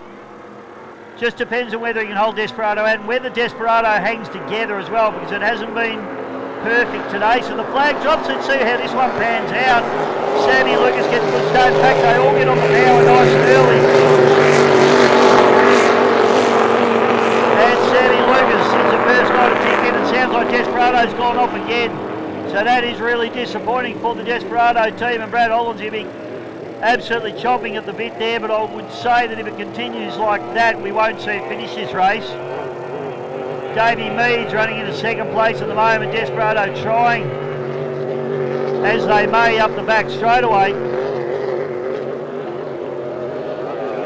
Turning Desperado in. It's sounding a bit stronger now, PC. I wonder whether it's cleared itself. Yeah, maybe. You probably just try to get a finish as well, just to make the final. That's all you got to do. Start and finish this one.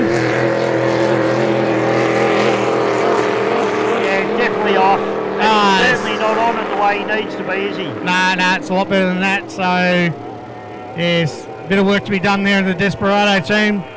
Sammy Lucas is out in front. He'll be trying to push pretty hard. I would imagine that he doesn't want a GP on the inside of him if it's on times. That's right. He's going to be looking for lap times here. So Sam will be no hold. Holland's finished up the back straight. He's pulling in. Yeah, Desperado coming right off the pace there, mate. That's sad. So what a shame, one of the top 6 litre boats just not performing here today. Sammy Lucas, on the other hand, is a complete opposite. This Armarine Jackson's boat absolutely flying. And Desperado, unfortunately, the hatch comes up and pulls into the centre of the course. Yeah, not the day for Brad. He's out in the 1.6 and now he's out in the Desperado, so a bit of homework to do there. But nothing for Sammy Lucas, mate. He's just dominating. He sees the checkered flag for the 3rd time today from 3 races. Very nice victory indeed.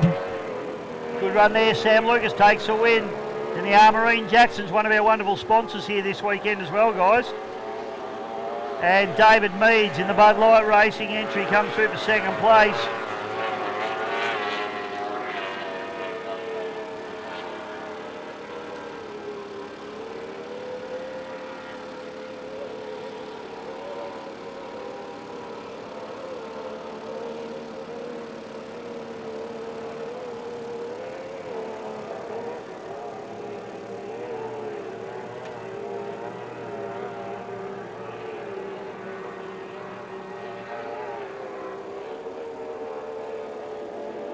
According to my list, PC, we've got the 105s coming up next, which means that Bud Light Racing's going to have to do a quick turnaround and head straight back out again for Meadsy. It's a little bit awkward for him. I don't think he's actually got out of the boat all day. He's done a few laps. If there's ever been a bloke that loves boat racing, it's David Meads. He would do lap after lap after lap if he could.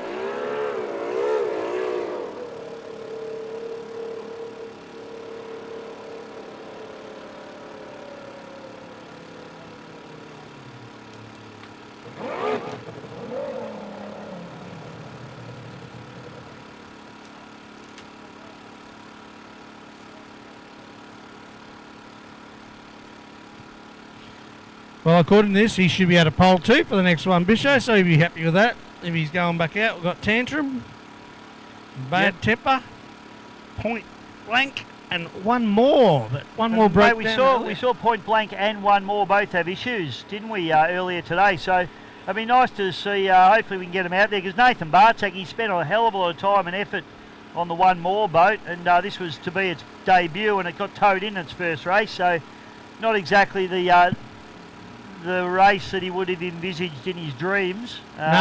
Look good too. It's beautiful. He presented boat. Love the candy red, if that's what they call it, but it looks damn fine. No, it looks really good, mate. So we'll take a short break and we'll be back with more racing in just a moment. This is the 2025 Eppalock Gold Cup here at Lake Eppalock, Darren Pool, Victoria, Australia.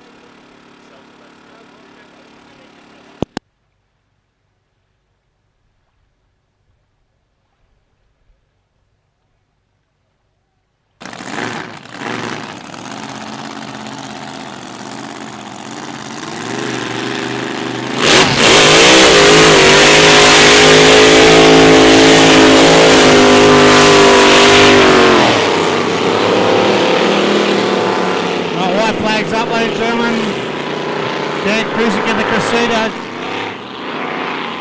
Benny Clark in the 101, and hopefully we'll see the Merlin of Aussie Connection with Russell Jones behind the wheel fire up. Not sure if it's 3 laps or 4, Bishop, but we'll make it up as we go. I don't care, PC. The Rolls-Royce Merlin's running. That's all I care about, son. Yeah,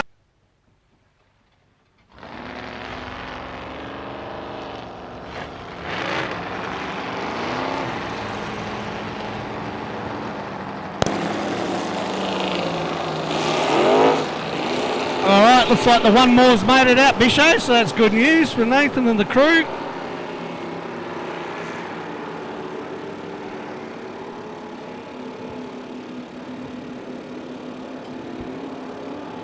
So we've got the up the inside, just trying to see who we've got. Alright, mate, so it looks like Tantrum. Yeah, we've got Tantrum in pole 1. I think Bud Light's coming out of pole 2. The Bad Temper's the yellow one out of pole 3. The Point Blank out of 4. And the one more out of 5. He's come back, so that's good news. Good to see Nathan Bartak out there in the one more, mate. So that'll be pretty cool. Bad Temper's had a good day. Jason Jones had a couple of good victories. So you'll see how he runs here in the 105s. Coming out of pole 3 in this particular case.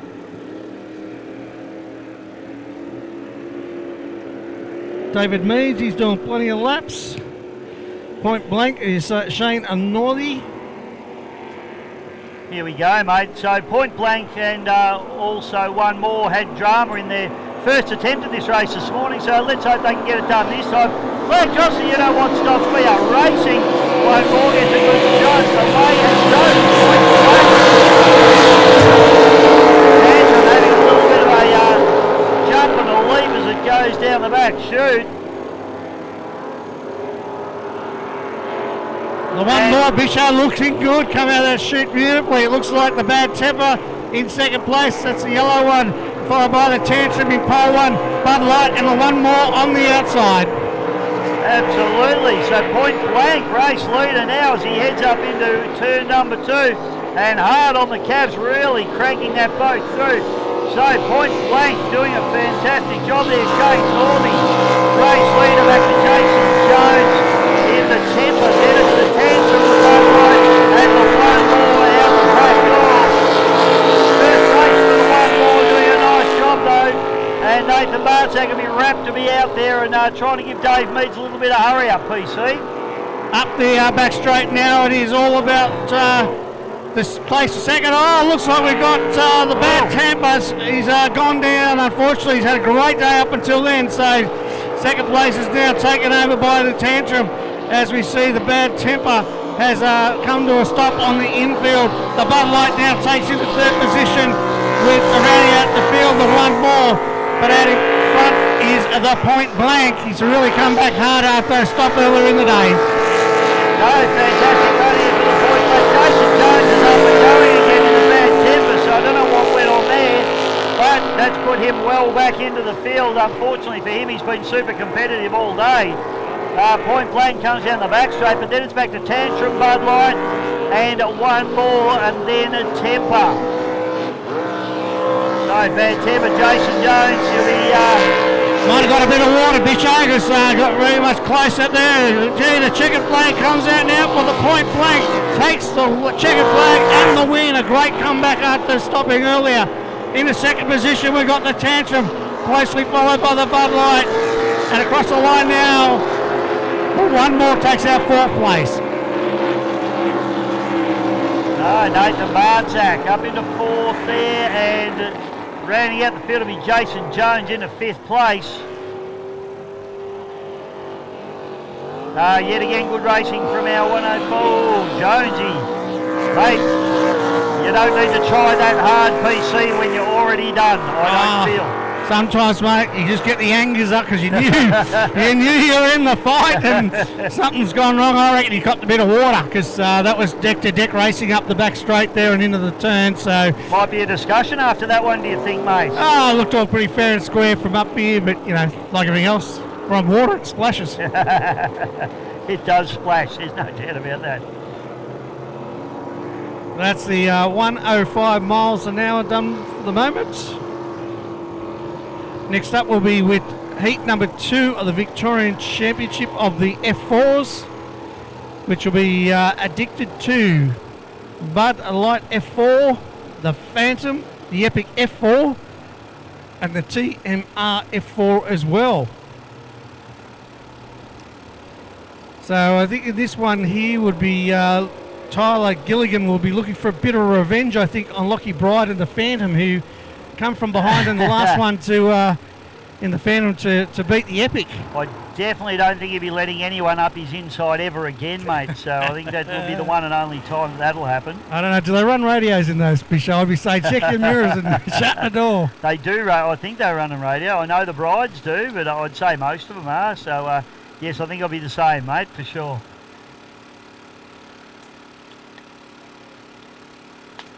Of course, with 2 or 3 boat lengths lead into the corner and overlap, of course. Within the rules, mate, yes, absolutely. We don't encourage any rule breaking on our watch in the commentary box, do we, mate? No, we don't. No, we don't.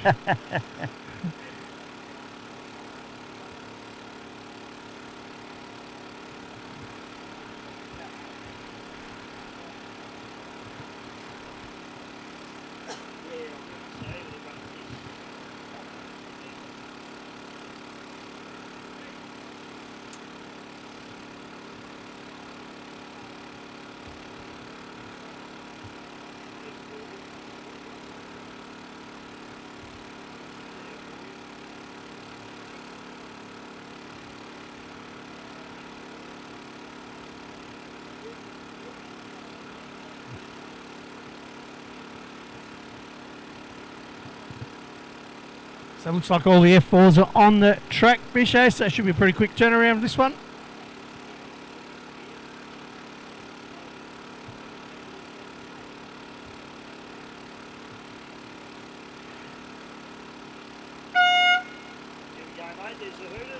The boats to head out, so Roadrunner's up here somewhere. Boats we're looking for, Addicted 2 with Maxie Seckham, Jack Meads in the Bud Light, Phantom with Lockie Bride, Epic with Tyler Gilligan, and Josh Taranto in the TMR F4.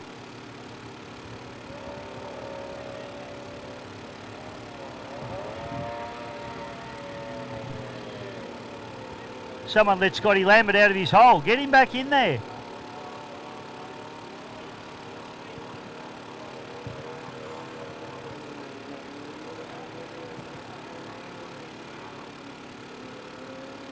Scotty and the crew, GP live streaming, world class. I reckon they do as good a job as anybody in powerboat racing.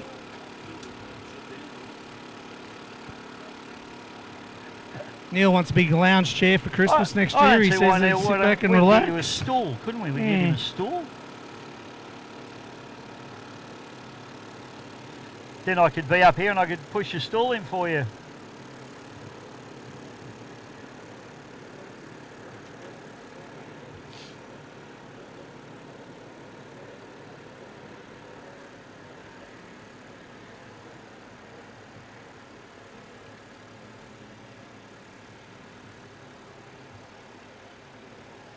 This is Lake Eppalock, isn't it, mate? Some hot weather, some glassy water. Water level's about 74% at the moment, PC. It's so it has dropped a bit, but there's still plenty of water out there, isn't there? It's plenty good, mate. It's very, very good. It's a lovely place. I love coming here. I've been coming here since I was about 5 or 6 years of age, so long time. Well, five years old I was when I first came here with my parents. I had a caravan down the other end of the lake. That makes it 50 years this year that I've been coming here. I'm not quite there yet, so you trumped me, mate. Well done. Happy 50th.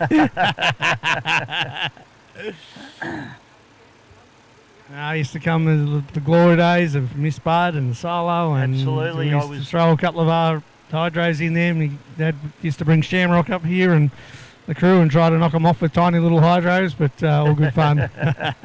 Big crowds back then, and there's a good crowd in today, so thank you very much for your attendance. It's very much appreciated on a great day here at Lake Eppalock. Yeah, certainly hope everyone's enjoying the racing. Got lots of friends out in the crowd, so a big shout out to everybody that's come out to enjoy the racing. Hope you are. Righto, the boats are away.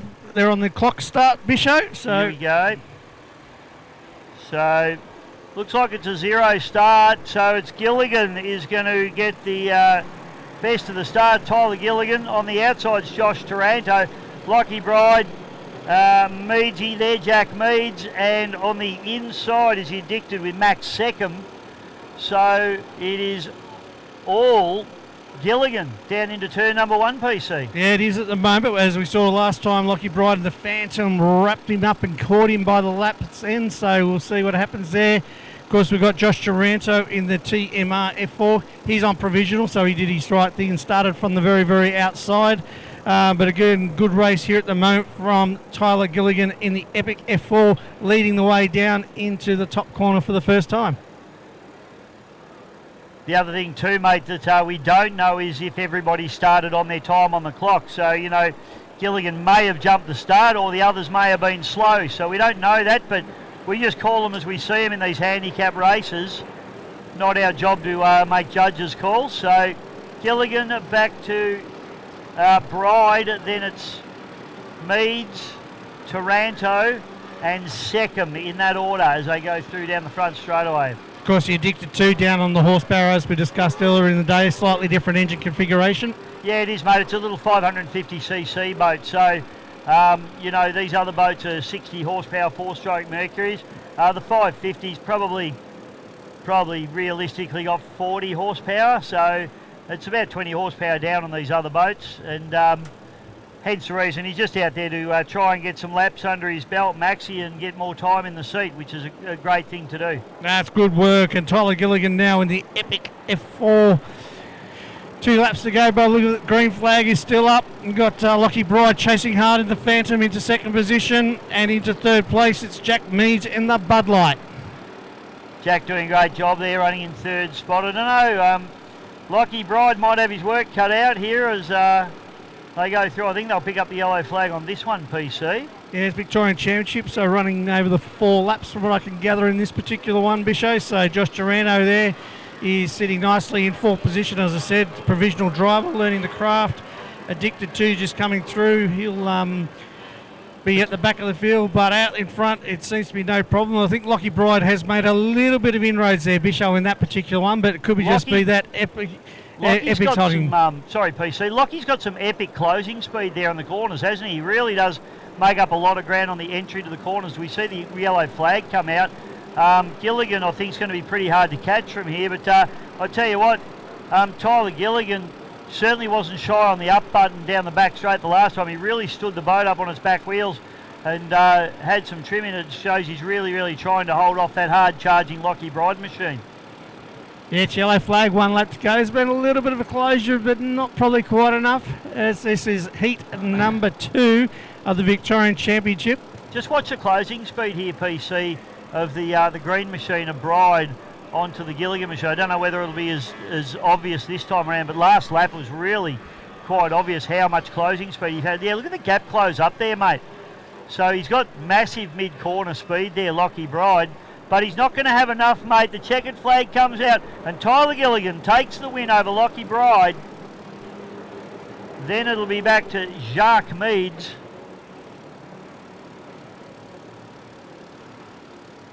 And down through the bottom turn, Joshy Taranto. This is a brand new boat to him, PC. So great to see him out there just gaining experience. He got a lot of experience at Lake Glen Maggie in December. Now he's here at Eppalock, and he'll just get quicker and quicker. There's no doubt about that. The other thing too is they need to develop the boat. Still a very new boat to that team, and they'll need to sort out propellers and engine heights and all those things that you need to do with an outboard boat. Down through the bottom turn, it is Maxi Seckham in the Addicted. He really drifts his boat beautifully through the corners, young Max. He doesn't sit the boat down at all. He just keeps the trim into it and he just slides it on its tail. Does a beautiful job. And he comes through and picks up 5th place. Well, it's heat 2 done. I'm not sure how many heats they've got of the Victorian Championship, but at this stage it would say that provisionally maybe 2 wins, I think, for Tyler Gilligan in this particular class. Yeah, with 2 seconds good. to Lockie Bride in the Phantom and 2 thirds for Jack Meads in the Bud Light. I would think maybe the way they finished the Victorian Championship on points today. Provisionally, of course. Yeah, nothing we say is necessarily true, PC. Not much, mate, not much. We just call it as we see it. That's the joy of being a commentator. All care, no responsibility. Next race on the card here, mates, of our unlimited outboards. Gravy, Bud Light and Marine Jacksons. Disappointed Caleb Frost was entered this weekend, but I haven't seen him here, mate, which is a shame.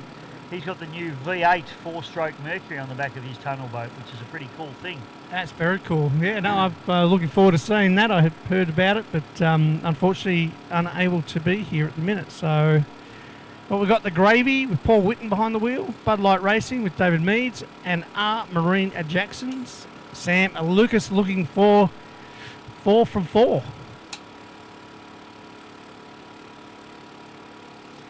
This is the 2025 Eppalock Gold Cup, ladies and gentlemen. We hope you're enjoying all the action both here on site and around the world on GP Hydro live streaming. We'll be back with more racing in just a moment.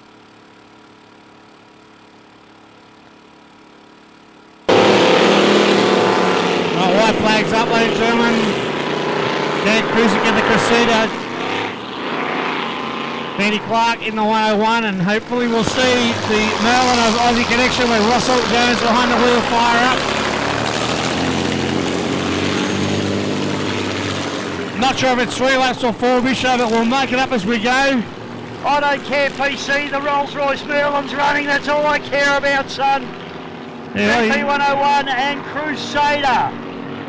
And, of course, the mighty Aussie Connection.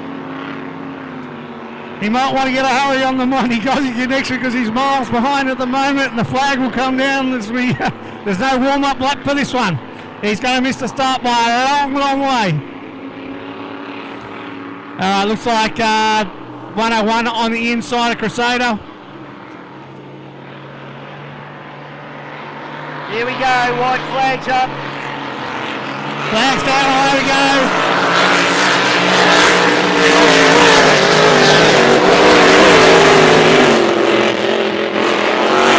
Benny Clark runs down there into turn number 1, nice and easy. Oh, there goes the big Merlin, but he's taking the shortcut coming on the straightaway. It's all on time, so hopefully does stand a little bit off at the moment.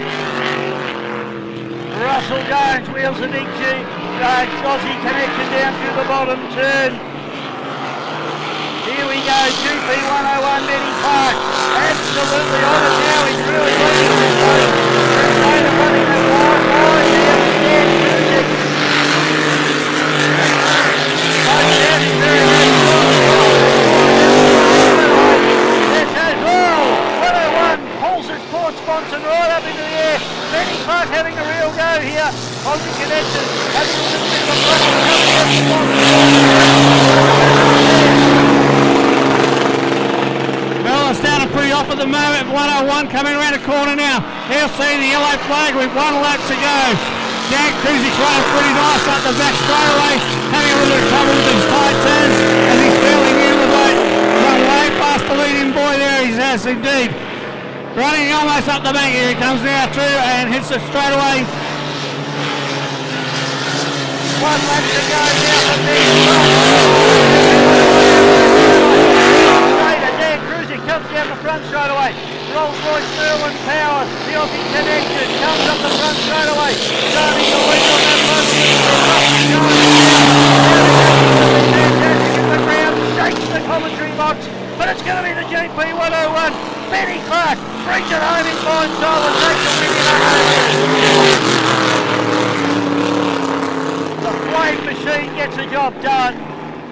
Dan Cruzy brings a Crusader. He's been running this wide line. I tell you what, PC, he's been running very, very wide down the bottom here. Yeah, super wide. Aussie brand new to the boat, just getting a feel for it. Running quite a wide line through the apex. So here comes the Aussie Connection. Going to come home in third place. It would have been good if we could have got it on the start line, but The big Merlin has a bit of a Jones brings it home. so it may have been a different story because the connection actually got to the start line on time there a little bit, but yeah, good win there for one.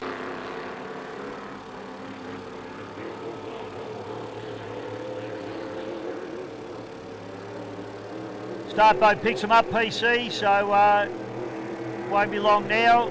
Yes, well, Brad was in a bit of strife earlier in the day, some electrical problems or little gremlins that were going on, so hopefully they've come across the top of that one, so it should be a good competitive race. As I said, Desperado's previously won the EC Griffith Cup in a couple of seconds, and Sammy Lucas, he's been very competitive with 2 big wins from 2 runs today, so should be good, and Bud Light in between them all. Yeah, mate, Sam will be hard to beat in this one. It looks like he's got pole position. Dave Meads probably isn't going to quite have the horsepower. Just depends on whether he can hold Desperado out and whether Desperado hangs together as well, because it hasn't been perfect today. So the flag drops. Let's see how this one pans out. Sammy Lucas gets a good start. In fact, they all get on the power nice and early. And Sammy Lucas is the first guy to tip in. It sounds like Desperado's gone off again. So that is really disappointing for the Desperado team, and Brad Holland's going to be absolutely chomping at the bit there, but I would say that if it continues like that, we won't see it finish this race. Victorian Championship heat number 2 for the Unlimited Outboard.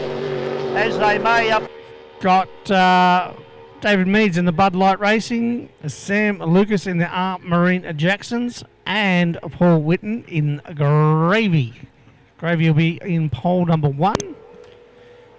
This will be a good race, PC. We saw Sammy Lucas is definitely on a mission here this weekend. He's always on a mission, to be fair. Sam never goes anywhere to not race.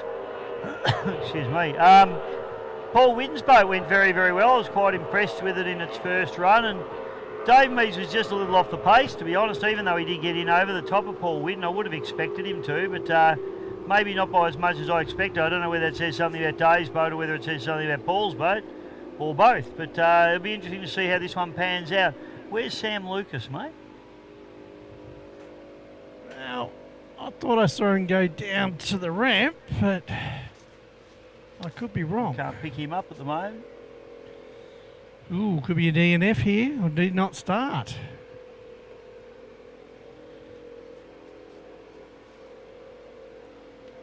Alright, can't pick him up, so it might just be the 2 guys out there running, Gravy, Paul Whitten and David Meads in Bud Light Racing here for heat number 2 of the Victorian Championship of the Unlimited Outboard.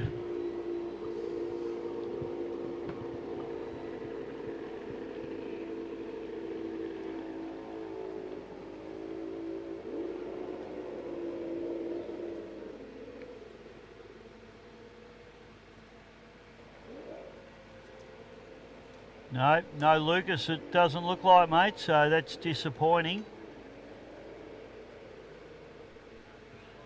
I always like it when Sammy Lucas hits the circuit. You always guarantee. Might be having a little lay down. He might be a bit tired from all his victories so far. Maybe he figures he's done enough. Oh, he's got the Gold Cup final, so hopefully they haven't got any issues with that. Yeah, or maybe conserving it for that too, of course. So anyway, clock start, and both these boys will get a start. Meads gets a cracking start as he just runs by both these boats. A little bit smooth for both of them as they just wallow a little bit in this glass calm water.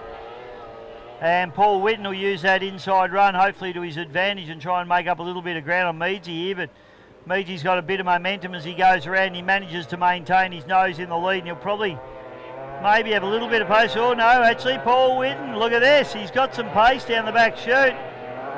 Meads is winding up, so I'd say Whitten's running a smaller propeller, I would suggest, mate. Meadsy's just winding up, got the taller gearing. So that means Whitten will come out of the corners a little bit hotter. Struggling to hold the nose of that boat up though. It's really wanting to porpoise quite substantially actually. It's pretty smooth for them actually, Bisho. They don't quite like it this smooth, I don't think. Yeah, they like a little bit of something to break it up, don't they? And a little bit of a headwind is also nice from it. I'll tell you what, Paul Whitten doing an awesome job here. He's, if you watch here, he'll have the acceleration. Meads might close the gap a little bit as he gets towards the end of the straight, but I think Meadsy's just probably a little too tall in the gearing. Meadsy runs to the inside. He has a real cheeky look up the inside though, so this will be interesting. He jolts back to the outside. Paul Whitten looked good in the first race, except he did miss the start by a long way, so that was a bit of a detriment to his first run that he had in the first round of the Victorian Championship. So looks like Meadsy looking like he might have a little sneaky look up the inside, Bisho. Yeah, he's been threatening to. He did down the bottom turn, and then he decided he didn't quite have enough room, so he dropped back out to the outside. And I think we're on our last lap now, PC. I think I just saw the yellow flag. It's just coming out now. So this will be our last lap. So can Whitten hold off Meads? This is an interesting one. Paul Whitten now pushing along nicely.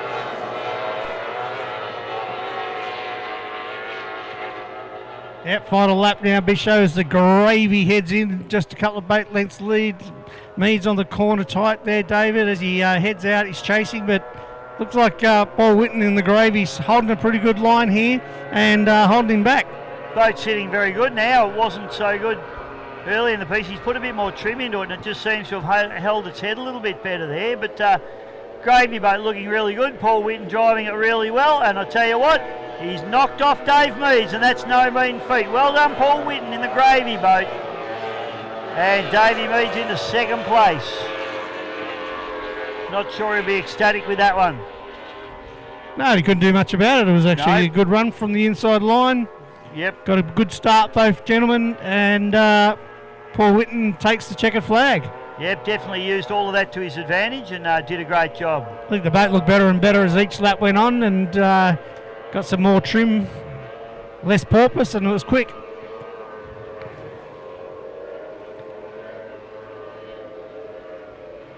I'm not sure what we got up next there, Bisho, but maybe it's the 95s again, I think. Yeah, just having a look, mate. I think that was Unlimited Outboard we've just had, which is race 18. So race 19, we're looking at 95. Ranger, Bad Temper and Demon. So you see Bad Temper going in there. Jonesy, after having that little pit stop and getting going again, was obviously must have just been a loose wire or something like that. Because he did get up and going again, and now they're putting the boat back in. But JC Jones, he's been very, very speedy this weekend so far. Yeah, he's had a really good weekend so far, so he'll be looking to continue on that. Ranger, Troy Cameron, who had a little spin up earlier in the day, he'll be out of pole one, and he'll actually like that position, I think, Bisho, for this one. And the Demon with Chris Burns, he's on provisional, will be out of pole number 3. He was quick in his last race too, Burnsy, so provisional driver, and he's already starting to give all the experienced boys a little bit of hurry up. Blank is Shane Anorthy. Here we go, mate. So Point Blank and also one more had drama in their first attempt at this race this morning, so let's hope they can get it done this time. Claire Johnson, you know what stops, we are racing. One more gets a good shot away, and so Point Blank. Tantrum having a little bit of a jump and a leap as it goes down the back chute. The one more, Bisho looking good, come out of that chute beautifully. It looks like the Bad Temper in second place. That's the yellow one, followed by the Tantrum in pole 1, Bud Light, and the one more on the outside. Absolutely. So Point Blank, race leader now as he heads up into turn number 2, and hard on the cabs, really cranking that boat through. So Point Blank doing a fantastic job there. Shane Norby, race leader, back to Jason Jones in the Temper. Then it's the Tantrum, the Bud Light, and the one more out the back door. First race for the one more, doing a nice job though. And Nathan Bartzak will be wrapped to be out there and trying to give Dave Meads a little bit of hurry up, PC. Up the back straight now, it is all about this place for second. Oh, looks like we've got the Bad Tempers. He's gone down, unfortunately. He's had a great day up until then, so second place is now taken over by the Tantrum as we see the Bad Temper has come to a stop on the infield. The Bud Light now takes into third position with rounding out the field the one more. But out in front is the Point Blank. He's really come back hard after a stop earlier in the day. No, fantastic run here for the Point Blank. Jason Jones is up and going again in a bad temper, so I don't know what went on there. But that's put him well back into the field. Unfortunately for him, he's been super competitive all day. Point Blank comes down the back straight, but then it's back to Tantrum, Bud Light, and one more, and then a temper. So bad temper, Jason Jones. He'll be... Might have got a bit of water, Bichagas got very much close up there. Gee, the checkered flag comes out now for the Point Blank. Takes the checkered flag and the win. A great comeback after stopping earlier. In the second position, we've got the Tantrum, closely followed by the Bud Light. And across the line now, one more takes out fourth place. Nathan Bartzak up into fourth there, and rounding out the field will be Jason Jones into fifth place. Yet again, good racing from our 104, Jonesy. Mate, you don't need to try that hard PC when you're already done, I don't feel. Sometimes, mate, you just get the angers up because you knew you were in the fight and something's gone wrong. I reckon you copped a bit of water because that was deck-to-deck racing up the back straight there and into the turn. So might be a discussion after that one, do you think, mate? Oh, it looked all pretty fair and square from up here, but, you know, like everything else, we're on water, it splashes. It does splash, there's no doubt about that. That's the 105 miles an hour done for the moment. Next up will be with heat number 2 of the Victorian Championship of the F4s, which will be Addicted to Bud Light F4, the Phantom, the Epic F4, and the TMR F4 as well. So I think in this one here would be Tyler Gilligan will be looking for a bit of revenge, I think, on Lockie Bride and the Phantom, who come from behind in the last one to in the Phantom to beat the Epic. I definitely don't think he'll be letting anyone up his inside ever again, mate. So I think that will be the one and only time that'll happen. I don't know. Do they run radios in those, Bishop? I'd be saying check your mirrors and shut the door. They do. I think they're running radio. I know the Brides do, but I'd say most of them are. So yes, I think I'll be the same, mate, for sure.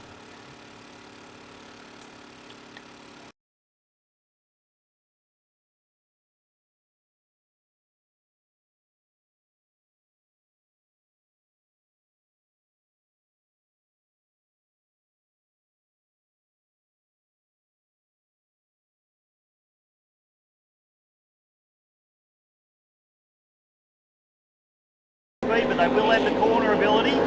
Having said that, the hydros are very good at the corners too. So here we go, the plan comes to their racing.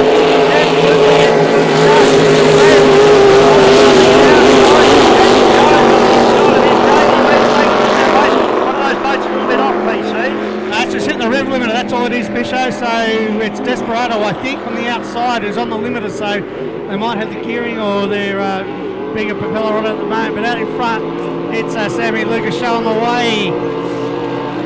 Ollie Jones into second position, Bud Light into third, and Brad Holland is struggling up the back of the field at the moment as they come down here. The Hydro's drinking the wide line as now Bud Light takes advantage and moves into second position. Sammy Lucas is doing it in lights on the moment. In fact, he's pulling away from the field, just making an absolute meal of this at the moment. Jones on the outside of Meads there as they have a good little battle for second place at the moment. The two different... May not have been the rev limiter, mate. He's, Brad's just pulling it in, so he's, yeah, as you said, it did sound a bit odd. I thought it was rev limiter, but obviously not. No, it did sound like it was popping and crackling, so unfortunately the HBR boat comes back into the pits, and Brad Hollands, who got a good start, but he's not going to continue on in this one. So Meadsy now, Sammy Lucas leading this arrangement quite comfortably as he picks up the yellow flag and sets off on his final lap. Dave Meads and Paul Jones having an absolute racing battle. And this is enthralling. Such different boats, such different characteristics, PC. Yeah, no, it's great to see. We love the opportunity to race these different types of boats with each other, and as you can see, pretty evenly matched. The Bud Light on the inside and Paulie Jones on the outside, but Sammy Lucas now is all him as he starts across the finish line and takes win number 2 for the day here. That's a half a lap win there for Sam Lucas. That is absolutely epic. He is flying, so I tell you what, he spent a little bit of time out of the boat this year, but it hasn't bothered him. Second place is going to be Jonesy to Stampede, and David Meads in the Bud Light Racing coming through for third place. But unfortunately for Bradley Hollins, the Desperado boat that's got such a great pedigree has got a little bit of an issue and doesn't want to play the game. Sammy Lucas, put your hands together for him, ladies and gentlemen. Marines Jackson's one of our fabulous sponsors here this weekend, along with Land Transport, comes into the pits. A great job for Sammy Lucas. Another good win for him in the Marine Machine. It's 2 from 2.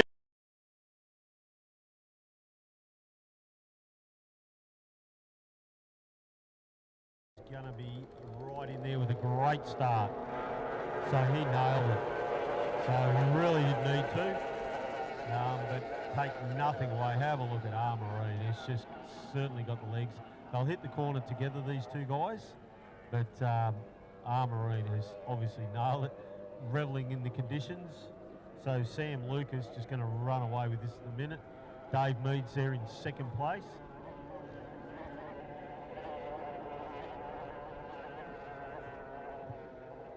Remembering too, this is an open outboard, it's a Victorian Championship round. So as these two guys come around.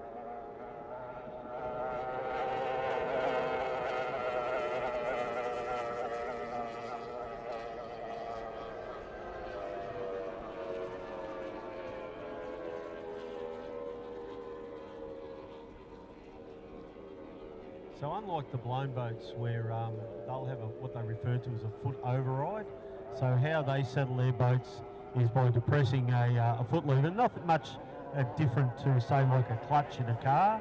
So they'll press that to settle a boat. These guys have got, it's like an automatic trim design, so usually situated on the steering wheel. So you've got to be super fast. He's running out in front at the moment with that unbelievable start. So it's certainly put him in the box seat at the moment, but it may be a close one with the officials. Might have to just have a look if he did start right on time. But certainly getting a bit of hurry up now from some of the back runners. So Harry Mead still out in front in Bud Light Junior.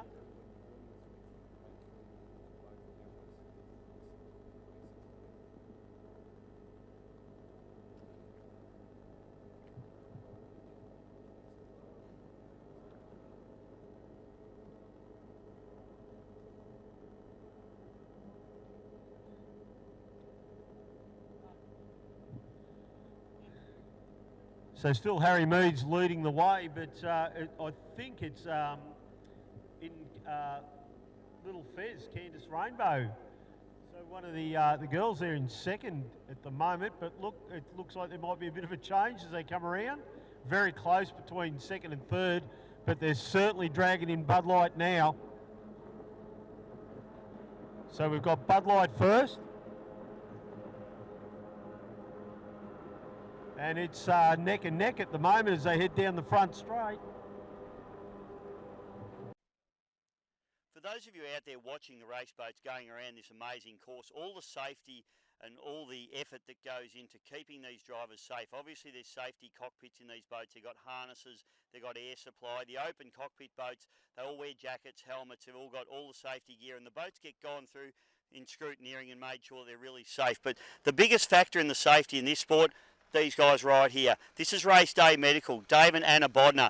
They do most of the powerboat racing throughout Victoria, and they do an amazing job. Dave's had to deal with some really big crashes lately, and he's done an amazing job. And there's probably some people that are here this weekend that may not have been, had it not been for Race Day Medical, Dave Bodner and Anna and their team. They do a great job. Just think about them when you're watching those boats go around. They're out there doing the job, and that's why all these teams out here feel really safe.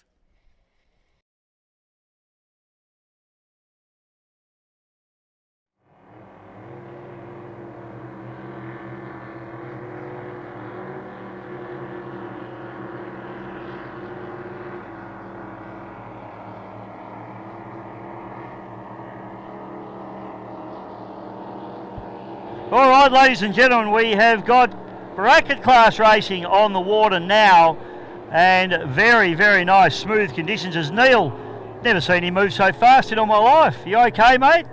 Nearly had a heart attack. So boats we've got the Ranger, the Bad Temper, and the Demon. Flag drops for the You Know What stops. We are racing, and a good clean start from all three boats. And I tell you what, the Demon looks like it's probably the speediest, although Jason Jones got the jump there in temper. And they hit the pins, absolutely gunnel to gunnel. Ranger goes out the back by about 2 or 3 boat lengths, uses that inside line to his advantage, Troy Cameron.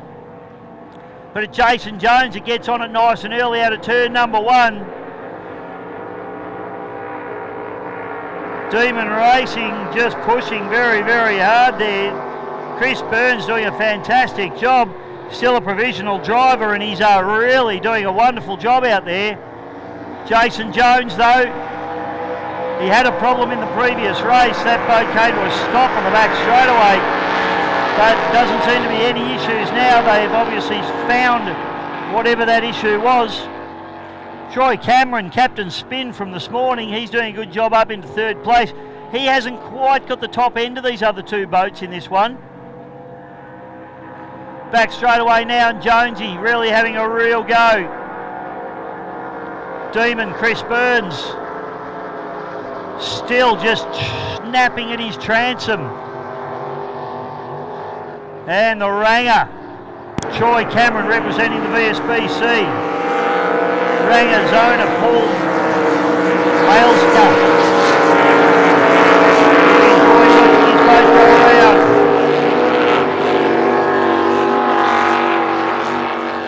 So up into the top turn we go.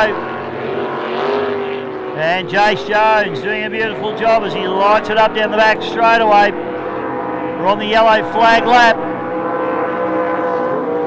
And Jonesy in the Everingham, the former ski racer, enjoying his powerboat racing now. Tips it in good and hard. The yellow checkered flag comes out. And Jason Jones in temper pulls win number 3 for the day. Chris Burns and the Demon, the VSBC, and Troy Cameron gets the job done nicely. So Jason Jones will be happy with that one. Jason represents the Glen Maggie District Boat Club. And what a stormy run for him. Always nice for the Glen Maggie boys when they come here and knock off the VSBC boys. Don't worry, plenty of rivalry between the clubs.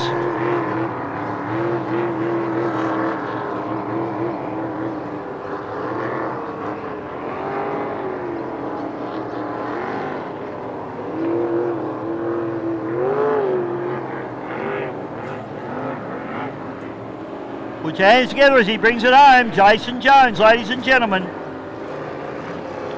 Bad Temper.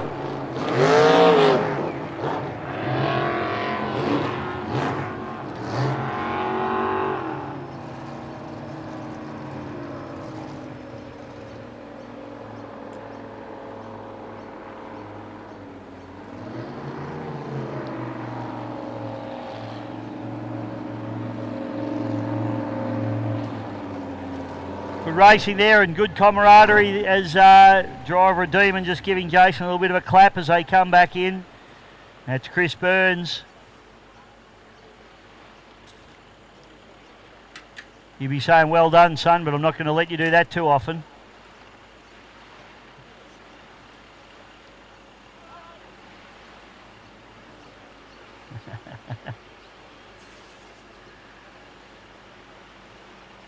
So 1.6 litre Ozlite hydroplanes are the next ones to head out onto the drink. We got Oscar Stevenson just being craned up there in the biohazard. He was very, very speedy this morning.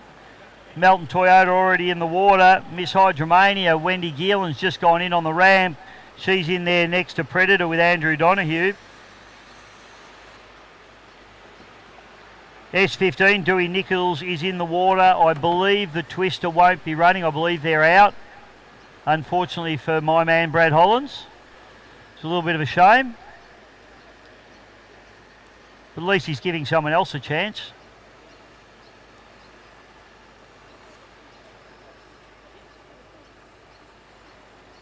Have you killed it, Brad? Is it dead?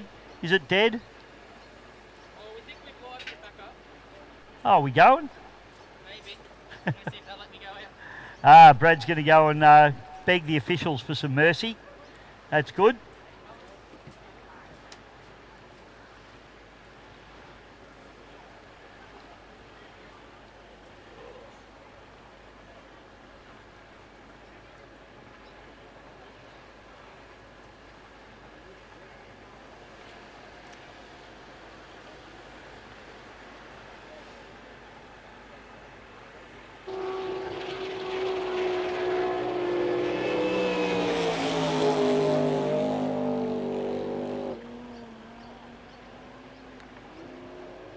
Terribly bad luck for Liam. He's showing outright speed.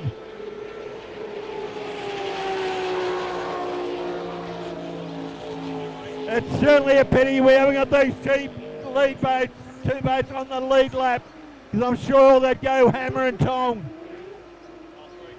Oh, we've got a problem. Connor Patterson has stopped coming out of Beresford Tyre Power. It ain't able to the Fat Lady Sings. Liam Hearn has come up and taken the win.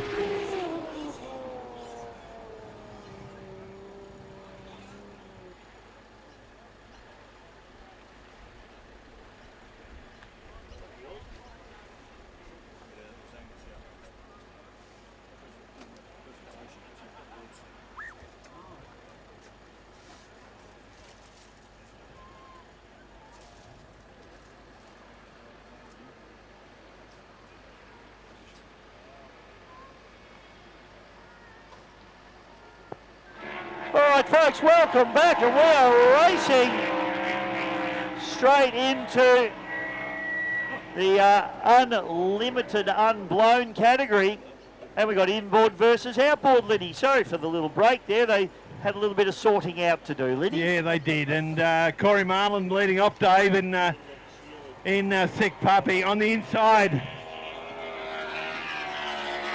The triple Bad Alsatian on the outside. And Lambert racing on the inside. So look at the difference between the cornering abilities or the cornering styles of these two boats. But Corey is away, isn't he? The Sick Puppy doing a nice job out in front. This Bad Alsatian boat, first time out this weekend, and it's trucking along quite nicely, Liddy. Yeah, of course, you know, Toddy Leary there from Tassie, normally a tunnel boat racer, now gone to the other side. Yes. And Jaden Mayfield driven. Yeah, absolutely, mate. So we'll be enjoying watching his boat go round, but Lambert there in the Lambert Racing entry. Welcome back, ladies and gentlemen, to Lake Eppalock here. Bendigo, Victoria, Australia, the Victorian Speedboat Club, one of the oldest speedboat clubs in Australia, if not the world. And we have got 1.6 litre Oslo hydroplanes heading out onto the water. Oscar Stevenson in the Biohazard, Wendy Keelan in the Miss Hydromania. We've got Grant Harrison in the Melton Toyota 100. Andrew Donahue in the Predator, and the great man, Mr. Dewey Nichols in the S15.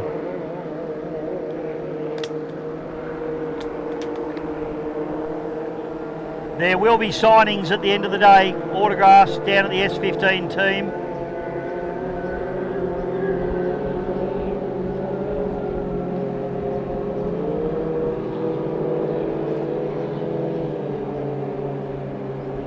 Looks like Donahue's got pole position here. Interestingly, the driver of the start boat, Tony Dempster, and the driver of Predator, Andrew Donahue, have raced against each other for about 30 years in water ski racing. And here they are, still going around in another discipline of the sport. Great to see. Big shout out to Tony for the use of his boat and for his driving expertise. The Bandit here this weekend. He's done a great job. The Eppalock Gold Cup. Jody, of course, the boss of that operation, so the real thanks goes to Jody Dempster. Here we go, white flag flying high. Dewey Nichols is making a run down the outside. Wendy Keelan out the back door a little bit, but she has a bit of a crack. Here we go, Harrison's got pace. Stevenson's got pace. Harrison's going to hit the pins in P1. Down into turn number 1 we go. And absolutely sponson to sponson, we exit turn number 1. Andrew Donoghue on the inside, Grant Harrison on the outside. Oscar Stevenson running back into 3rd place in the Biohazard. Up into turn number 2. Donoghue having a real crack up the inside there. Harrison's got a lot of pace in the Melton Toyota 100 machine. Fires down the front straight away. Stevenson trying to get around the outside of Donoghue. Donoghue doing a good job here at the moment. Dewey Nichols running very nicely in a solid 4th place here. And managing to hold out Wendy Geelan in the Miss Hydromania.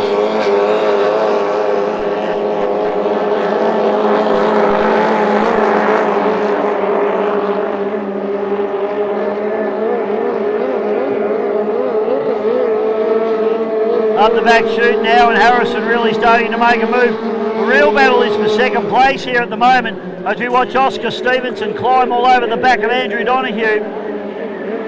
Stevenson's like a dog with a bone here in the Biohazard trying to get over the top of the Predator. Stevenson gets a good run out of turn number 2 and drives straight past Andrew Donoghue. I wonder if Donoghue's had a problem there. Oscar's done a beautiful job. Maintained a lot of momentum down through turn number 2 as he comes down into 1 for the 2nd last time. Oscar Stevenson now moves up into 2nd place.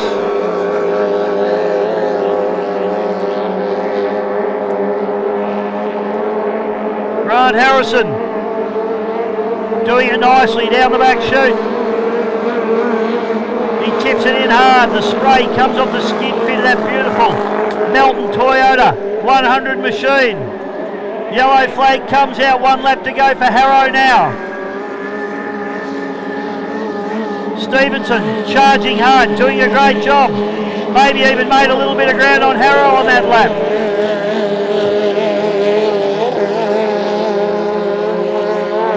Up into the top turn we go for the final time. It's all Grant Harrison.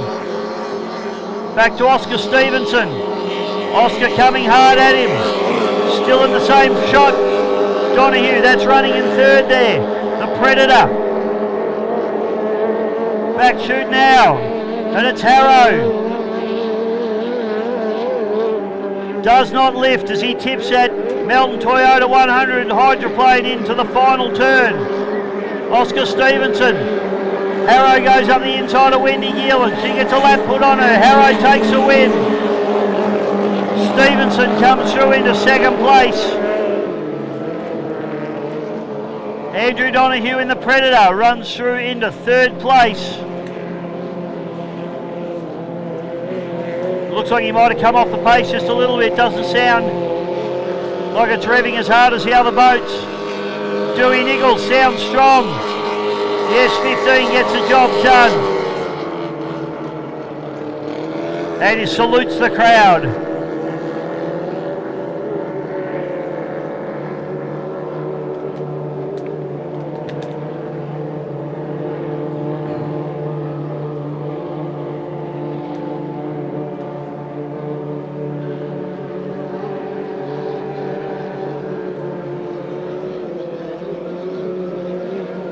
So Grant Harrison brings the Melton Toyota 100 machine back into the GP1 hip pits.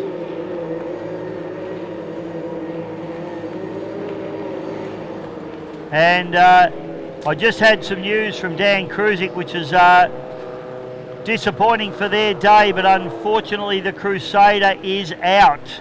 Crusader has sustained some hull damage in the previous race. It's split the bottom of the air trap, and unfortunately Crusader will be out.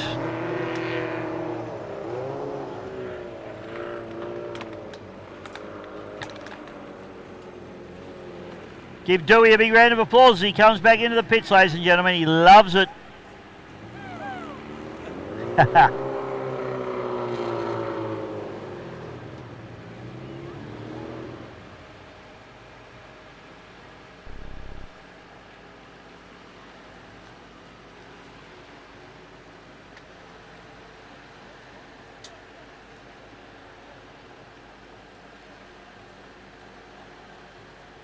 Bad Alsatian machine. Oh, look at that. Up the inside again. Gunnel to gunnel and deck to deck as they exit turn number 2.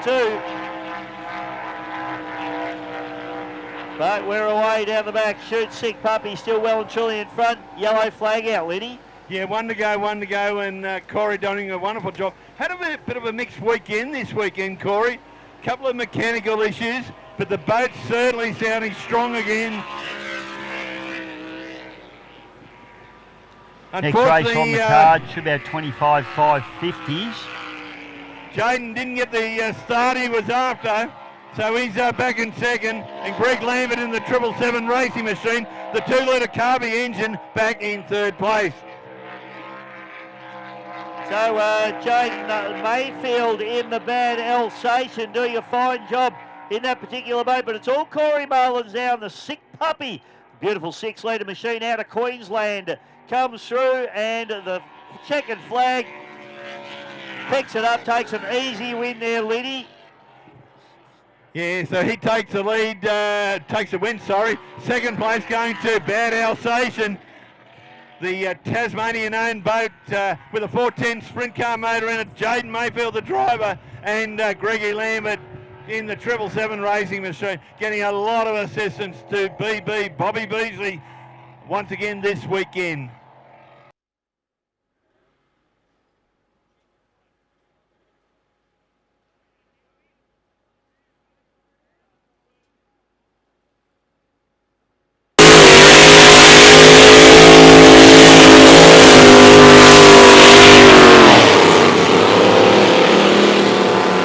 White flags up, ladies and gentlemen. Dan Kruzik in the Crusader. Benny Clark in the 101, and hopefully we'll see the Merlin of Aussie Connection with Russell Jones behind the wheel fire up. Not sure if it's 3 laps or 4, Bishop, but we'll make it up as we go. I don't care, PC, the Rolls-Royce Merlin's running, that's all I care about, son. Yeah, BP101 and Crusader. And of course the mighty Aussie Connection. He might want to get a hurry on the mighty Aussie Connection because he's miles behind at the moment, and the flag will come down as we... there's no warm-up lap for this one. He's going to miss the start by a long, long way. Looks like 101 on the inside of Crusader. Here we go, white flags up. Flags down, away we go.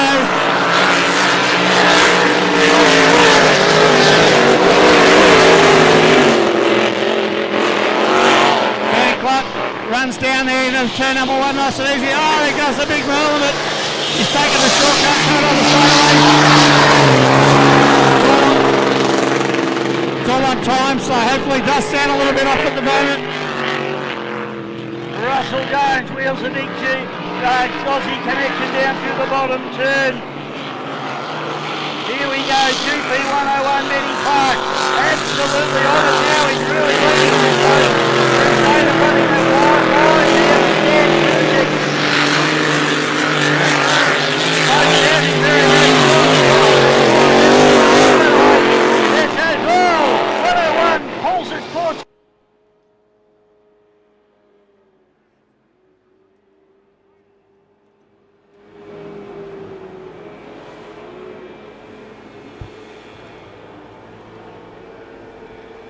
Okay, 25,550 boats heading out onto the water now.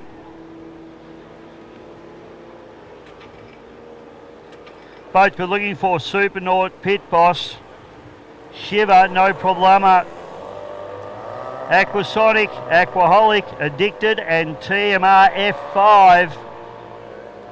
As that boat with Lily Taranto just leaves the pit area.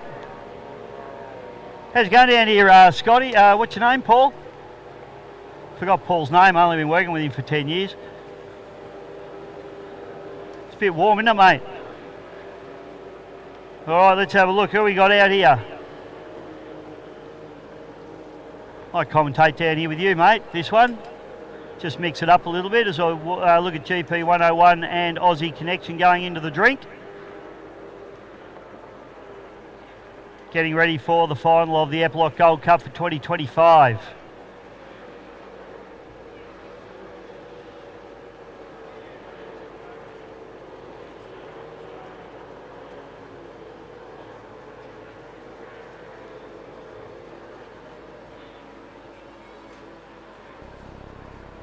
Clock start for these guys. Oh, I can see the clock from down here. This will be fun.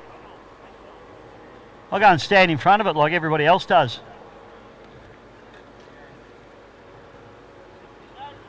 Don't get me wet, Tara.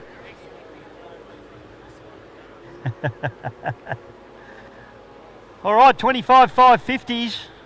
I'm down here with some legends of the sport and Secco.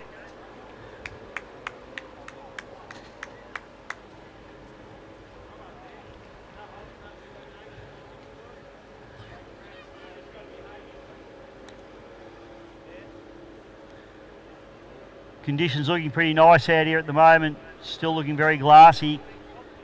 Tell you what, I'm tonguing for a swim.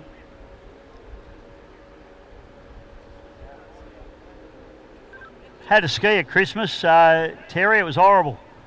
Oh, you should have seen how bad I was. But I am old. Okay, clock's ticking. We are away. So we are 10 seconds into the start sequence. Not sure who I think Supernaut should be our zero boat.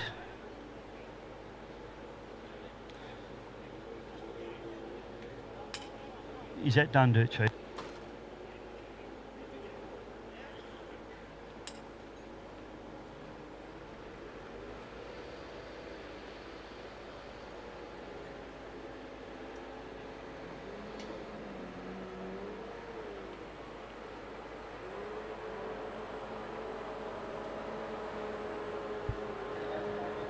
Okay, Cameron Allen in Supernaut now approaches the starters, but have a look at Pit Boss, Gareth Lee. He gets an absolute cracking start. Then the rest of the field, you can throw a blanket over. Bailey Canara gets a good start.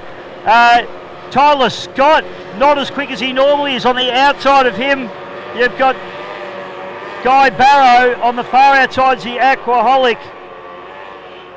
Andy Cameron doing a good job in his first run in that boat, and on the outside it's TMR F5, Lily Taranto, as they head up into the top turn for the first time. And it's going to be the Supernaut. Going to be first down the first straightaway. Cameron Allen being chased by Gareth Lee in the Pit Boss. Running into third place is Tyler Scott there. Then it's back to Guy Barrow. It says Burrows in your program. It is not Burrows, it's Barrow. I didn't write it either. Guy doing a great job. Lead boat, Bailey Canara. Sorry, I called that Supernaut, but it's Bailey Canara in the lead. Two blue boats got me there. So Bailey Canara on the hard charge now. Back to Gareth Lee. Have a look at Tyler Scott charging hard down the outside, having a real go here, trying to maintain some momentum. The Addicted runs down the outside with Maxi second. On the inside is Guy Barrow. Then it's the Supernaut with Cam Allen. On the outside of him is the Aquaholic with Andrew Cameron. Andrew's a provisional driver, so he's doing a beautiful job. And rounding out the field, Lily Taranto in the TMR F5. Up to the top turn for the second time we go. And it's Bailey Canara in Team Shiver Racing. But have a look at Tyler Scott coming hard at him now. He's moved up into second spot. Overhauled Gareth Lee, slotted him back into third in the pit boss machine. They head up into the top turn. Guy Barrow doing a nice job. He's still holding out the addictive machine to Max Seckham. In Timmy Martin's little machine, no problema. So Bailey Canara now comes through. But have a look at the hard charging Tyler Scott here as he just drives on by. Canara, all he can do is watch. Tyler Scott getting it done beautifully. He moves up into the lead. Gareth Lee into third place. Addicted moves up into fourth. With Max Seckham on the inside is Guy Barrow. Then it's the Aquaholic Andy Cameron. Someone's had a spin and pulled up the top there. Trying to pick up who that is. I think that might actually be the Supernaut. That is, so Supernaut unfortunately has stopped up at the top turn. Disappointing there for Cam Allen. Bailey Canara has actually managed to poke his nose back into the lead, so a good effort from him. Tyler Scott working overtime, trying to get around the outside of him. I thought he had him, but Bailey's done an awesome job to come back. He gets a yellow flag. They set off on their last lap. This is going to come down to the wire. Tyler Scott makes the move, goes around the outside of Bailey again, but Bailey wasn't having any of that on the previous lap. We'll see how they go up through the top turn. We've still got that stricken boat Supernaut stuck up the top there.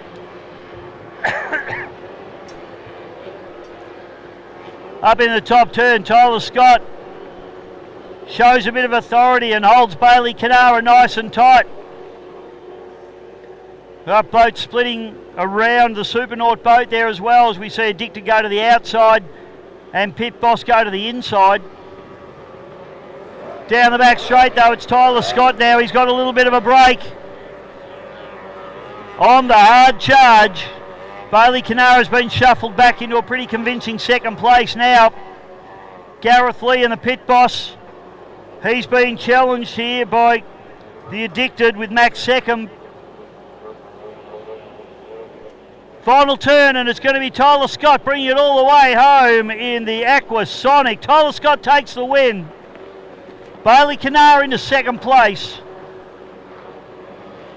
And a drag race along between Gareth Lee and Max Seckham, and it's going to be, I reckon, Max Seckham by a nose. Into third place, Gareth Lee into fourth, but I'll leave that to the judges to decide. Aquaholic Andy Cameron gets the job done nicely as well. And that is the field through and done. All right, ladies and gentlemen, the next race on the card is the Eppalock Gold Cup Final. Out of pole 1 will be Sam Lucas. Out of pole 2 will be David Meads. Out of 3 will be Ben Clark. And out of 4, Russell Jones. The boats we're looking for: out of 1, Armourine Jacksons. Out of 2, Bud Light Racing. Out of 3, GP 101. And out of 4 will be Aussie Connections. Stick by, folks. The action's about to hot up here at the Eppalock Gold Cup for 2025.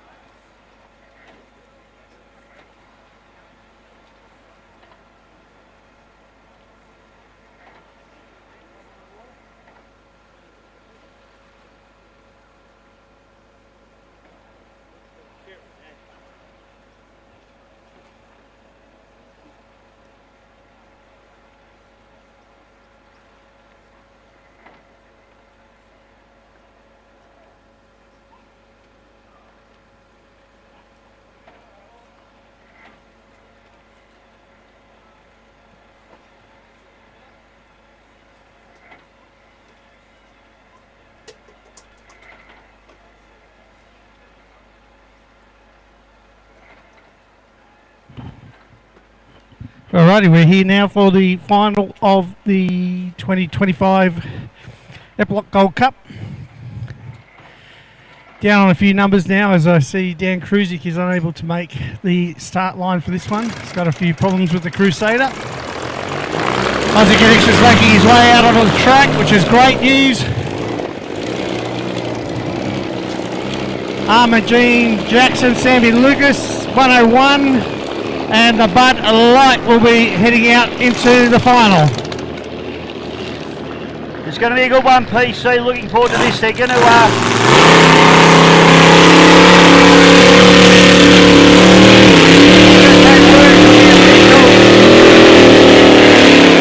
Aussie Connection up, make sure it gets on the plane, gets its warm-up lap done. So start boat's going to go and pick up the big girl. Yeah, it's only that early, mate. That's the way. It's got to happen. He's taken off a bit too late. It was a good start by Russell. Obviously going through his start procedure. Looks like Sammy Lucas might be pole 1 here. Yep. Bud Light in 2.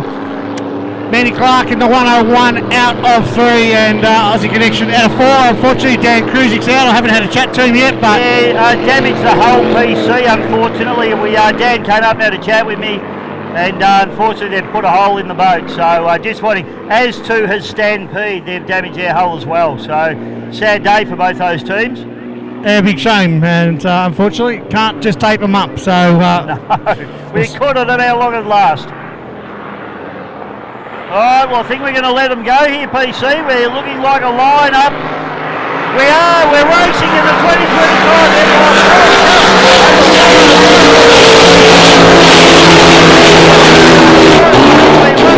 Sammy Lucas now. He'll run hard on the pins, and I tell you what, Sam Lucas is going to be hard to beat, but the 101 looks fast, PC. Yeah, it looks really good. Running a bit wide. Benny gave him too much room, but up the back straight away now, Ben Clark, and the 101 just stretching it out. Sammy Lucas on the inside, Bud Light into 3rd position, and the Merlin up in 4th at the moment. Up the inside now, Sammy Lucas is sneaking up on it now, Bisho.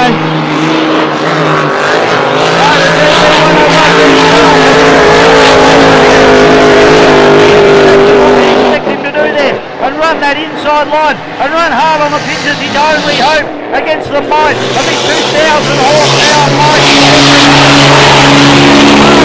A fantastic job as he's fired it down the back straight away. Ben Clark is on fire, PC. Yeah, Sammy Lucas is having a red hot go in the Jackson machine, but it is all at the moment. It's pretty rough in the corners.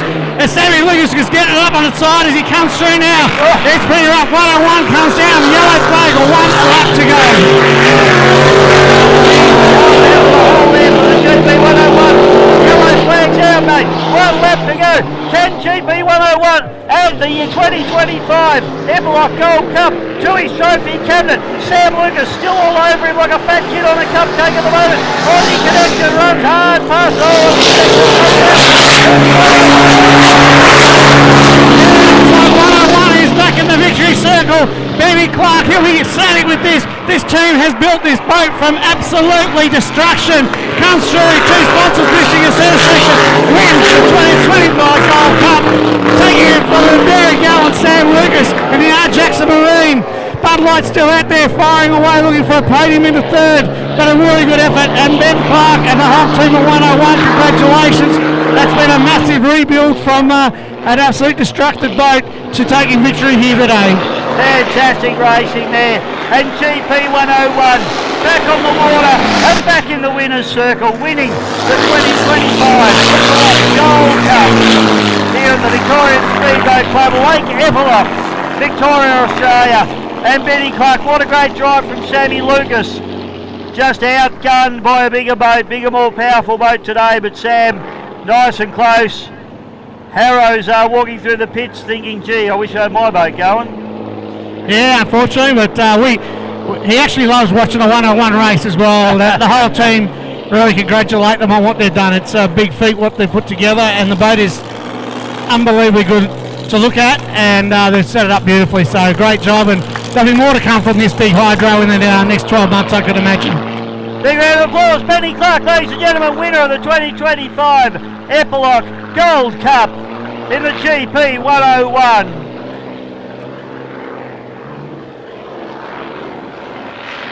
Tara's pretty happy with that. And he's calling you, PC. So, great to have the GP 101 boat back out on the water and into the winner's circle. Great to see the Aussie connection coming through and getting the job done nicely. That boat has been running here at Eppalock for nigh on 45 years. It's like it's home track, it's home territory. There's just something right about Aussie connection being at the Victorian Speedboat Club here at Darrenal.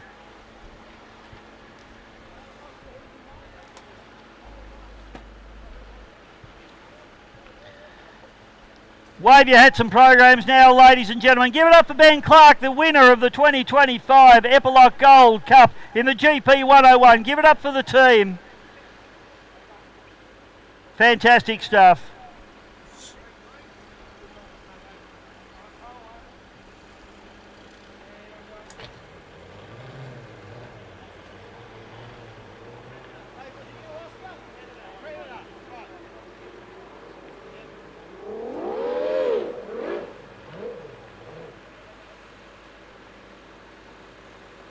Next race on the program, ladies and gentlemen, will be our Oz Light 1.6 litre hydroplanes. Twister, Melton, Toyota, Predator, Miss Hydromania, Biohazard and S15 are the boats we're looking for. Let them go here, PC. We're looking like a line-up. We're racing in the 2025 Epoch Gold Cup.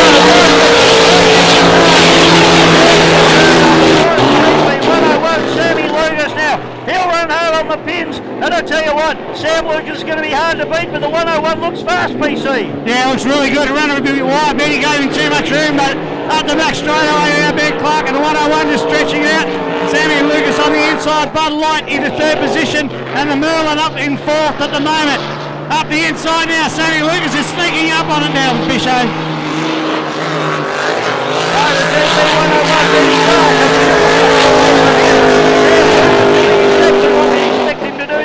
And run that inside line and run hard on the pitch as his only hope against the might of his 2,000 horsepower mighty doing a fantastic job as he fires it down the back straight away. Ben Clark is on fire, PC. Yeah, Sammy Lucas is having a red hot go in the Jackson machine, but it is all the moment. It's pretty rough in the corners. And Sammy Lucas is getting it up on its side as he comes through now. Oh. It's pretty rough. 101 comes down. Yellow flag, a lap to go. Down the hole there for the GP 101. Yellow flag's out, mate. 1 lap to go.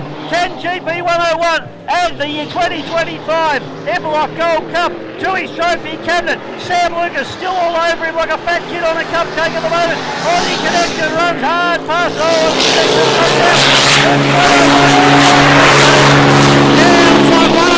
Back in the victory circle.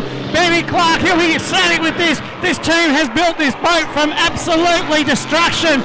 Comes through, 2 sponsors boosting a centre section. Wins the 2025 Gold Cup. Taking it from the very gallant Sam Lucas in the Jackson Marine. Bud Light still out there firing away, looking for a podium into third. But a really good effort. And Ben Clark and the whole team of 101, congratulations.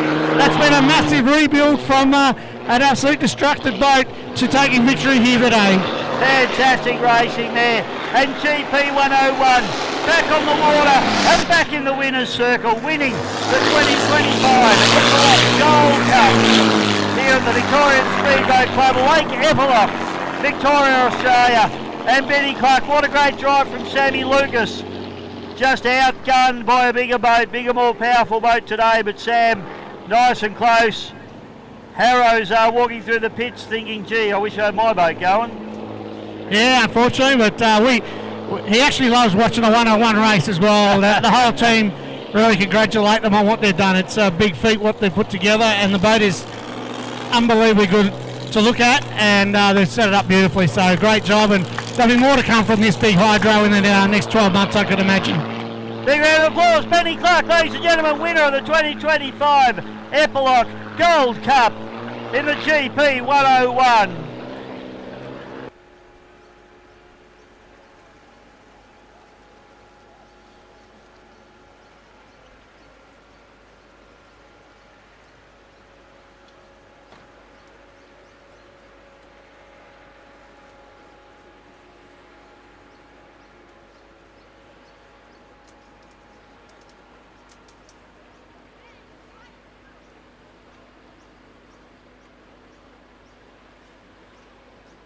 now as they tip into turn number 2 for the first time. It's tight.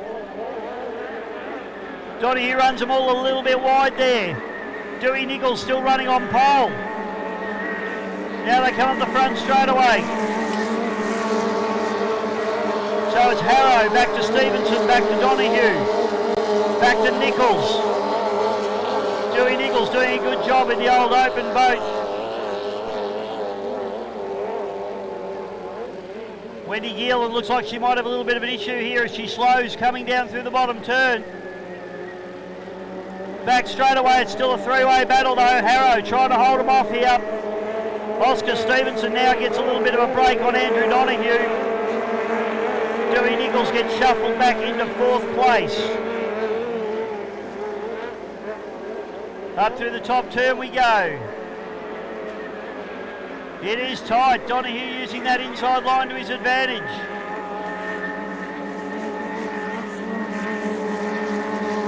Grant Harrison out in front in the Melton Toyota 100 machine.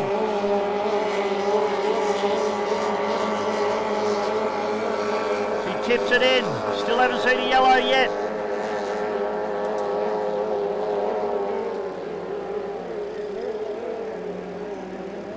Back straight away now, and it's still Harrison looking the goods. In this boat, the class of the field at the moment, but I tell you what, Oscar Stevenson in the biohazard doing it very, very nicely indeed. As they come down into the bottom turn, and I would expect we see a yellow here.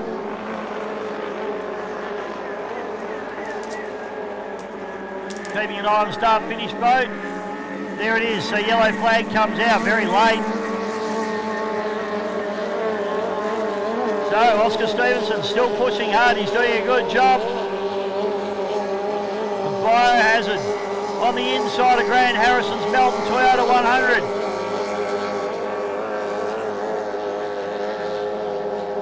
Back shoot now.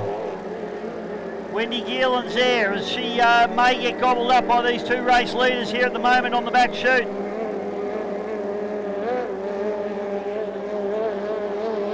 So Harrow just using the traffic to his advantage now as he goes up the inside of Wendy Geelan. Oscar Stevenson, what's he going to do here? Checkered flag comes out, he's not going to have enough time to get it done.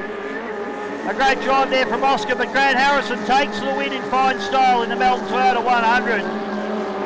Oscar Stevenson into 2nd place. Wendy Geelan comes through a lap down.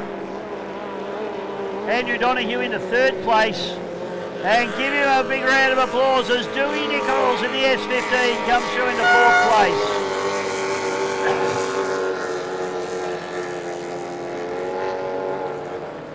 Flag drops, and you know what stops? We're racing. A cracking start there for the Ricochet and the Tingle Pig. In fact, all of these imports don't get away clean. And it's Ricochet who's going to be boat number 1 down into turn number 1. But let's see where they exit. Good morning. Welcome back to the Doctor Lisa. Thank you, mate.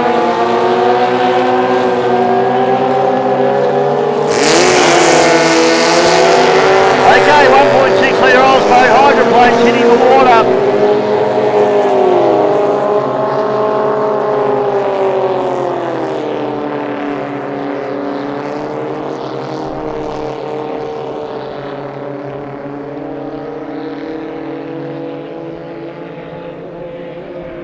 Beautiful conditions for him out here this afternoon.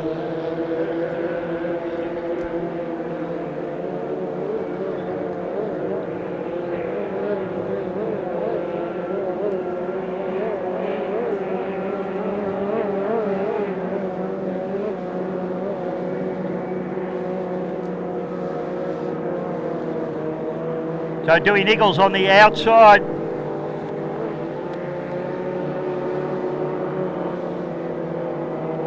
Looks like our pole man will be Grant Harrison here in this one.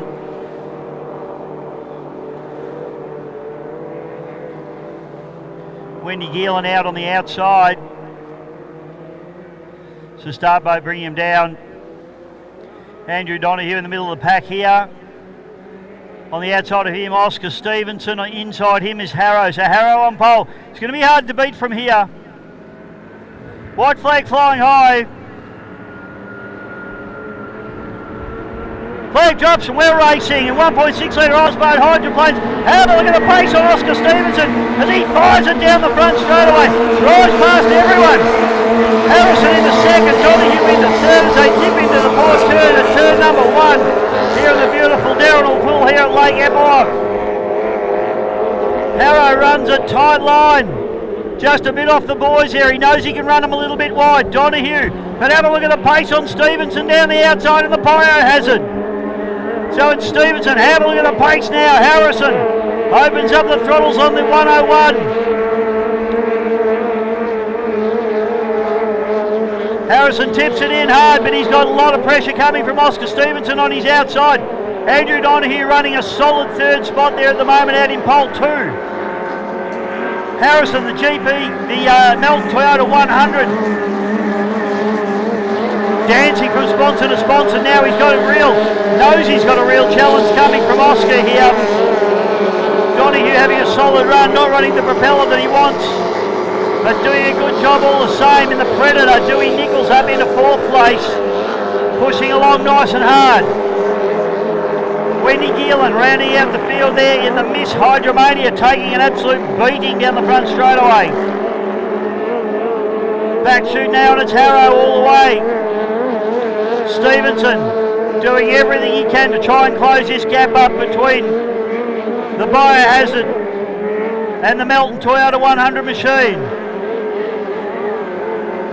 Down through the bottom turn we go. Harrow hanging on to this lead at the moment, but Oscar Stevenson's got the bit between his teeth. Stevenson doing a fantastic job. This boat has been very speedy towards the end of last season and coming back now very quick.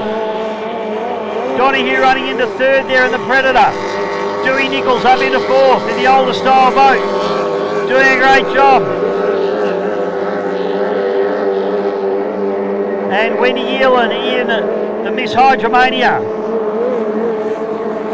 Coming through, back shoot now, and it's Harrow. He'll pick up the yellow flag on this lap. Down we go into the port turn at the bottom end of this beautiful Darrenal Pool course. Front straight away now, and it's all Harrow. The Melton Toyota 100, he's got 1 lap to go. Can Oscar Stevenson bridge the gap? I'm not sure that he can. Stevenson trying everything, just running hard off the wash there at Harrison at the moment. Donahue looks like he's lost pace. Something's gone wrong there. He's off the pace. That is not making the power it should be. Dewey Nichols still sounding and looking good. Can he catch Donahue? I don't know. Harrison in the Melton Toyota 100. Tips it into the port turn for the final time as he comes up on some lap traffic here now in Wendy Geelan. Miss Hydromania crosses the line, but the checkered flag will come out and it's Grant Harrison. Takes the win in the Melton Toyota 100. Oscar Stevenson storming drive from him in the Biohazard. And they're putting a big gap as Andrew Donahue seemed to run out of steam here. Maybe something's gone astray in that boat. But he'll still manage to hang on for 3rd place. Andrew Donahue slowing with a problem with that boat. Comes through and gets the race completed. And Dewey Nichols picks up 4th place.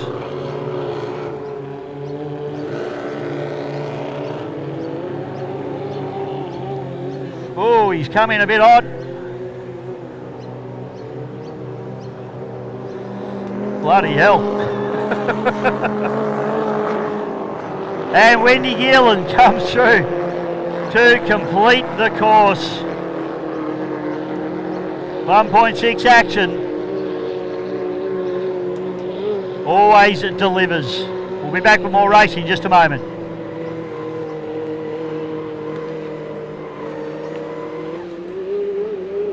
It's beautiful in the water today as we now look at the 85s as they round the first corner. Going to try a blanket over the first 3 and almost the 4th one because Drew Reed now powering on the outside and Demon the Rangers up the inside, the Ricochet, and I'm not sure who is up the inside there. Bichet, tell me, is that Yeah, good racing between these three. Drew Reid there just a couple back, but running in pole position, so he might be able to make up some ground as he comes through here in the Tickle Pink machine. Outside of him is the Ricochet. Then we got Ranger.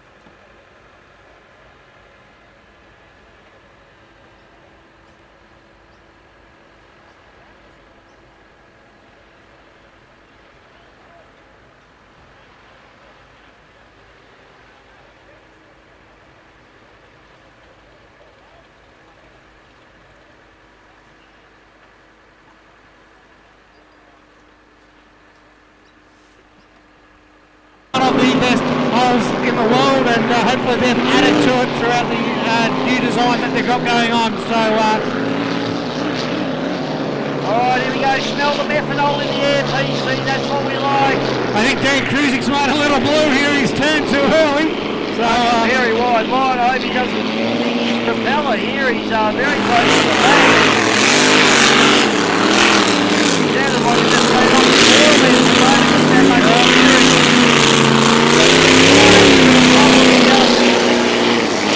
Completely lost the start. Anyway, he'll be a lap down. Harrow, as we'll see him out of the flag to drop. Hopefully they just keep going. I think connections up the back and take it down.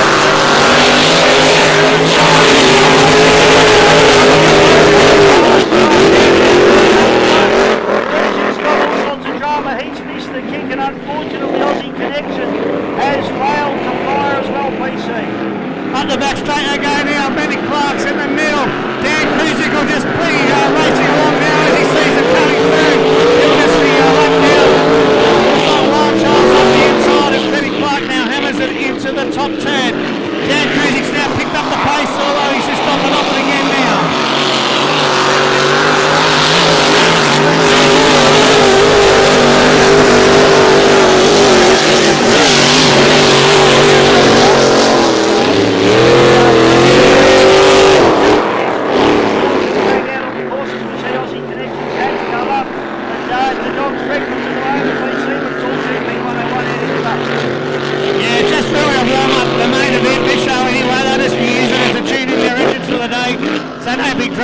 Like Dan Kruzik's got a little bit of speed. Darren Robertson's struggling already with the rough water, and there's only 2 GBs out there.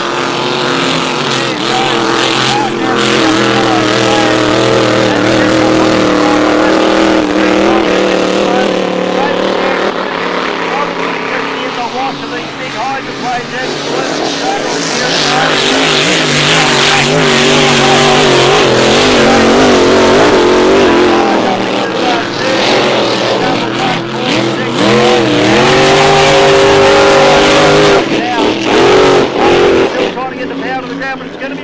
PC. Yeah, no, he's done it well. He's just taking it around the course nicely. The boat looks like it's turning well. Good acceleration. I'm looking forward to seeing it later in the day. Yeah, Kruzik up the back straight away. Giving it a little bit of squirt. As I said, Australia just a warm-up race, trying to just get a bit of a tune in. So instead of just going out there and doing laps early in the morning and taking up time, but Dan's running pretty.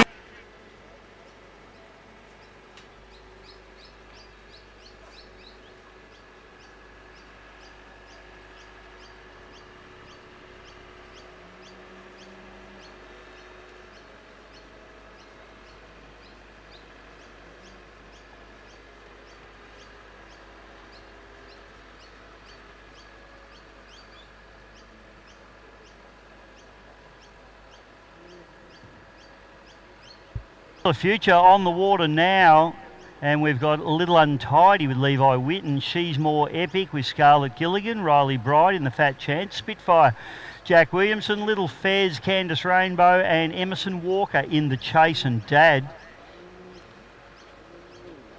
So we've got them all out there.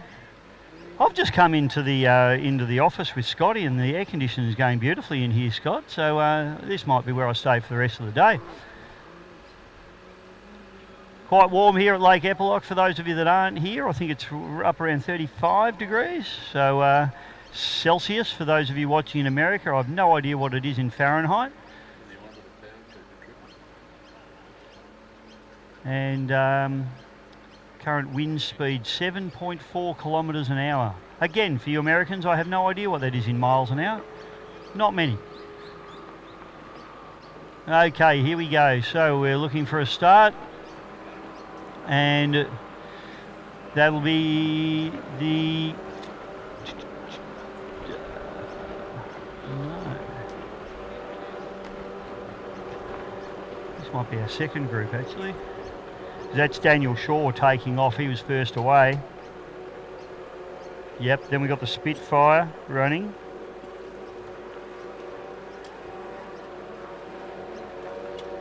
So it looks like they've mixed them up a little bit here, because that's Jack Williamson. So they've mixed the groups up here, Scotty, just to confuse poor old Bisho.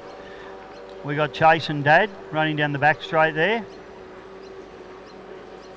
And that's Levi Whitten, as we focus in on him, just coming past the Chase and Dad. We got Gilligan there. And Riley Bride having a good little battle going on. Levi Whitten. And also JD Land there in the Tough Luck machine. So we'll try and pick up the race leader at the moment, if we can. Okay, so that's our race leader. That's Levi Whitten down the front straight away, doing a very, very nice job. So Levi, then back to JD Land. Then we've got Chase and Dad, which is Emerson Walker. Then it's Riley Bride in the Fat Chance. Then we've got She's More Epic with Scarlett Gilligan. So good battle going on there. Riley Bride goes up the inside. That's Spitfire running through there. That's young Jack Williamson. Doing it nicely. So Scarlett Gilligan down the back chute. And around the front, Levi Whitten. He is our race leader. Back to JD Land. JD won race number 1. I think he came second in race 2. Riley Bride running into third spot, doing a great job representing the VSBC and the Fat Chance. As we follow Levi, and now we come on board with Scarlett Gilligan in the She's More Epic machine, doing a very nice job down through the bottom turn. Fat Chance here, Riley Bride firing up the front straight away, very, very fast, trying to make some ground, and trying to make some ground up on this kid, which is Levi Whitten, my pit crew. Levi helps me out with my race car. And he's a good operator. So doing a good job up the back chute here in the Little Untidy machine, which doesn't look untidy at all. It does look little.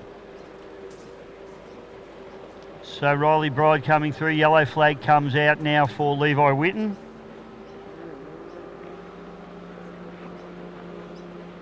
So he's got one lap to go, and he's got a hard charging Riley Bride coming from behind, so he needs to try and hold her off. Actually JD Land as well. So JD doing a great job. Can Levi hold JD and Riley off? That's going to be the question. Chase and Dad coming down through the bottom turn. Now we go back with Riley Bride.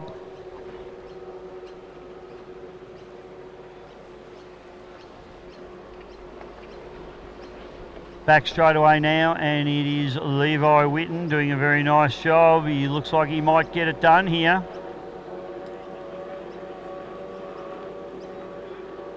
fantastic to have so many of these kids out here. We've got 12 junior boats here this weekend. It just says a lot about where the sport's at the moment. JD representing the Victorian Speedboat Club, as is Riley Bride. So this is second and third we're watching coming through now.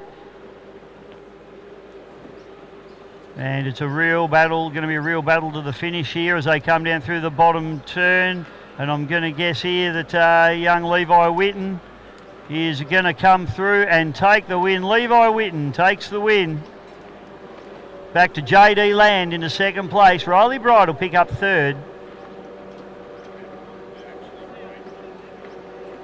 And this battle going on down the back straightaway between the Chase and Dad machine, which is a provisional driver, Emerson Walker, and on the outside, Scarlett Gilligan. So Emerson doing a very, very nice job here as they come through and charge down to the finish line. And a good job there for fourth place for Emerson. Back to Scarlett. Then we've got the Spitfire machine coming through with Jack Williamson. And that is the field, and that is your race winner, ladies and gentlemen. Levi Whitten, my man, gets the job done. Very nice racing indeed from the kids.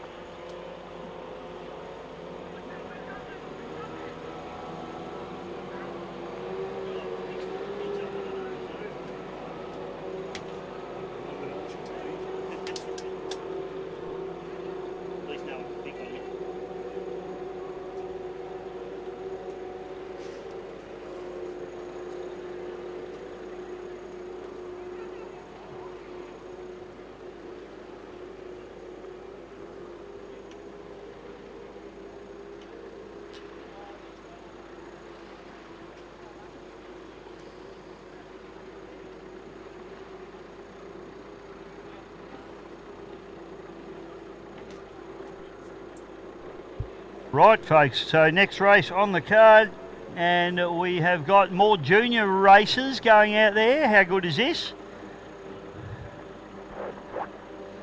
So we've got the Bud Light Junior with Harry Meads. Should be Shaw play out. Yes, Shaw plays out there with Daniel Shaw. We've got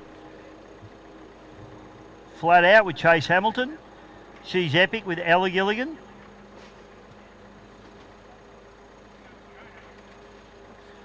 And they've mixed the kids up a little bit in these races, according to the sheet they've given me. But anyway, we'll work it out. I think it might be Candice Rainbow and Little Fez out there as well. And we've also got Little Liberty out there as well, which is Jet Howard.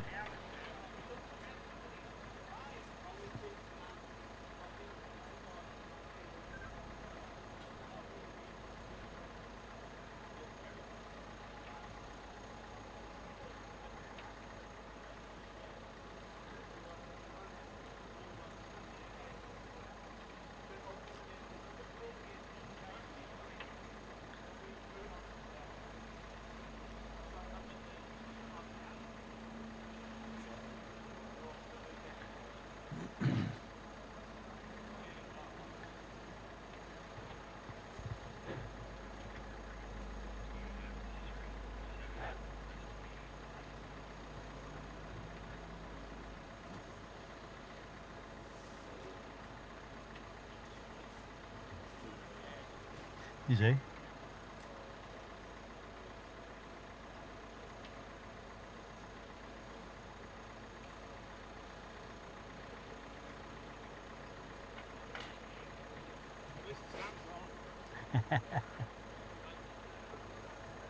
Okay, boats approaching starters orders now, and the first boat's going to be the Little Liberty, Jet Howard. He stands on the gas.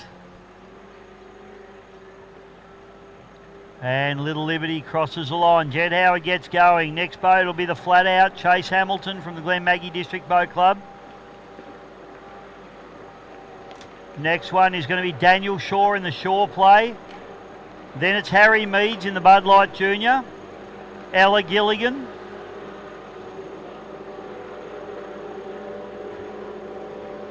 And the final boat to cross the starters orders will be the Little Fez, I think, which is Candice Rainbow.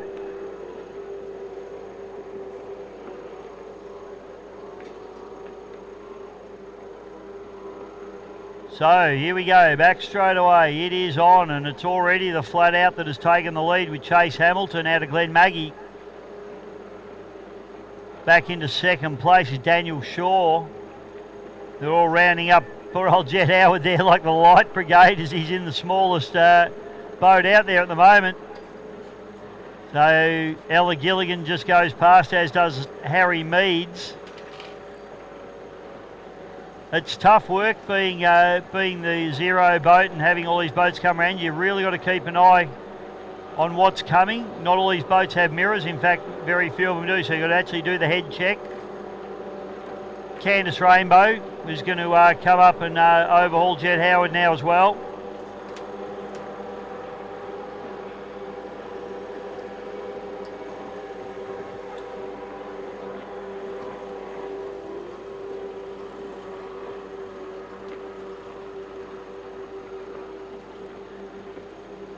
So it's the Flat Out, Chase Hamilton, doing it very nicely down the back chute. Having a fat old time here at Lake Eppalock. Flat Out machine, painted up in the Lotus colours, looks absolutely resplendent, done by Stewie Jackson. You can tell he's a car guy. Daniel Shaw now running into second spot. Ella Gilligan making a little bit of a move on Harry Meads there, so Ella Gilligan goes round Harry Meads.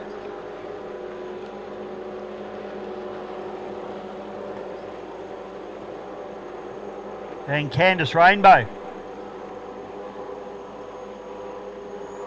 runs through and rounding out the field, young Jet Howard.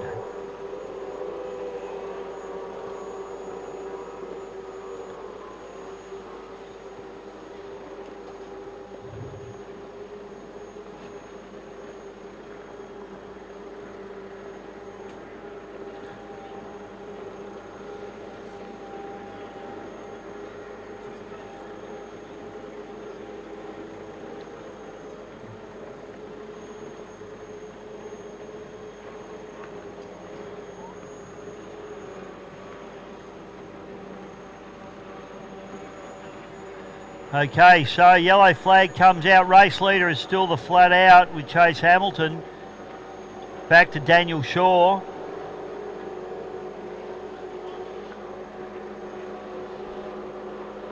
Running into third spot is Ella Gilligan in the She's Epic. Then it's the Bud Light Junior with Harry Meads. Then you got Candice Rainbow. And the little Fez machine.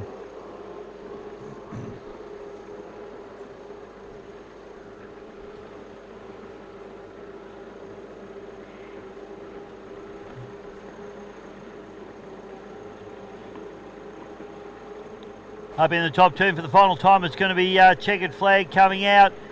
And it's going to be on to the line here as we've got the Little Liberty on the outside. Jet Howard just getting a lap put on him, but the checkered flag comes out. Drag race to the line, but it's going to be the flat out takes the win just over the shore play. So Chase Hamilton takes the win over Daniel Shaw. Third place is Ella Gilligan in the She's Epic. Fourth place is going to be Harry Meads, but a hard charging Candice Rainbow doesn't quite get there. She picks up fifth place. And rounding out the field will be Jet Howard in the Little Liberty.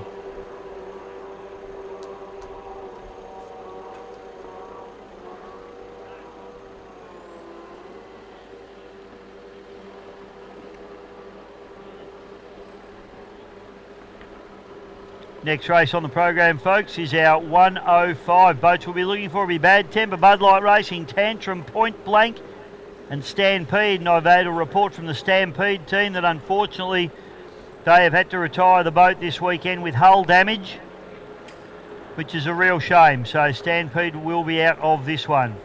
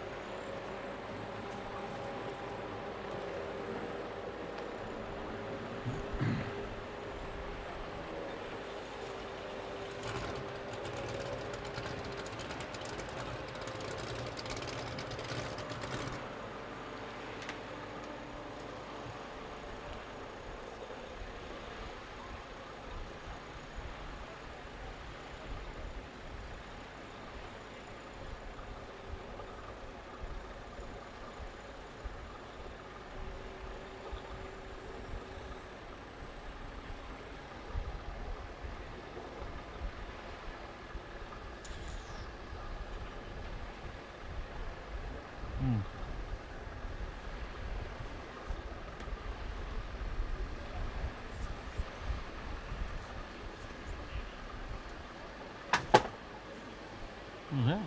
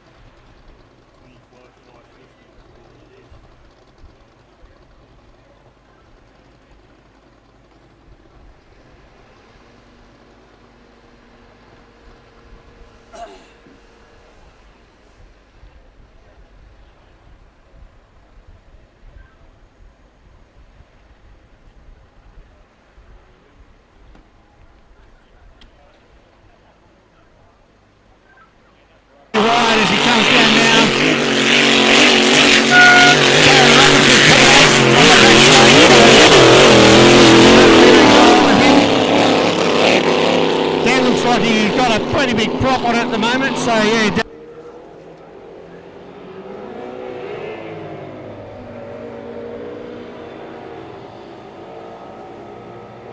All right, ladies and gentlemen, more boats going out on the water. Sorry, it was not a 105, it changed, but it is our 1800cc, 2100cc boats going out now. We saw a great battle go on. Kelsey Dempster did a great job in the rebound, having a terrific battle with our man Rhett Waterfall, and it's been great racing in the 1800cc. And then you could break it down into the F4 category. We've got Lockie Bride, we've got Josh Taranto, and we got Jack Meads. And on the outside we've got Charlie Kerwood in the 42 machine. He was on a steep learning curve in race number 1. So I think he'll enjoy getting another run out there. Beautiful conditions. Unfortunately, we've had 3 hydroplane hulls damaged this weekend. We've had, unfortunately, the Crusader with hull damage. We've also had the Stampede, and we've also had the S15 has split as well. So I see Mickey Taranto from Gippsland Composites already down there chatting to Dewey Nichols about how they're going to fix that.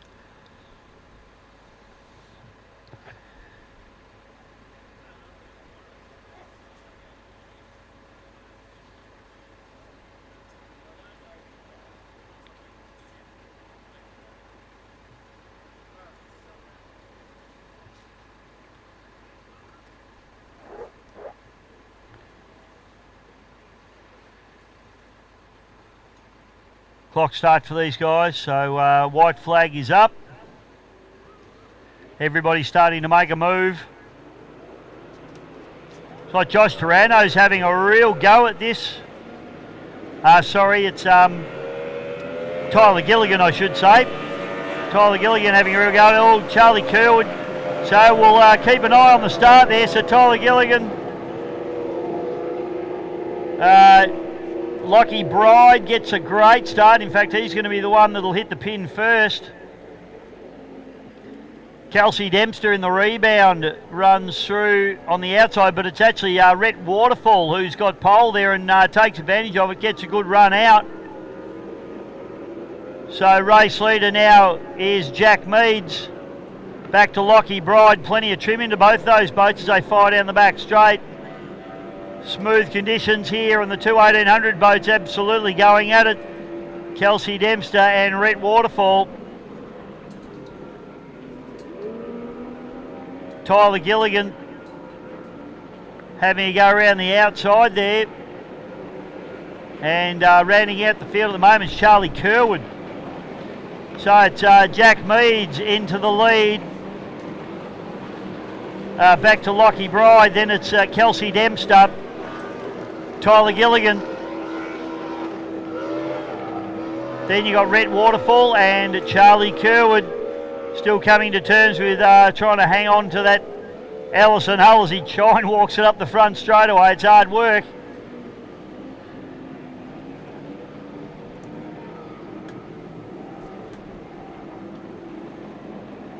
Back shoot now. Jack Meads doing it nicely as he tips in. Port turn down the bottom end of the course. Lockie Bride just looking for a way around him at the moment. Dropping in the wash, out of the wash. Not really sure how he's going to try and get this done. I tell you what, Kelsey Dempster, has she got a handle on this little rebound boat now? She is driving it like a demon. She's put Rhett Waterfall in her wash. Gilligan on the outside there. Kelsey managing to hold off Tyler as well as Rhett.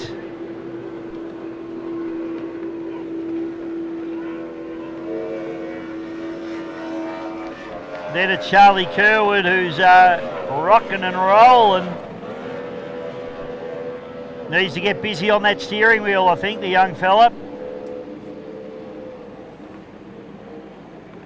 The battle going between the two F4 boats is absolutely on here at the moment. Meads trying to hold off Bride. Meadsy's doing a good job because Bride is a hard charge, a lot of experience in the cockpit of that boat. And the yellow flag comes out, so can Jack Meads hold on for this last lap? They've obviously made some changes to the boat because Jack looks a lot speedier now than he did earlier in the day. Kelsey Dempster doing a beautiful job. She's up into third place. She's holding out Gilligan nicely. Rhett Waterfall is at fifth place at the moment.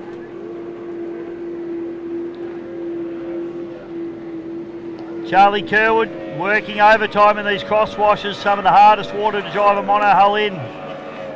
This smooth water that's been churned up by the other boats.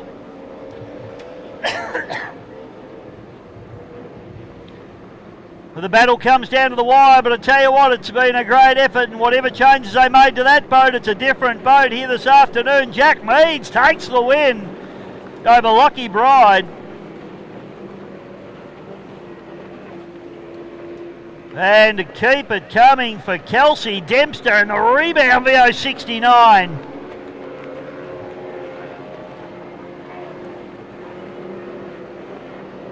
Awesome effort coming through. Tyler Gilligan, great job there, and Rhett Waterfall comes through and gets the job done in the little Tennessee machine, the red line.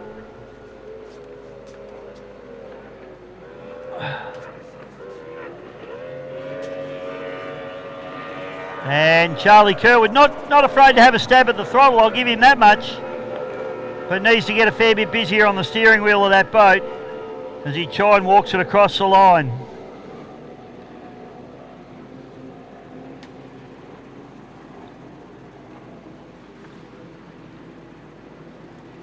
Darren Robertson's pulled up, so hopefully he's okay. Yeah, it's a shame there, Darren Robertson coming to a stop.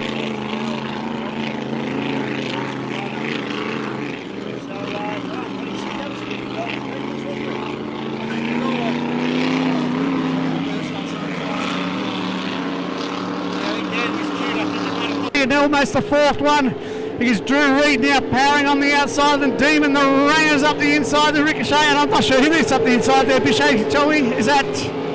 Yeah, good racing between these three. Drew Reid there just a couple back, but running in pole position, so he might be able to make up some ground as he comes through here in the Tickled Pink machine. Outside of him is the Ricochet, then we got Ranger.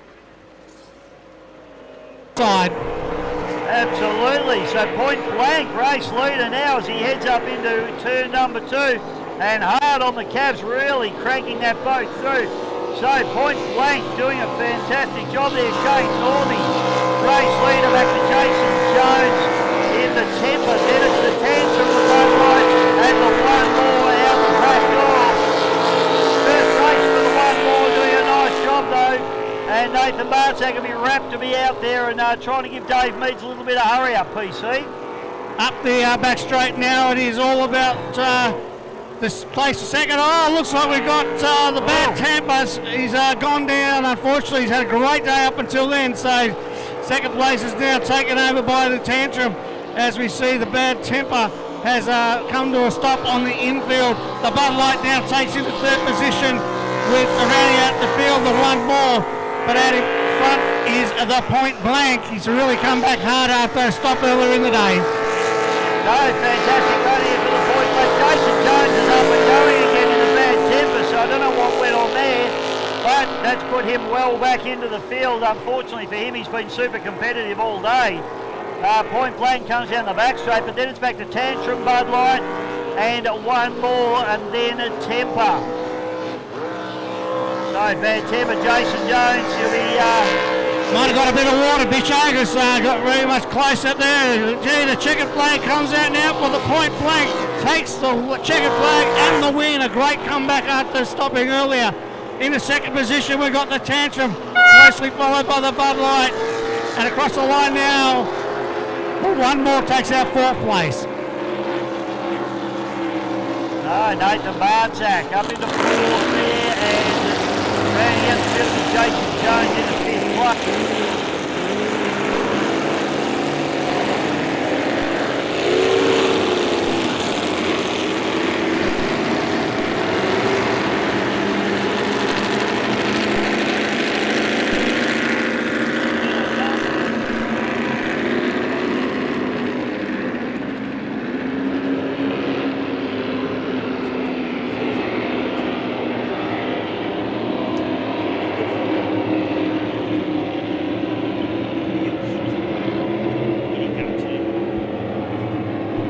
Righto PC, well I think we've got a couple of races left to go here, mate. These are the 85 boats, and welcome back to the commentary box. How's Harrow feeling about his day? Yeah, really good, mate. He's had a couple of wins, 3 wins, so got lucky, got pole 1 in the final race there, so yeah, good little day out for us. I see Andrew Donahue's just borrowed the timing line, mate, because his boat went off about halfway through that race, so it sounds like they've got a little bit of a problem in the Predator team. Yeah, no, he definitely slowed down. Oscar was pretty impressive on the outside. He was keeping Harrow at bay through the first turn from pole 3, I think he was. So, yeah, no, he was happy. Well, this will be a good one, mate. We've the bracket class racing's always a lot of fun. Yeah, and these guys have been having a go all day. Yeah, we've got the Ranger in pole 1, Tickled Pink in 2. We've got the Ratchet in 3, Demon, and 1 more on the outside. Yes, it is. So, 1 more's charging up. That's a really good start for Nathan. Rangus in the pole number 1. He's going to hit the corner first. Tickled Pink into pole number 2, but on the outside, 1 more from Nathan. He's looking pretty good with that brand new deal. Nathan Bartzak, what a one out of the box. His first race, the thing didn't go. His second race, he puddled around to the back of the field, and now he's challenging the leaders. So, doing an awesome job. But Troy Cameron's the man in the lead at the moment. He's got Bartzak all over him. Both of these boys have a big speedboat club. Yeah, no, they're having a real red hot go. We've got the Ratchet from Jake Wilson into 3rd position there at the moment. Then we've got the Demon up the very back with Chris Burns behind the wheel. And the Tickle Pink with Andrew Reid. But the race is up in front now, Fisher, between the Ranger and the 1 more is a head down corner now. 1.5 laps to go, but the Ranger on the inside holding a good tight line. So good racing at the head of the pack, and we've also got the Ricochet, Jake Wilson, doing a good job running up into 3rd place at the moment. Then it's back to the Demon with Chris Burns, and rounding out the field at the moment is Andrew Reid in the Tickle Pink machine. So it's absolutely on here, and I think yellow flag will come out for this one. Troy Cameron leading in this arrangement at the moment and doing a fine job. Troy Cameron leads him down the back. Front row away for the last time. Yellow flag is out, so 1 lap to go. We've got the 1 more, Nathan Bartzak trying to chase him down on the outside. It's pretty good run with a brand new deal. Ricochet in the 3rd place with Jake Wilson behind the wheel. Andrew Reid following up the field as the Demon with Chris Burns has taken over Tickled Pink in that particular lap. Down the back chute we go for the final time, and it's all Troy Cameron at the moment doing it in fine style in the Ranger as he tips it in, gets hard onto the cab plates, turns that boat in hard and lights it up, gets off the cabs, and he'll come through for a solid win. I tell you what, this is the best finish here for Nathan Bartzak in the 1 more, so a great effort from him as well as he comes through and gets the job done. Ricochet comes through from 3rd place, Demon into 4th, and Andrew Reid in the Tickle Pink coming through to complete the course.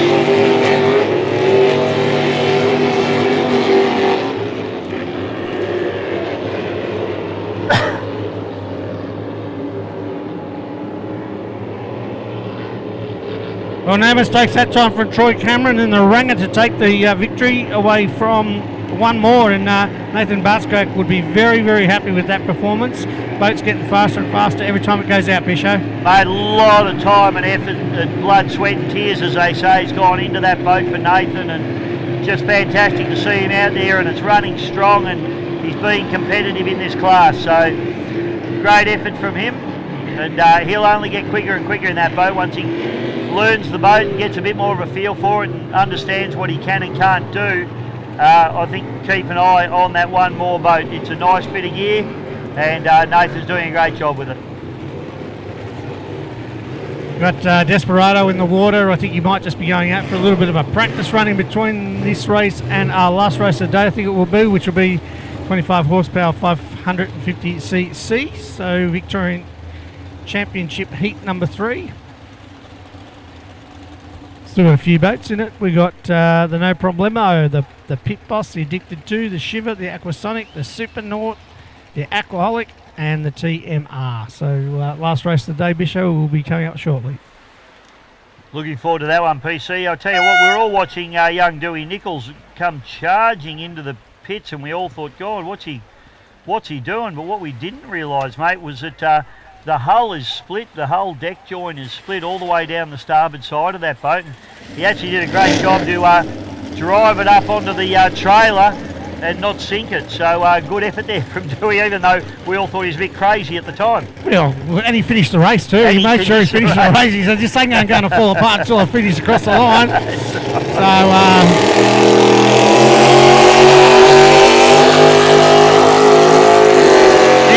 Much waving in the crowd as he came in that time. He might have been waving. He was quite stressed, actually.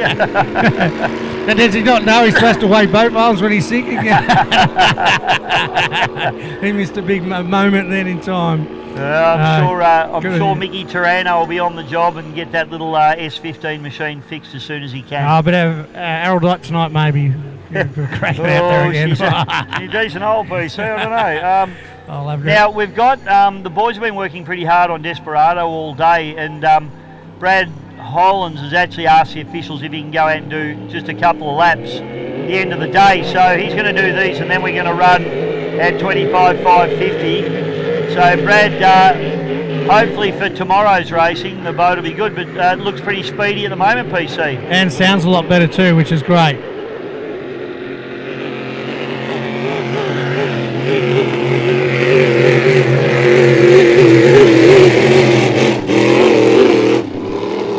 Bit of a fluff there, I reckon, PC, in that. So it's just a silly little thing, I would say.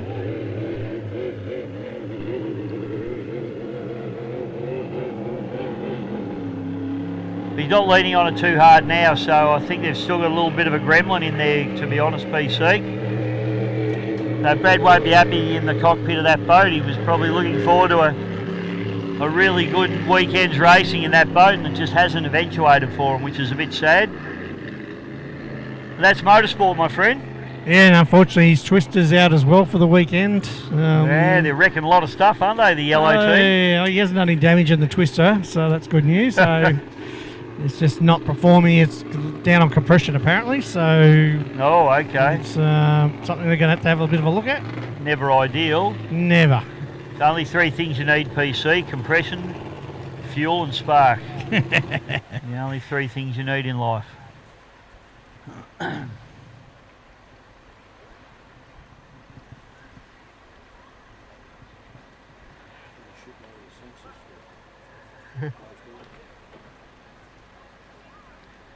So I would say they've got a little bit more work to do on that boat. Well, if Dewey's boat's got a hole in it, that's 3 hydros with holes in it now this weekend, unfortunately. So, and the water's perfect. We're just discussing that. Yeah, unfortunately, Crusader, Stampede, and S15 all succumb to the smooth water at Eppalock. Maybe not that smooth. Looks pretty good from here, mate. You don't get much better. No, you definitely couldn't ask for anything better. But I guess, you know, in Stampede and obviously Crusader's case, you got the big Aussie connection running around out there. I don't know what it weighs, but it'd be a lot. The engine in that boat would weigh a small family sedan just by itself.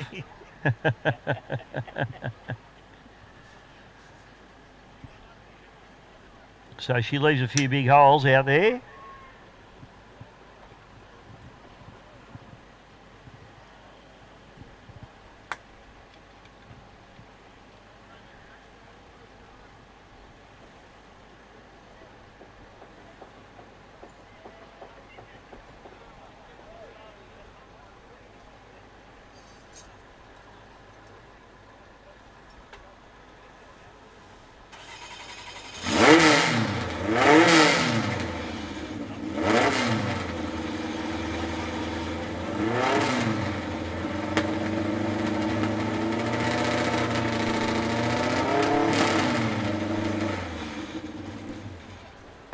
So Just listening to hopefully Predator we'll see fire him up there, back mate. out She joining these sounds guys like very she's a little soon. bit off, got a bit of a hiss in her. It's So been a good race.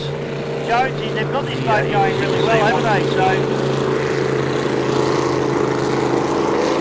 good to see the Jones name. Oh, there's a couple of Formula Ones going out, or whatever you call the tunnel boats these days. I call them Formula Ones, that's just me. So Bud Light's there, and it looks like Sammy Lucas is going out as well. So yeah, this should be a nice little battle here. Here we go, mate. This is an inboard, outboard, hydroplane versus tunnel boat battle.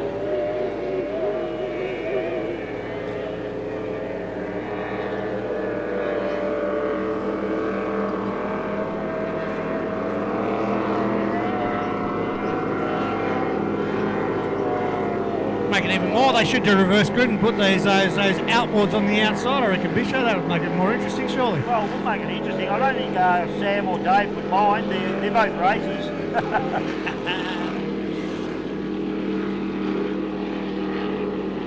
So both these are the two tunnel boats out there, mate. Basically the same hull. They're in GTR, Trask-built GTR hulls. Very quick. Let's see what the outboards can do. They won't have the power of the inboards. They won't have the top end speed, but they will have the corner ability. Having said that, the hydros are very good with the corners too. So here we go. The flat trucks are racing.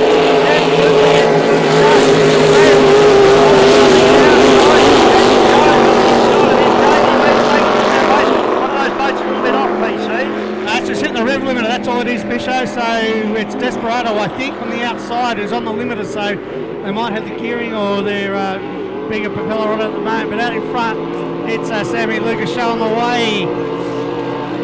Ollie Jones into second position, Bud Light into third, and Brad Holland is struggling up the back of the field at the moment as they come down here. The Hydro's drinking the wide line as now Bud Light takes advantage and moves into second position. Sammy Lucas is doing it in lights on the moment. In fact, he's pulling away from the field, just making an absolute meal of this at the moment. Jones on the outside of Meads there as they have a good little battle for second place at the moment. The two different... May not have been the rev limiter, mate. He's, Brad's just pulling it in, so he's, yeah, as you said, it did sound a bit odd. I thought it was rev limiter, but obviously not. No, it did sound like it was popping and crackling, so unfortunately the HBR boat comes back into the pits and Brad Hollands, who got a good start, but he's not going to continue on in this one. So Meadsy now, Sammy Lucas leading this arrangement quite comfortably as he picks up the yellow flag and sets off on his final lap. Dave Meads and Paul Jones having an absolute cracking battle with the tunnel boat versus the Hydroplane here, and this is enthralling. Such different boats, such different characteristics, PC. Yeah, no, it's great to see. We love the opportunity to race these different types of boats with each other, and as you can see, pretty evenly matched. The Bud Light on the inside and Paulie Jones on the outside, but Sammy Lucas now is all him as he starts across the finish line and takes win number 2 for the day here. That's a half a lap win there for Sam Lucas. That is absolutely epic. He is flying, so I tell you what, he spent a little bit of time out of the boat this year, but it hasn't bothered him. Second place is going to be Jonesy, the Stampede, and David Meads in the Bud Light Racing coming through for third place. But unfortunately for Bradley Hollands, the Desperado boat that's got such a great pedigree has got a little bit of an issue and doesn't want to play the game. Sammy Lucas, put your hands together for him, ladies and gentlemen. Marines Jackson's one of our fabulous sponsors here this weekend, along with Land Transport, comes into the pits. A great job for Sammy Lucas. Another good win for him in the Marine Machine. Man, and he ski raced for the best part of 40 years. He's an absolute legend of the sport of water ski racing. Taught me a lot about how to race, and one of those blokes, old school, absolute gentleman. And Eric was just a great guy to be around, and it's nice to have his son Guy here racing here this weekend. Nice to have the Barrow name still involved. Guy and Mark, his brother, did circuit boat race and offshore race back in the 80s. And in fact, their family built a lot of boats. They were good at very good. They built some very nice timber boats. Mark had one called Wheels, which is ironic because it had no wheels. And They also had a boat called Ruby, which became Chariot of Fire later on. It was a very good circuit race boat in the outboard world. And Eric actually built the Monza hulls, which the Gilligan family social ski boat is a Monza hull, one of Eric Barrow's boats. So steeped in history and tradition, the Barrow family. And they've got him down as Burrows in the program. He is not Burrows.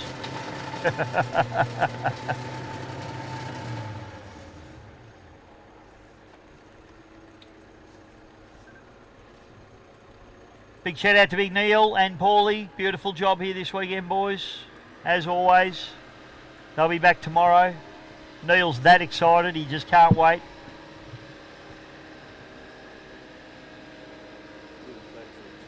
Paul will tell him he's doing camera work tomorrow because he'll forget by tomorrow morning.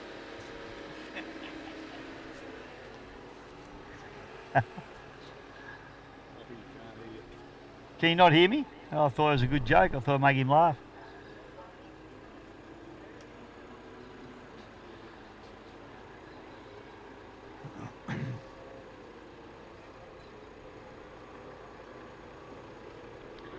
Rightio, here we go, PC. Clocks are ticking and they are about to start as the clock comes round to 0.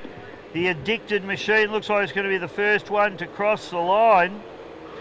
That's Max Seckham. In fact, they all back off a bit. Oh, they all back off. Oh, what's going on? Bailey Canara might be the man, or he might have gone early. I don't know. I think there might have been a bit of earliness there. I'm not sure. I tell you what, mate, if he nailed that, that's the best drive of the day. So, what does our clock crew think? Can they hear us down there? Well, it's actually Bailey's dad down there that's next to the clock, so I'm not going to ask him. Right, no, he says it's all clear. He'll say it's all fine. But we can't see the clock from where we are, PC, but everybody backed off. But I think Bailey actually crossed the line at the same time as everyone else, but he had momentum on everybody because he attacked it harder. So that's going to be an interesting one to see. I'll keep an eye on that at presentation. So it's Bailey Canara back to Guy Barrow, back to Gareth Lee, then it's Tyler Gilligan. Then it's Andy Cameron, Max Seckham, and then the Supernaut with Cam Allen.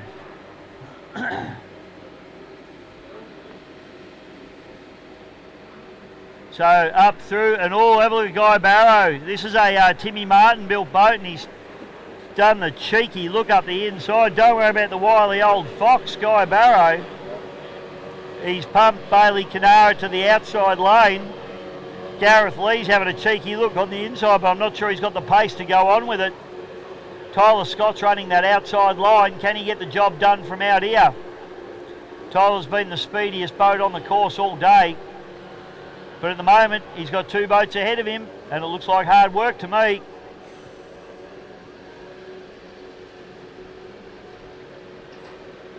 Back straight away, and it's all Guy Barrow at the moment. Looks like, mate, looks like the Tyler Scott and the Aquasonic is starting to make some ground up now at the back chute, Bisho, and he's having a really big look up at the inside. It's going to be very tight as they head into the corner with Guy Barrow. Yeah, I hope Guy knows he's Gareth there. Lee and Tyler Scott. He's over. There'll be a red flag here. Tyler Scott's gone over. So rescue boat needs to get to him straight away. We hope he gets out of the boat quickly. He's out. He's out. He's okay. He's got his hand in the air, so it's a new design, that boat, PC, and it's got the lid on it. So, you know, this is its first test, actually, for someone to go over in it, and he's got out nice and easily, mate, which is terrific news. Hopefully he's okay. I'm sure he will be. Oh, cell testing comes in handy, mate. He is doing the cell test. So. Absolutely, you would have done a cell test, even though there's no seat belts in that particular boat. But the lid obviously opened for him. It probably just came off. They're only built very flimsy so that if that does happen, they do just break away. But Tyler has gone over, sadly, but he looks like he's okay. He waved his hand when he got up out front of the boat. At least it's a nice warm day. Unlike Levi Whitten at Glen Maggie the other week, it was freezing, the poor bugger went in. He was having a red hot crack. We could see something was going to happen. He was either going to hit the lead or hit the drink, and I think he's unfortunately come a cropper. He was red hot. Guy Barrow was on his outside, and I think Guy knew he was there, but you only leave him as much room as you have to, PC, and I think there was a lane, but I just think he was too hot and didn't have enough room to run wide and didn't want to bump into Guy, and all of a sudden the nose bites in and over she goes, barrel rolled. So that's a shame. They'll get that boat sorted out, mate. It'll run tomorrow. Yeah, and just protocol, of course, he's got to be put on the stretcher and all the rest of it. So well, I have a feeling that might wrap the day up. I don't know that they'll rerun that. We'll look over at our officials and they'll have blank looks on their faces, PC. Maybe first race up tomorrow. Still got blank looks on their faces, whether they can hear me or not.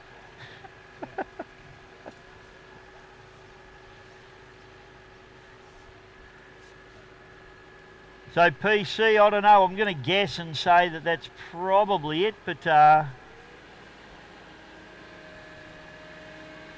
we'll just wait and have that confirmed for us, but that's unfortunate. But they'll get that boat towed back, mate. The good thing about these little engines is you flip them over, you pull the spark plug out, you spin them over by hand, they spit all their water out, throw that spark plug back in, fire it up, and warm it up, and it gets rid of all the moisture out of it, and you go racing again. Sounds like you've done it before, Bisho. Done a few. Done a few.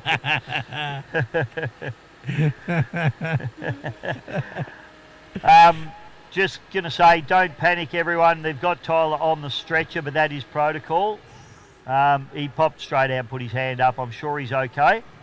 But they will bring him in on the stretcher and take all precautions required. So don't panic if you see him on the stretcher when he comes in. He did get in there himself, and he'll be fine. They just don't like Davey Bodner and his team. Don't like anyone to move until they've made sure that everything's still moving.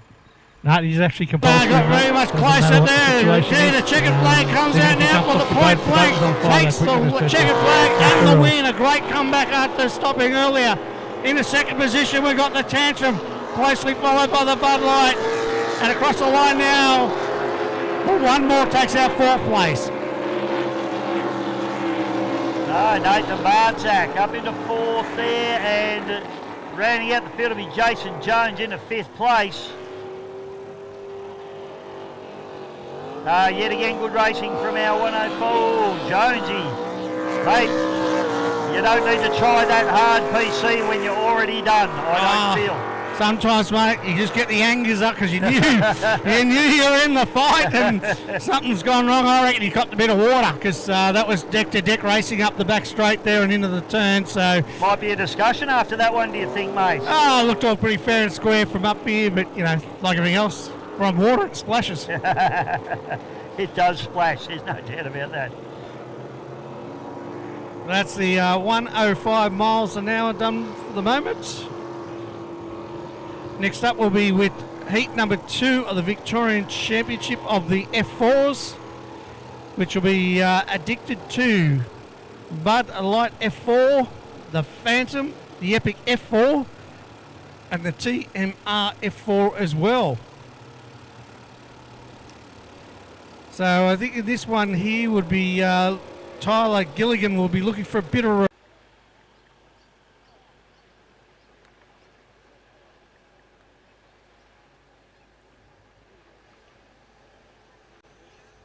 back into third in the pit boss machine. They head up into the top turn. Guy Barrow doing a nice job. He's still holding out the addictive machine to Max Seckham. In Timmy Martin's little machine, no problema. So Bailey Canara now comes through. But have a look at the hard charging Tyler Scott here as he just drives on by. Canara, all he can do is watch. Tyler Scott getting it done beautifully.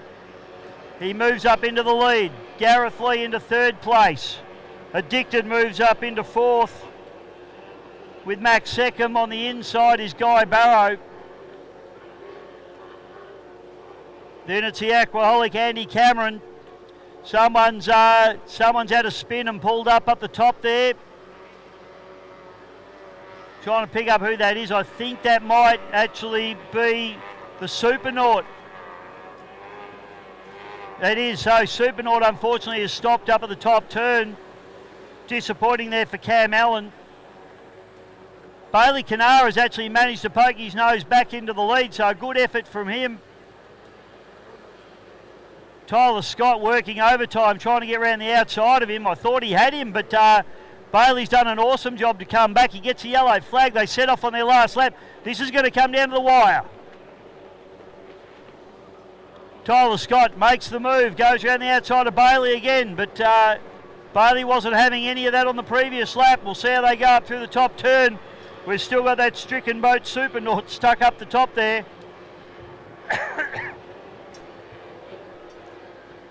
Up in the top turn, Tyler Scott shows a bit of authority and holds Bailey Canara nice and tight.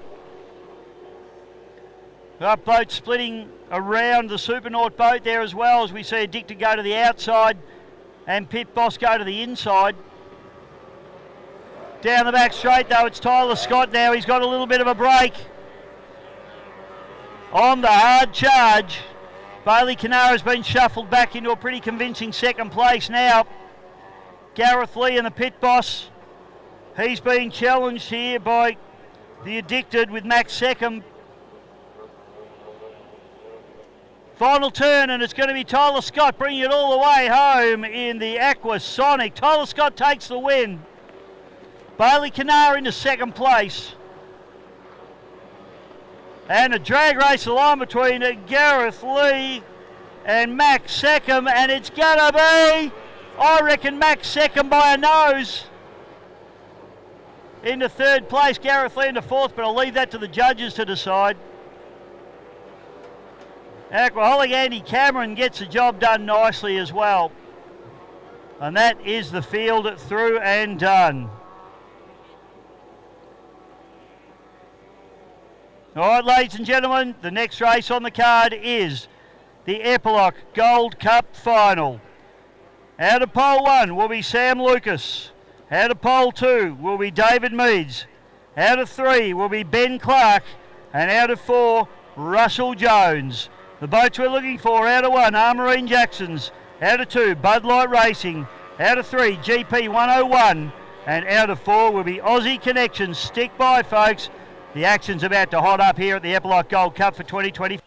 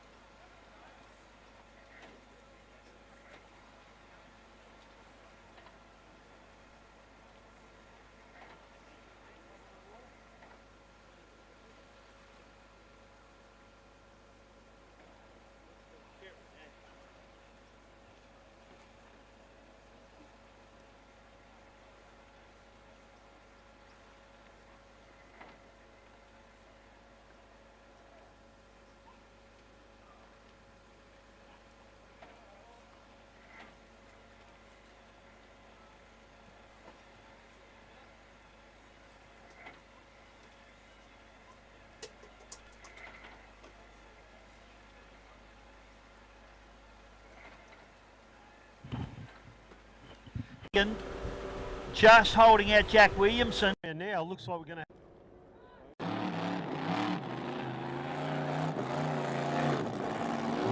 Four going in. Hopefully 4 come out. And they do. And it's McIntosh on the inside. But Heart and Soul, Todd Gallant.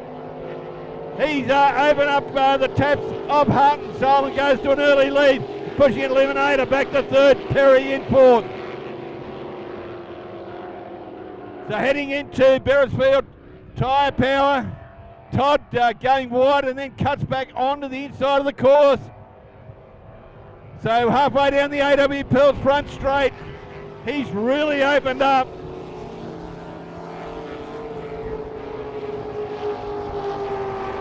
From this good duel in second. We've got the boat time out. Mick McIntosh on the inside of Anthony Nibbs in eliminator. And Sammy Perry in, never enough back in fourth.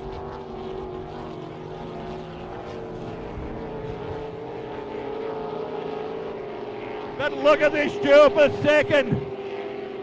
The purple boat there of McIntosh on the inside and the blue boat of Nibbs on the outer.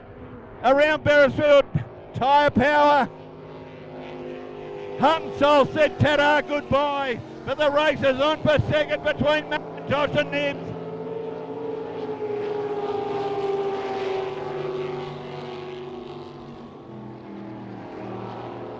Sam Perry still holding third.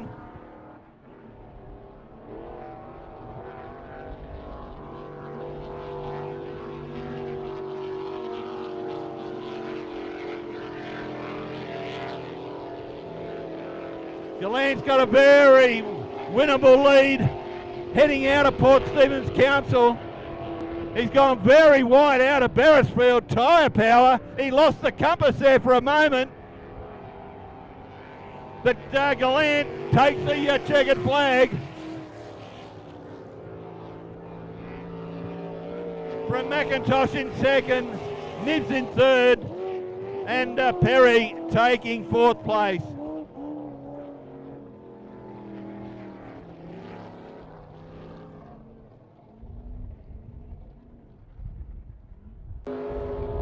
And Wayne Greniger back on the inside.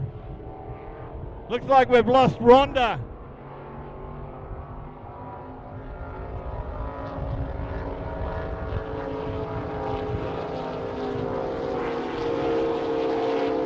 So we've lost the Wayne Greniger boat. The Wayne Greniger Hot Lemon. So we can see the other two Hot Lemons.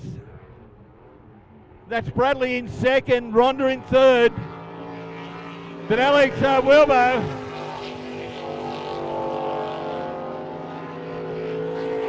leads out from Bradley and Rhonda in third place.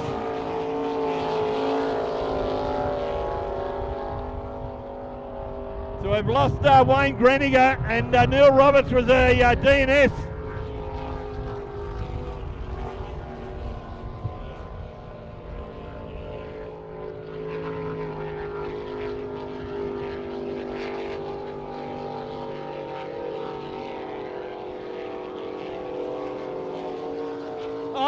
Alex Wilbo had a bit of a dipsy doodle there on the AW Pearls front straight.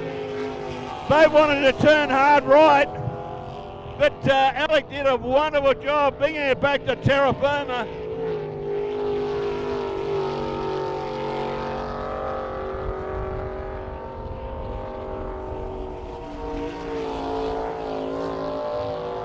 Rhonda just receiving the yellow flag and one to go. So last time on the Port Stephens Council back straight.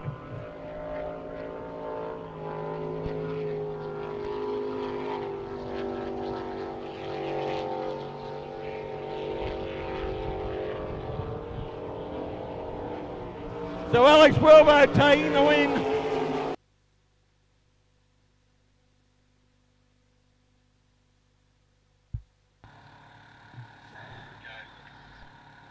Okay, ladies and gentlemen, well, thanks for watching. We hope you enjoyed today's racing. It was an absolutely epic day. Started out a little bit windy, but it dropped right off, and we saw some epic action. Unfortunately, a little bit of a bingle at the end, but young Tyler is A-OK. He's been checked out by the medicos. There's no problem. The boat's just been pulled out of the water now, and hopefully we get that back going for tomorrow. Congratulations to Team GP 101 on their win of the 2025 Eppalock Gold Cup here at the Victorian Speedboat Club here, Victoria, Australia, just out of Bendigo. It's been a fantastic day. We hope you've enjoyed all the racing. Thanks for all the comments and all the likes and shares that have come through today. We've had a great time bringing it to you. There's going to be more racing tomorrow, weather dependent. The weather forecast doesn't look absolutely epic, so we're going to see how it pans out. So hopefully you tune in tomorrow and we get some racing done tomorrow as well. Thanks for joining us today. My name's Bisho. We'll see you soon.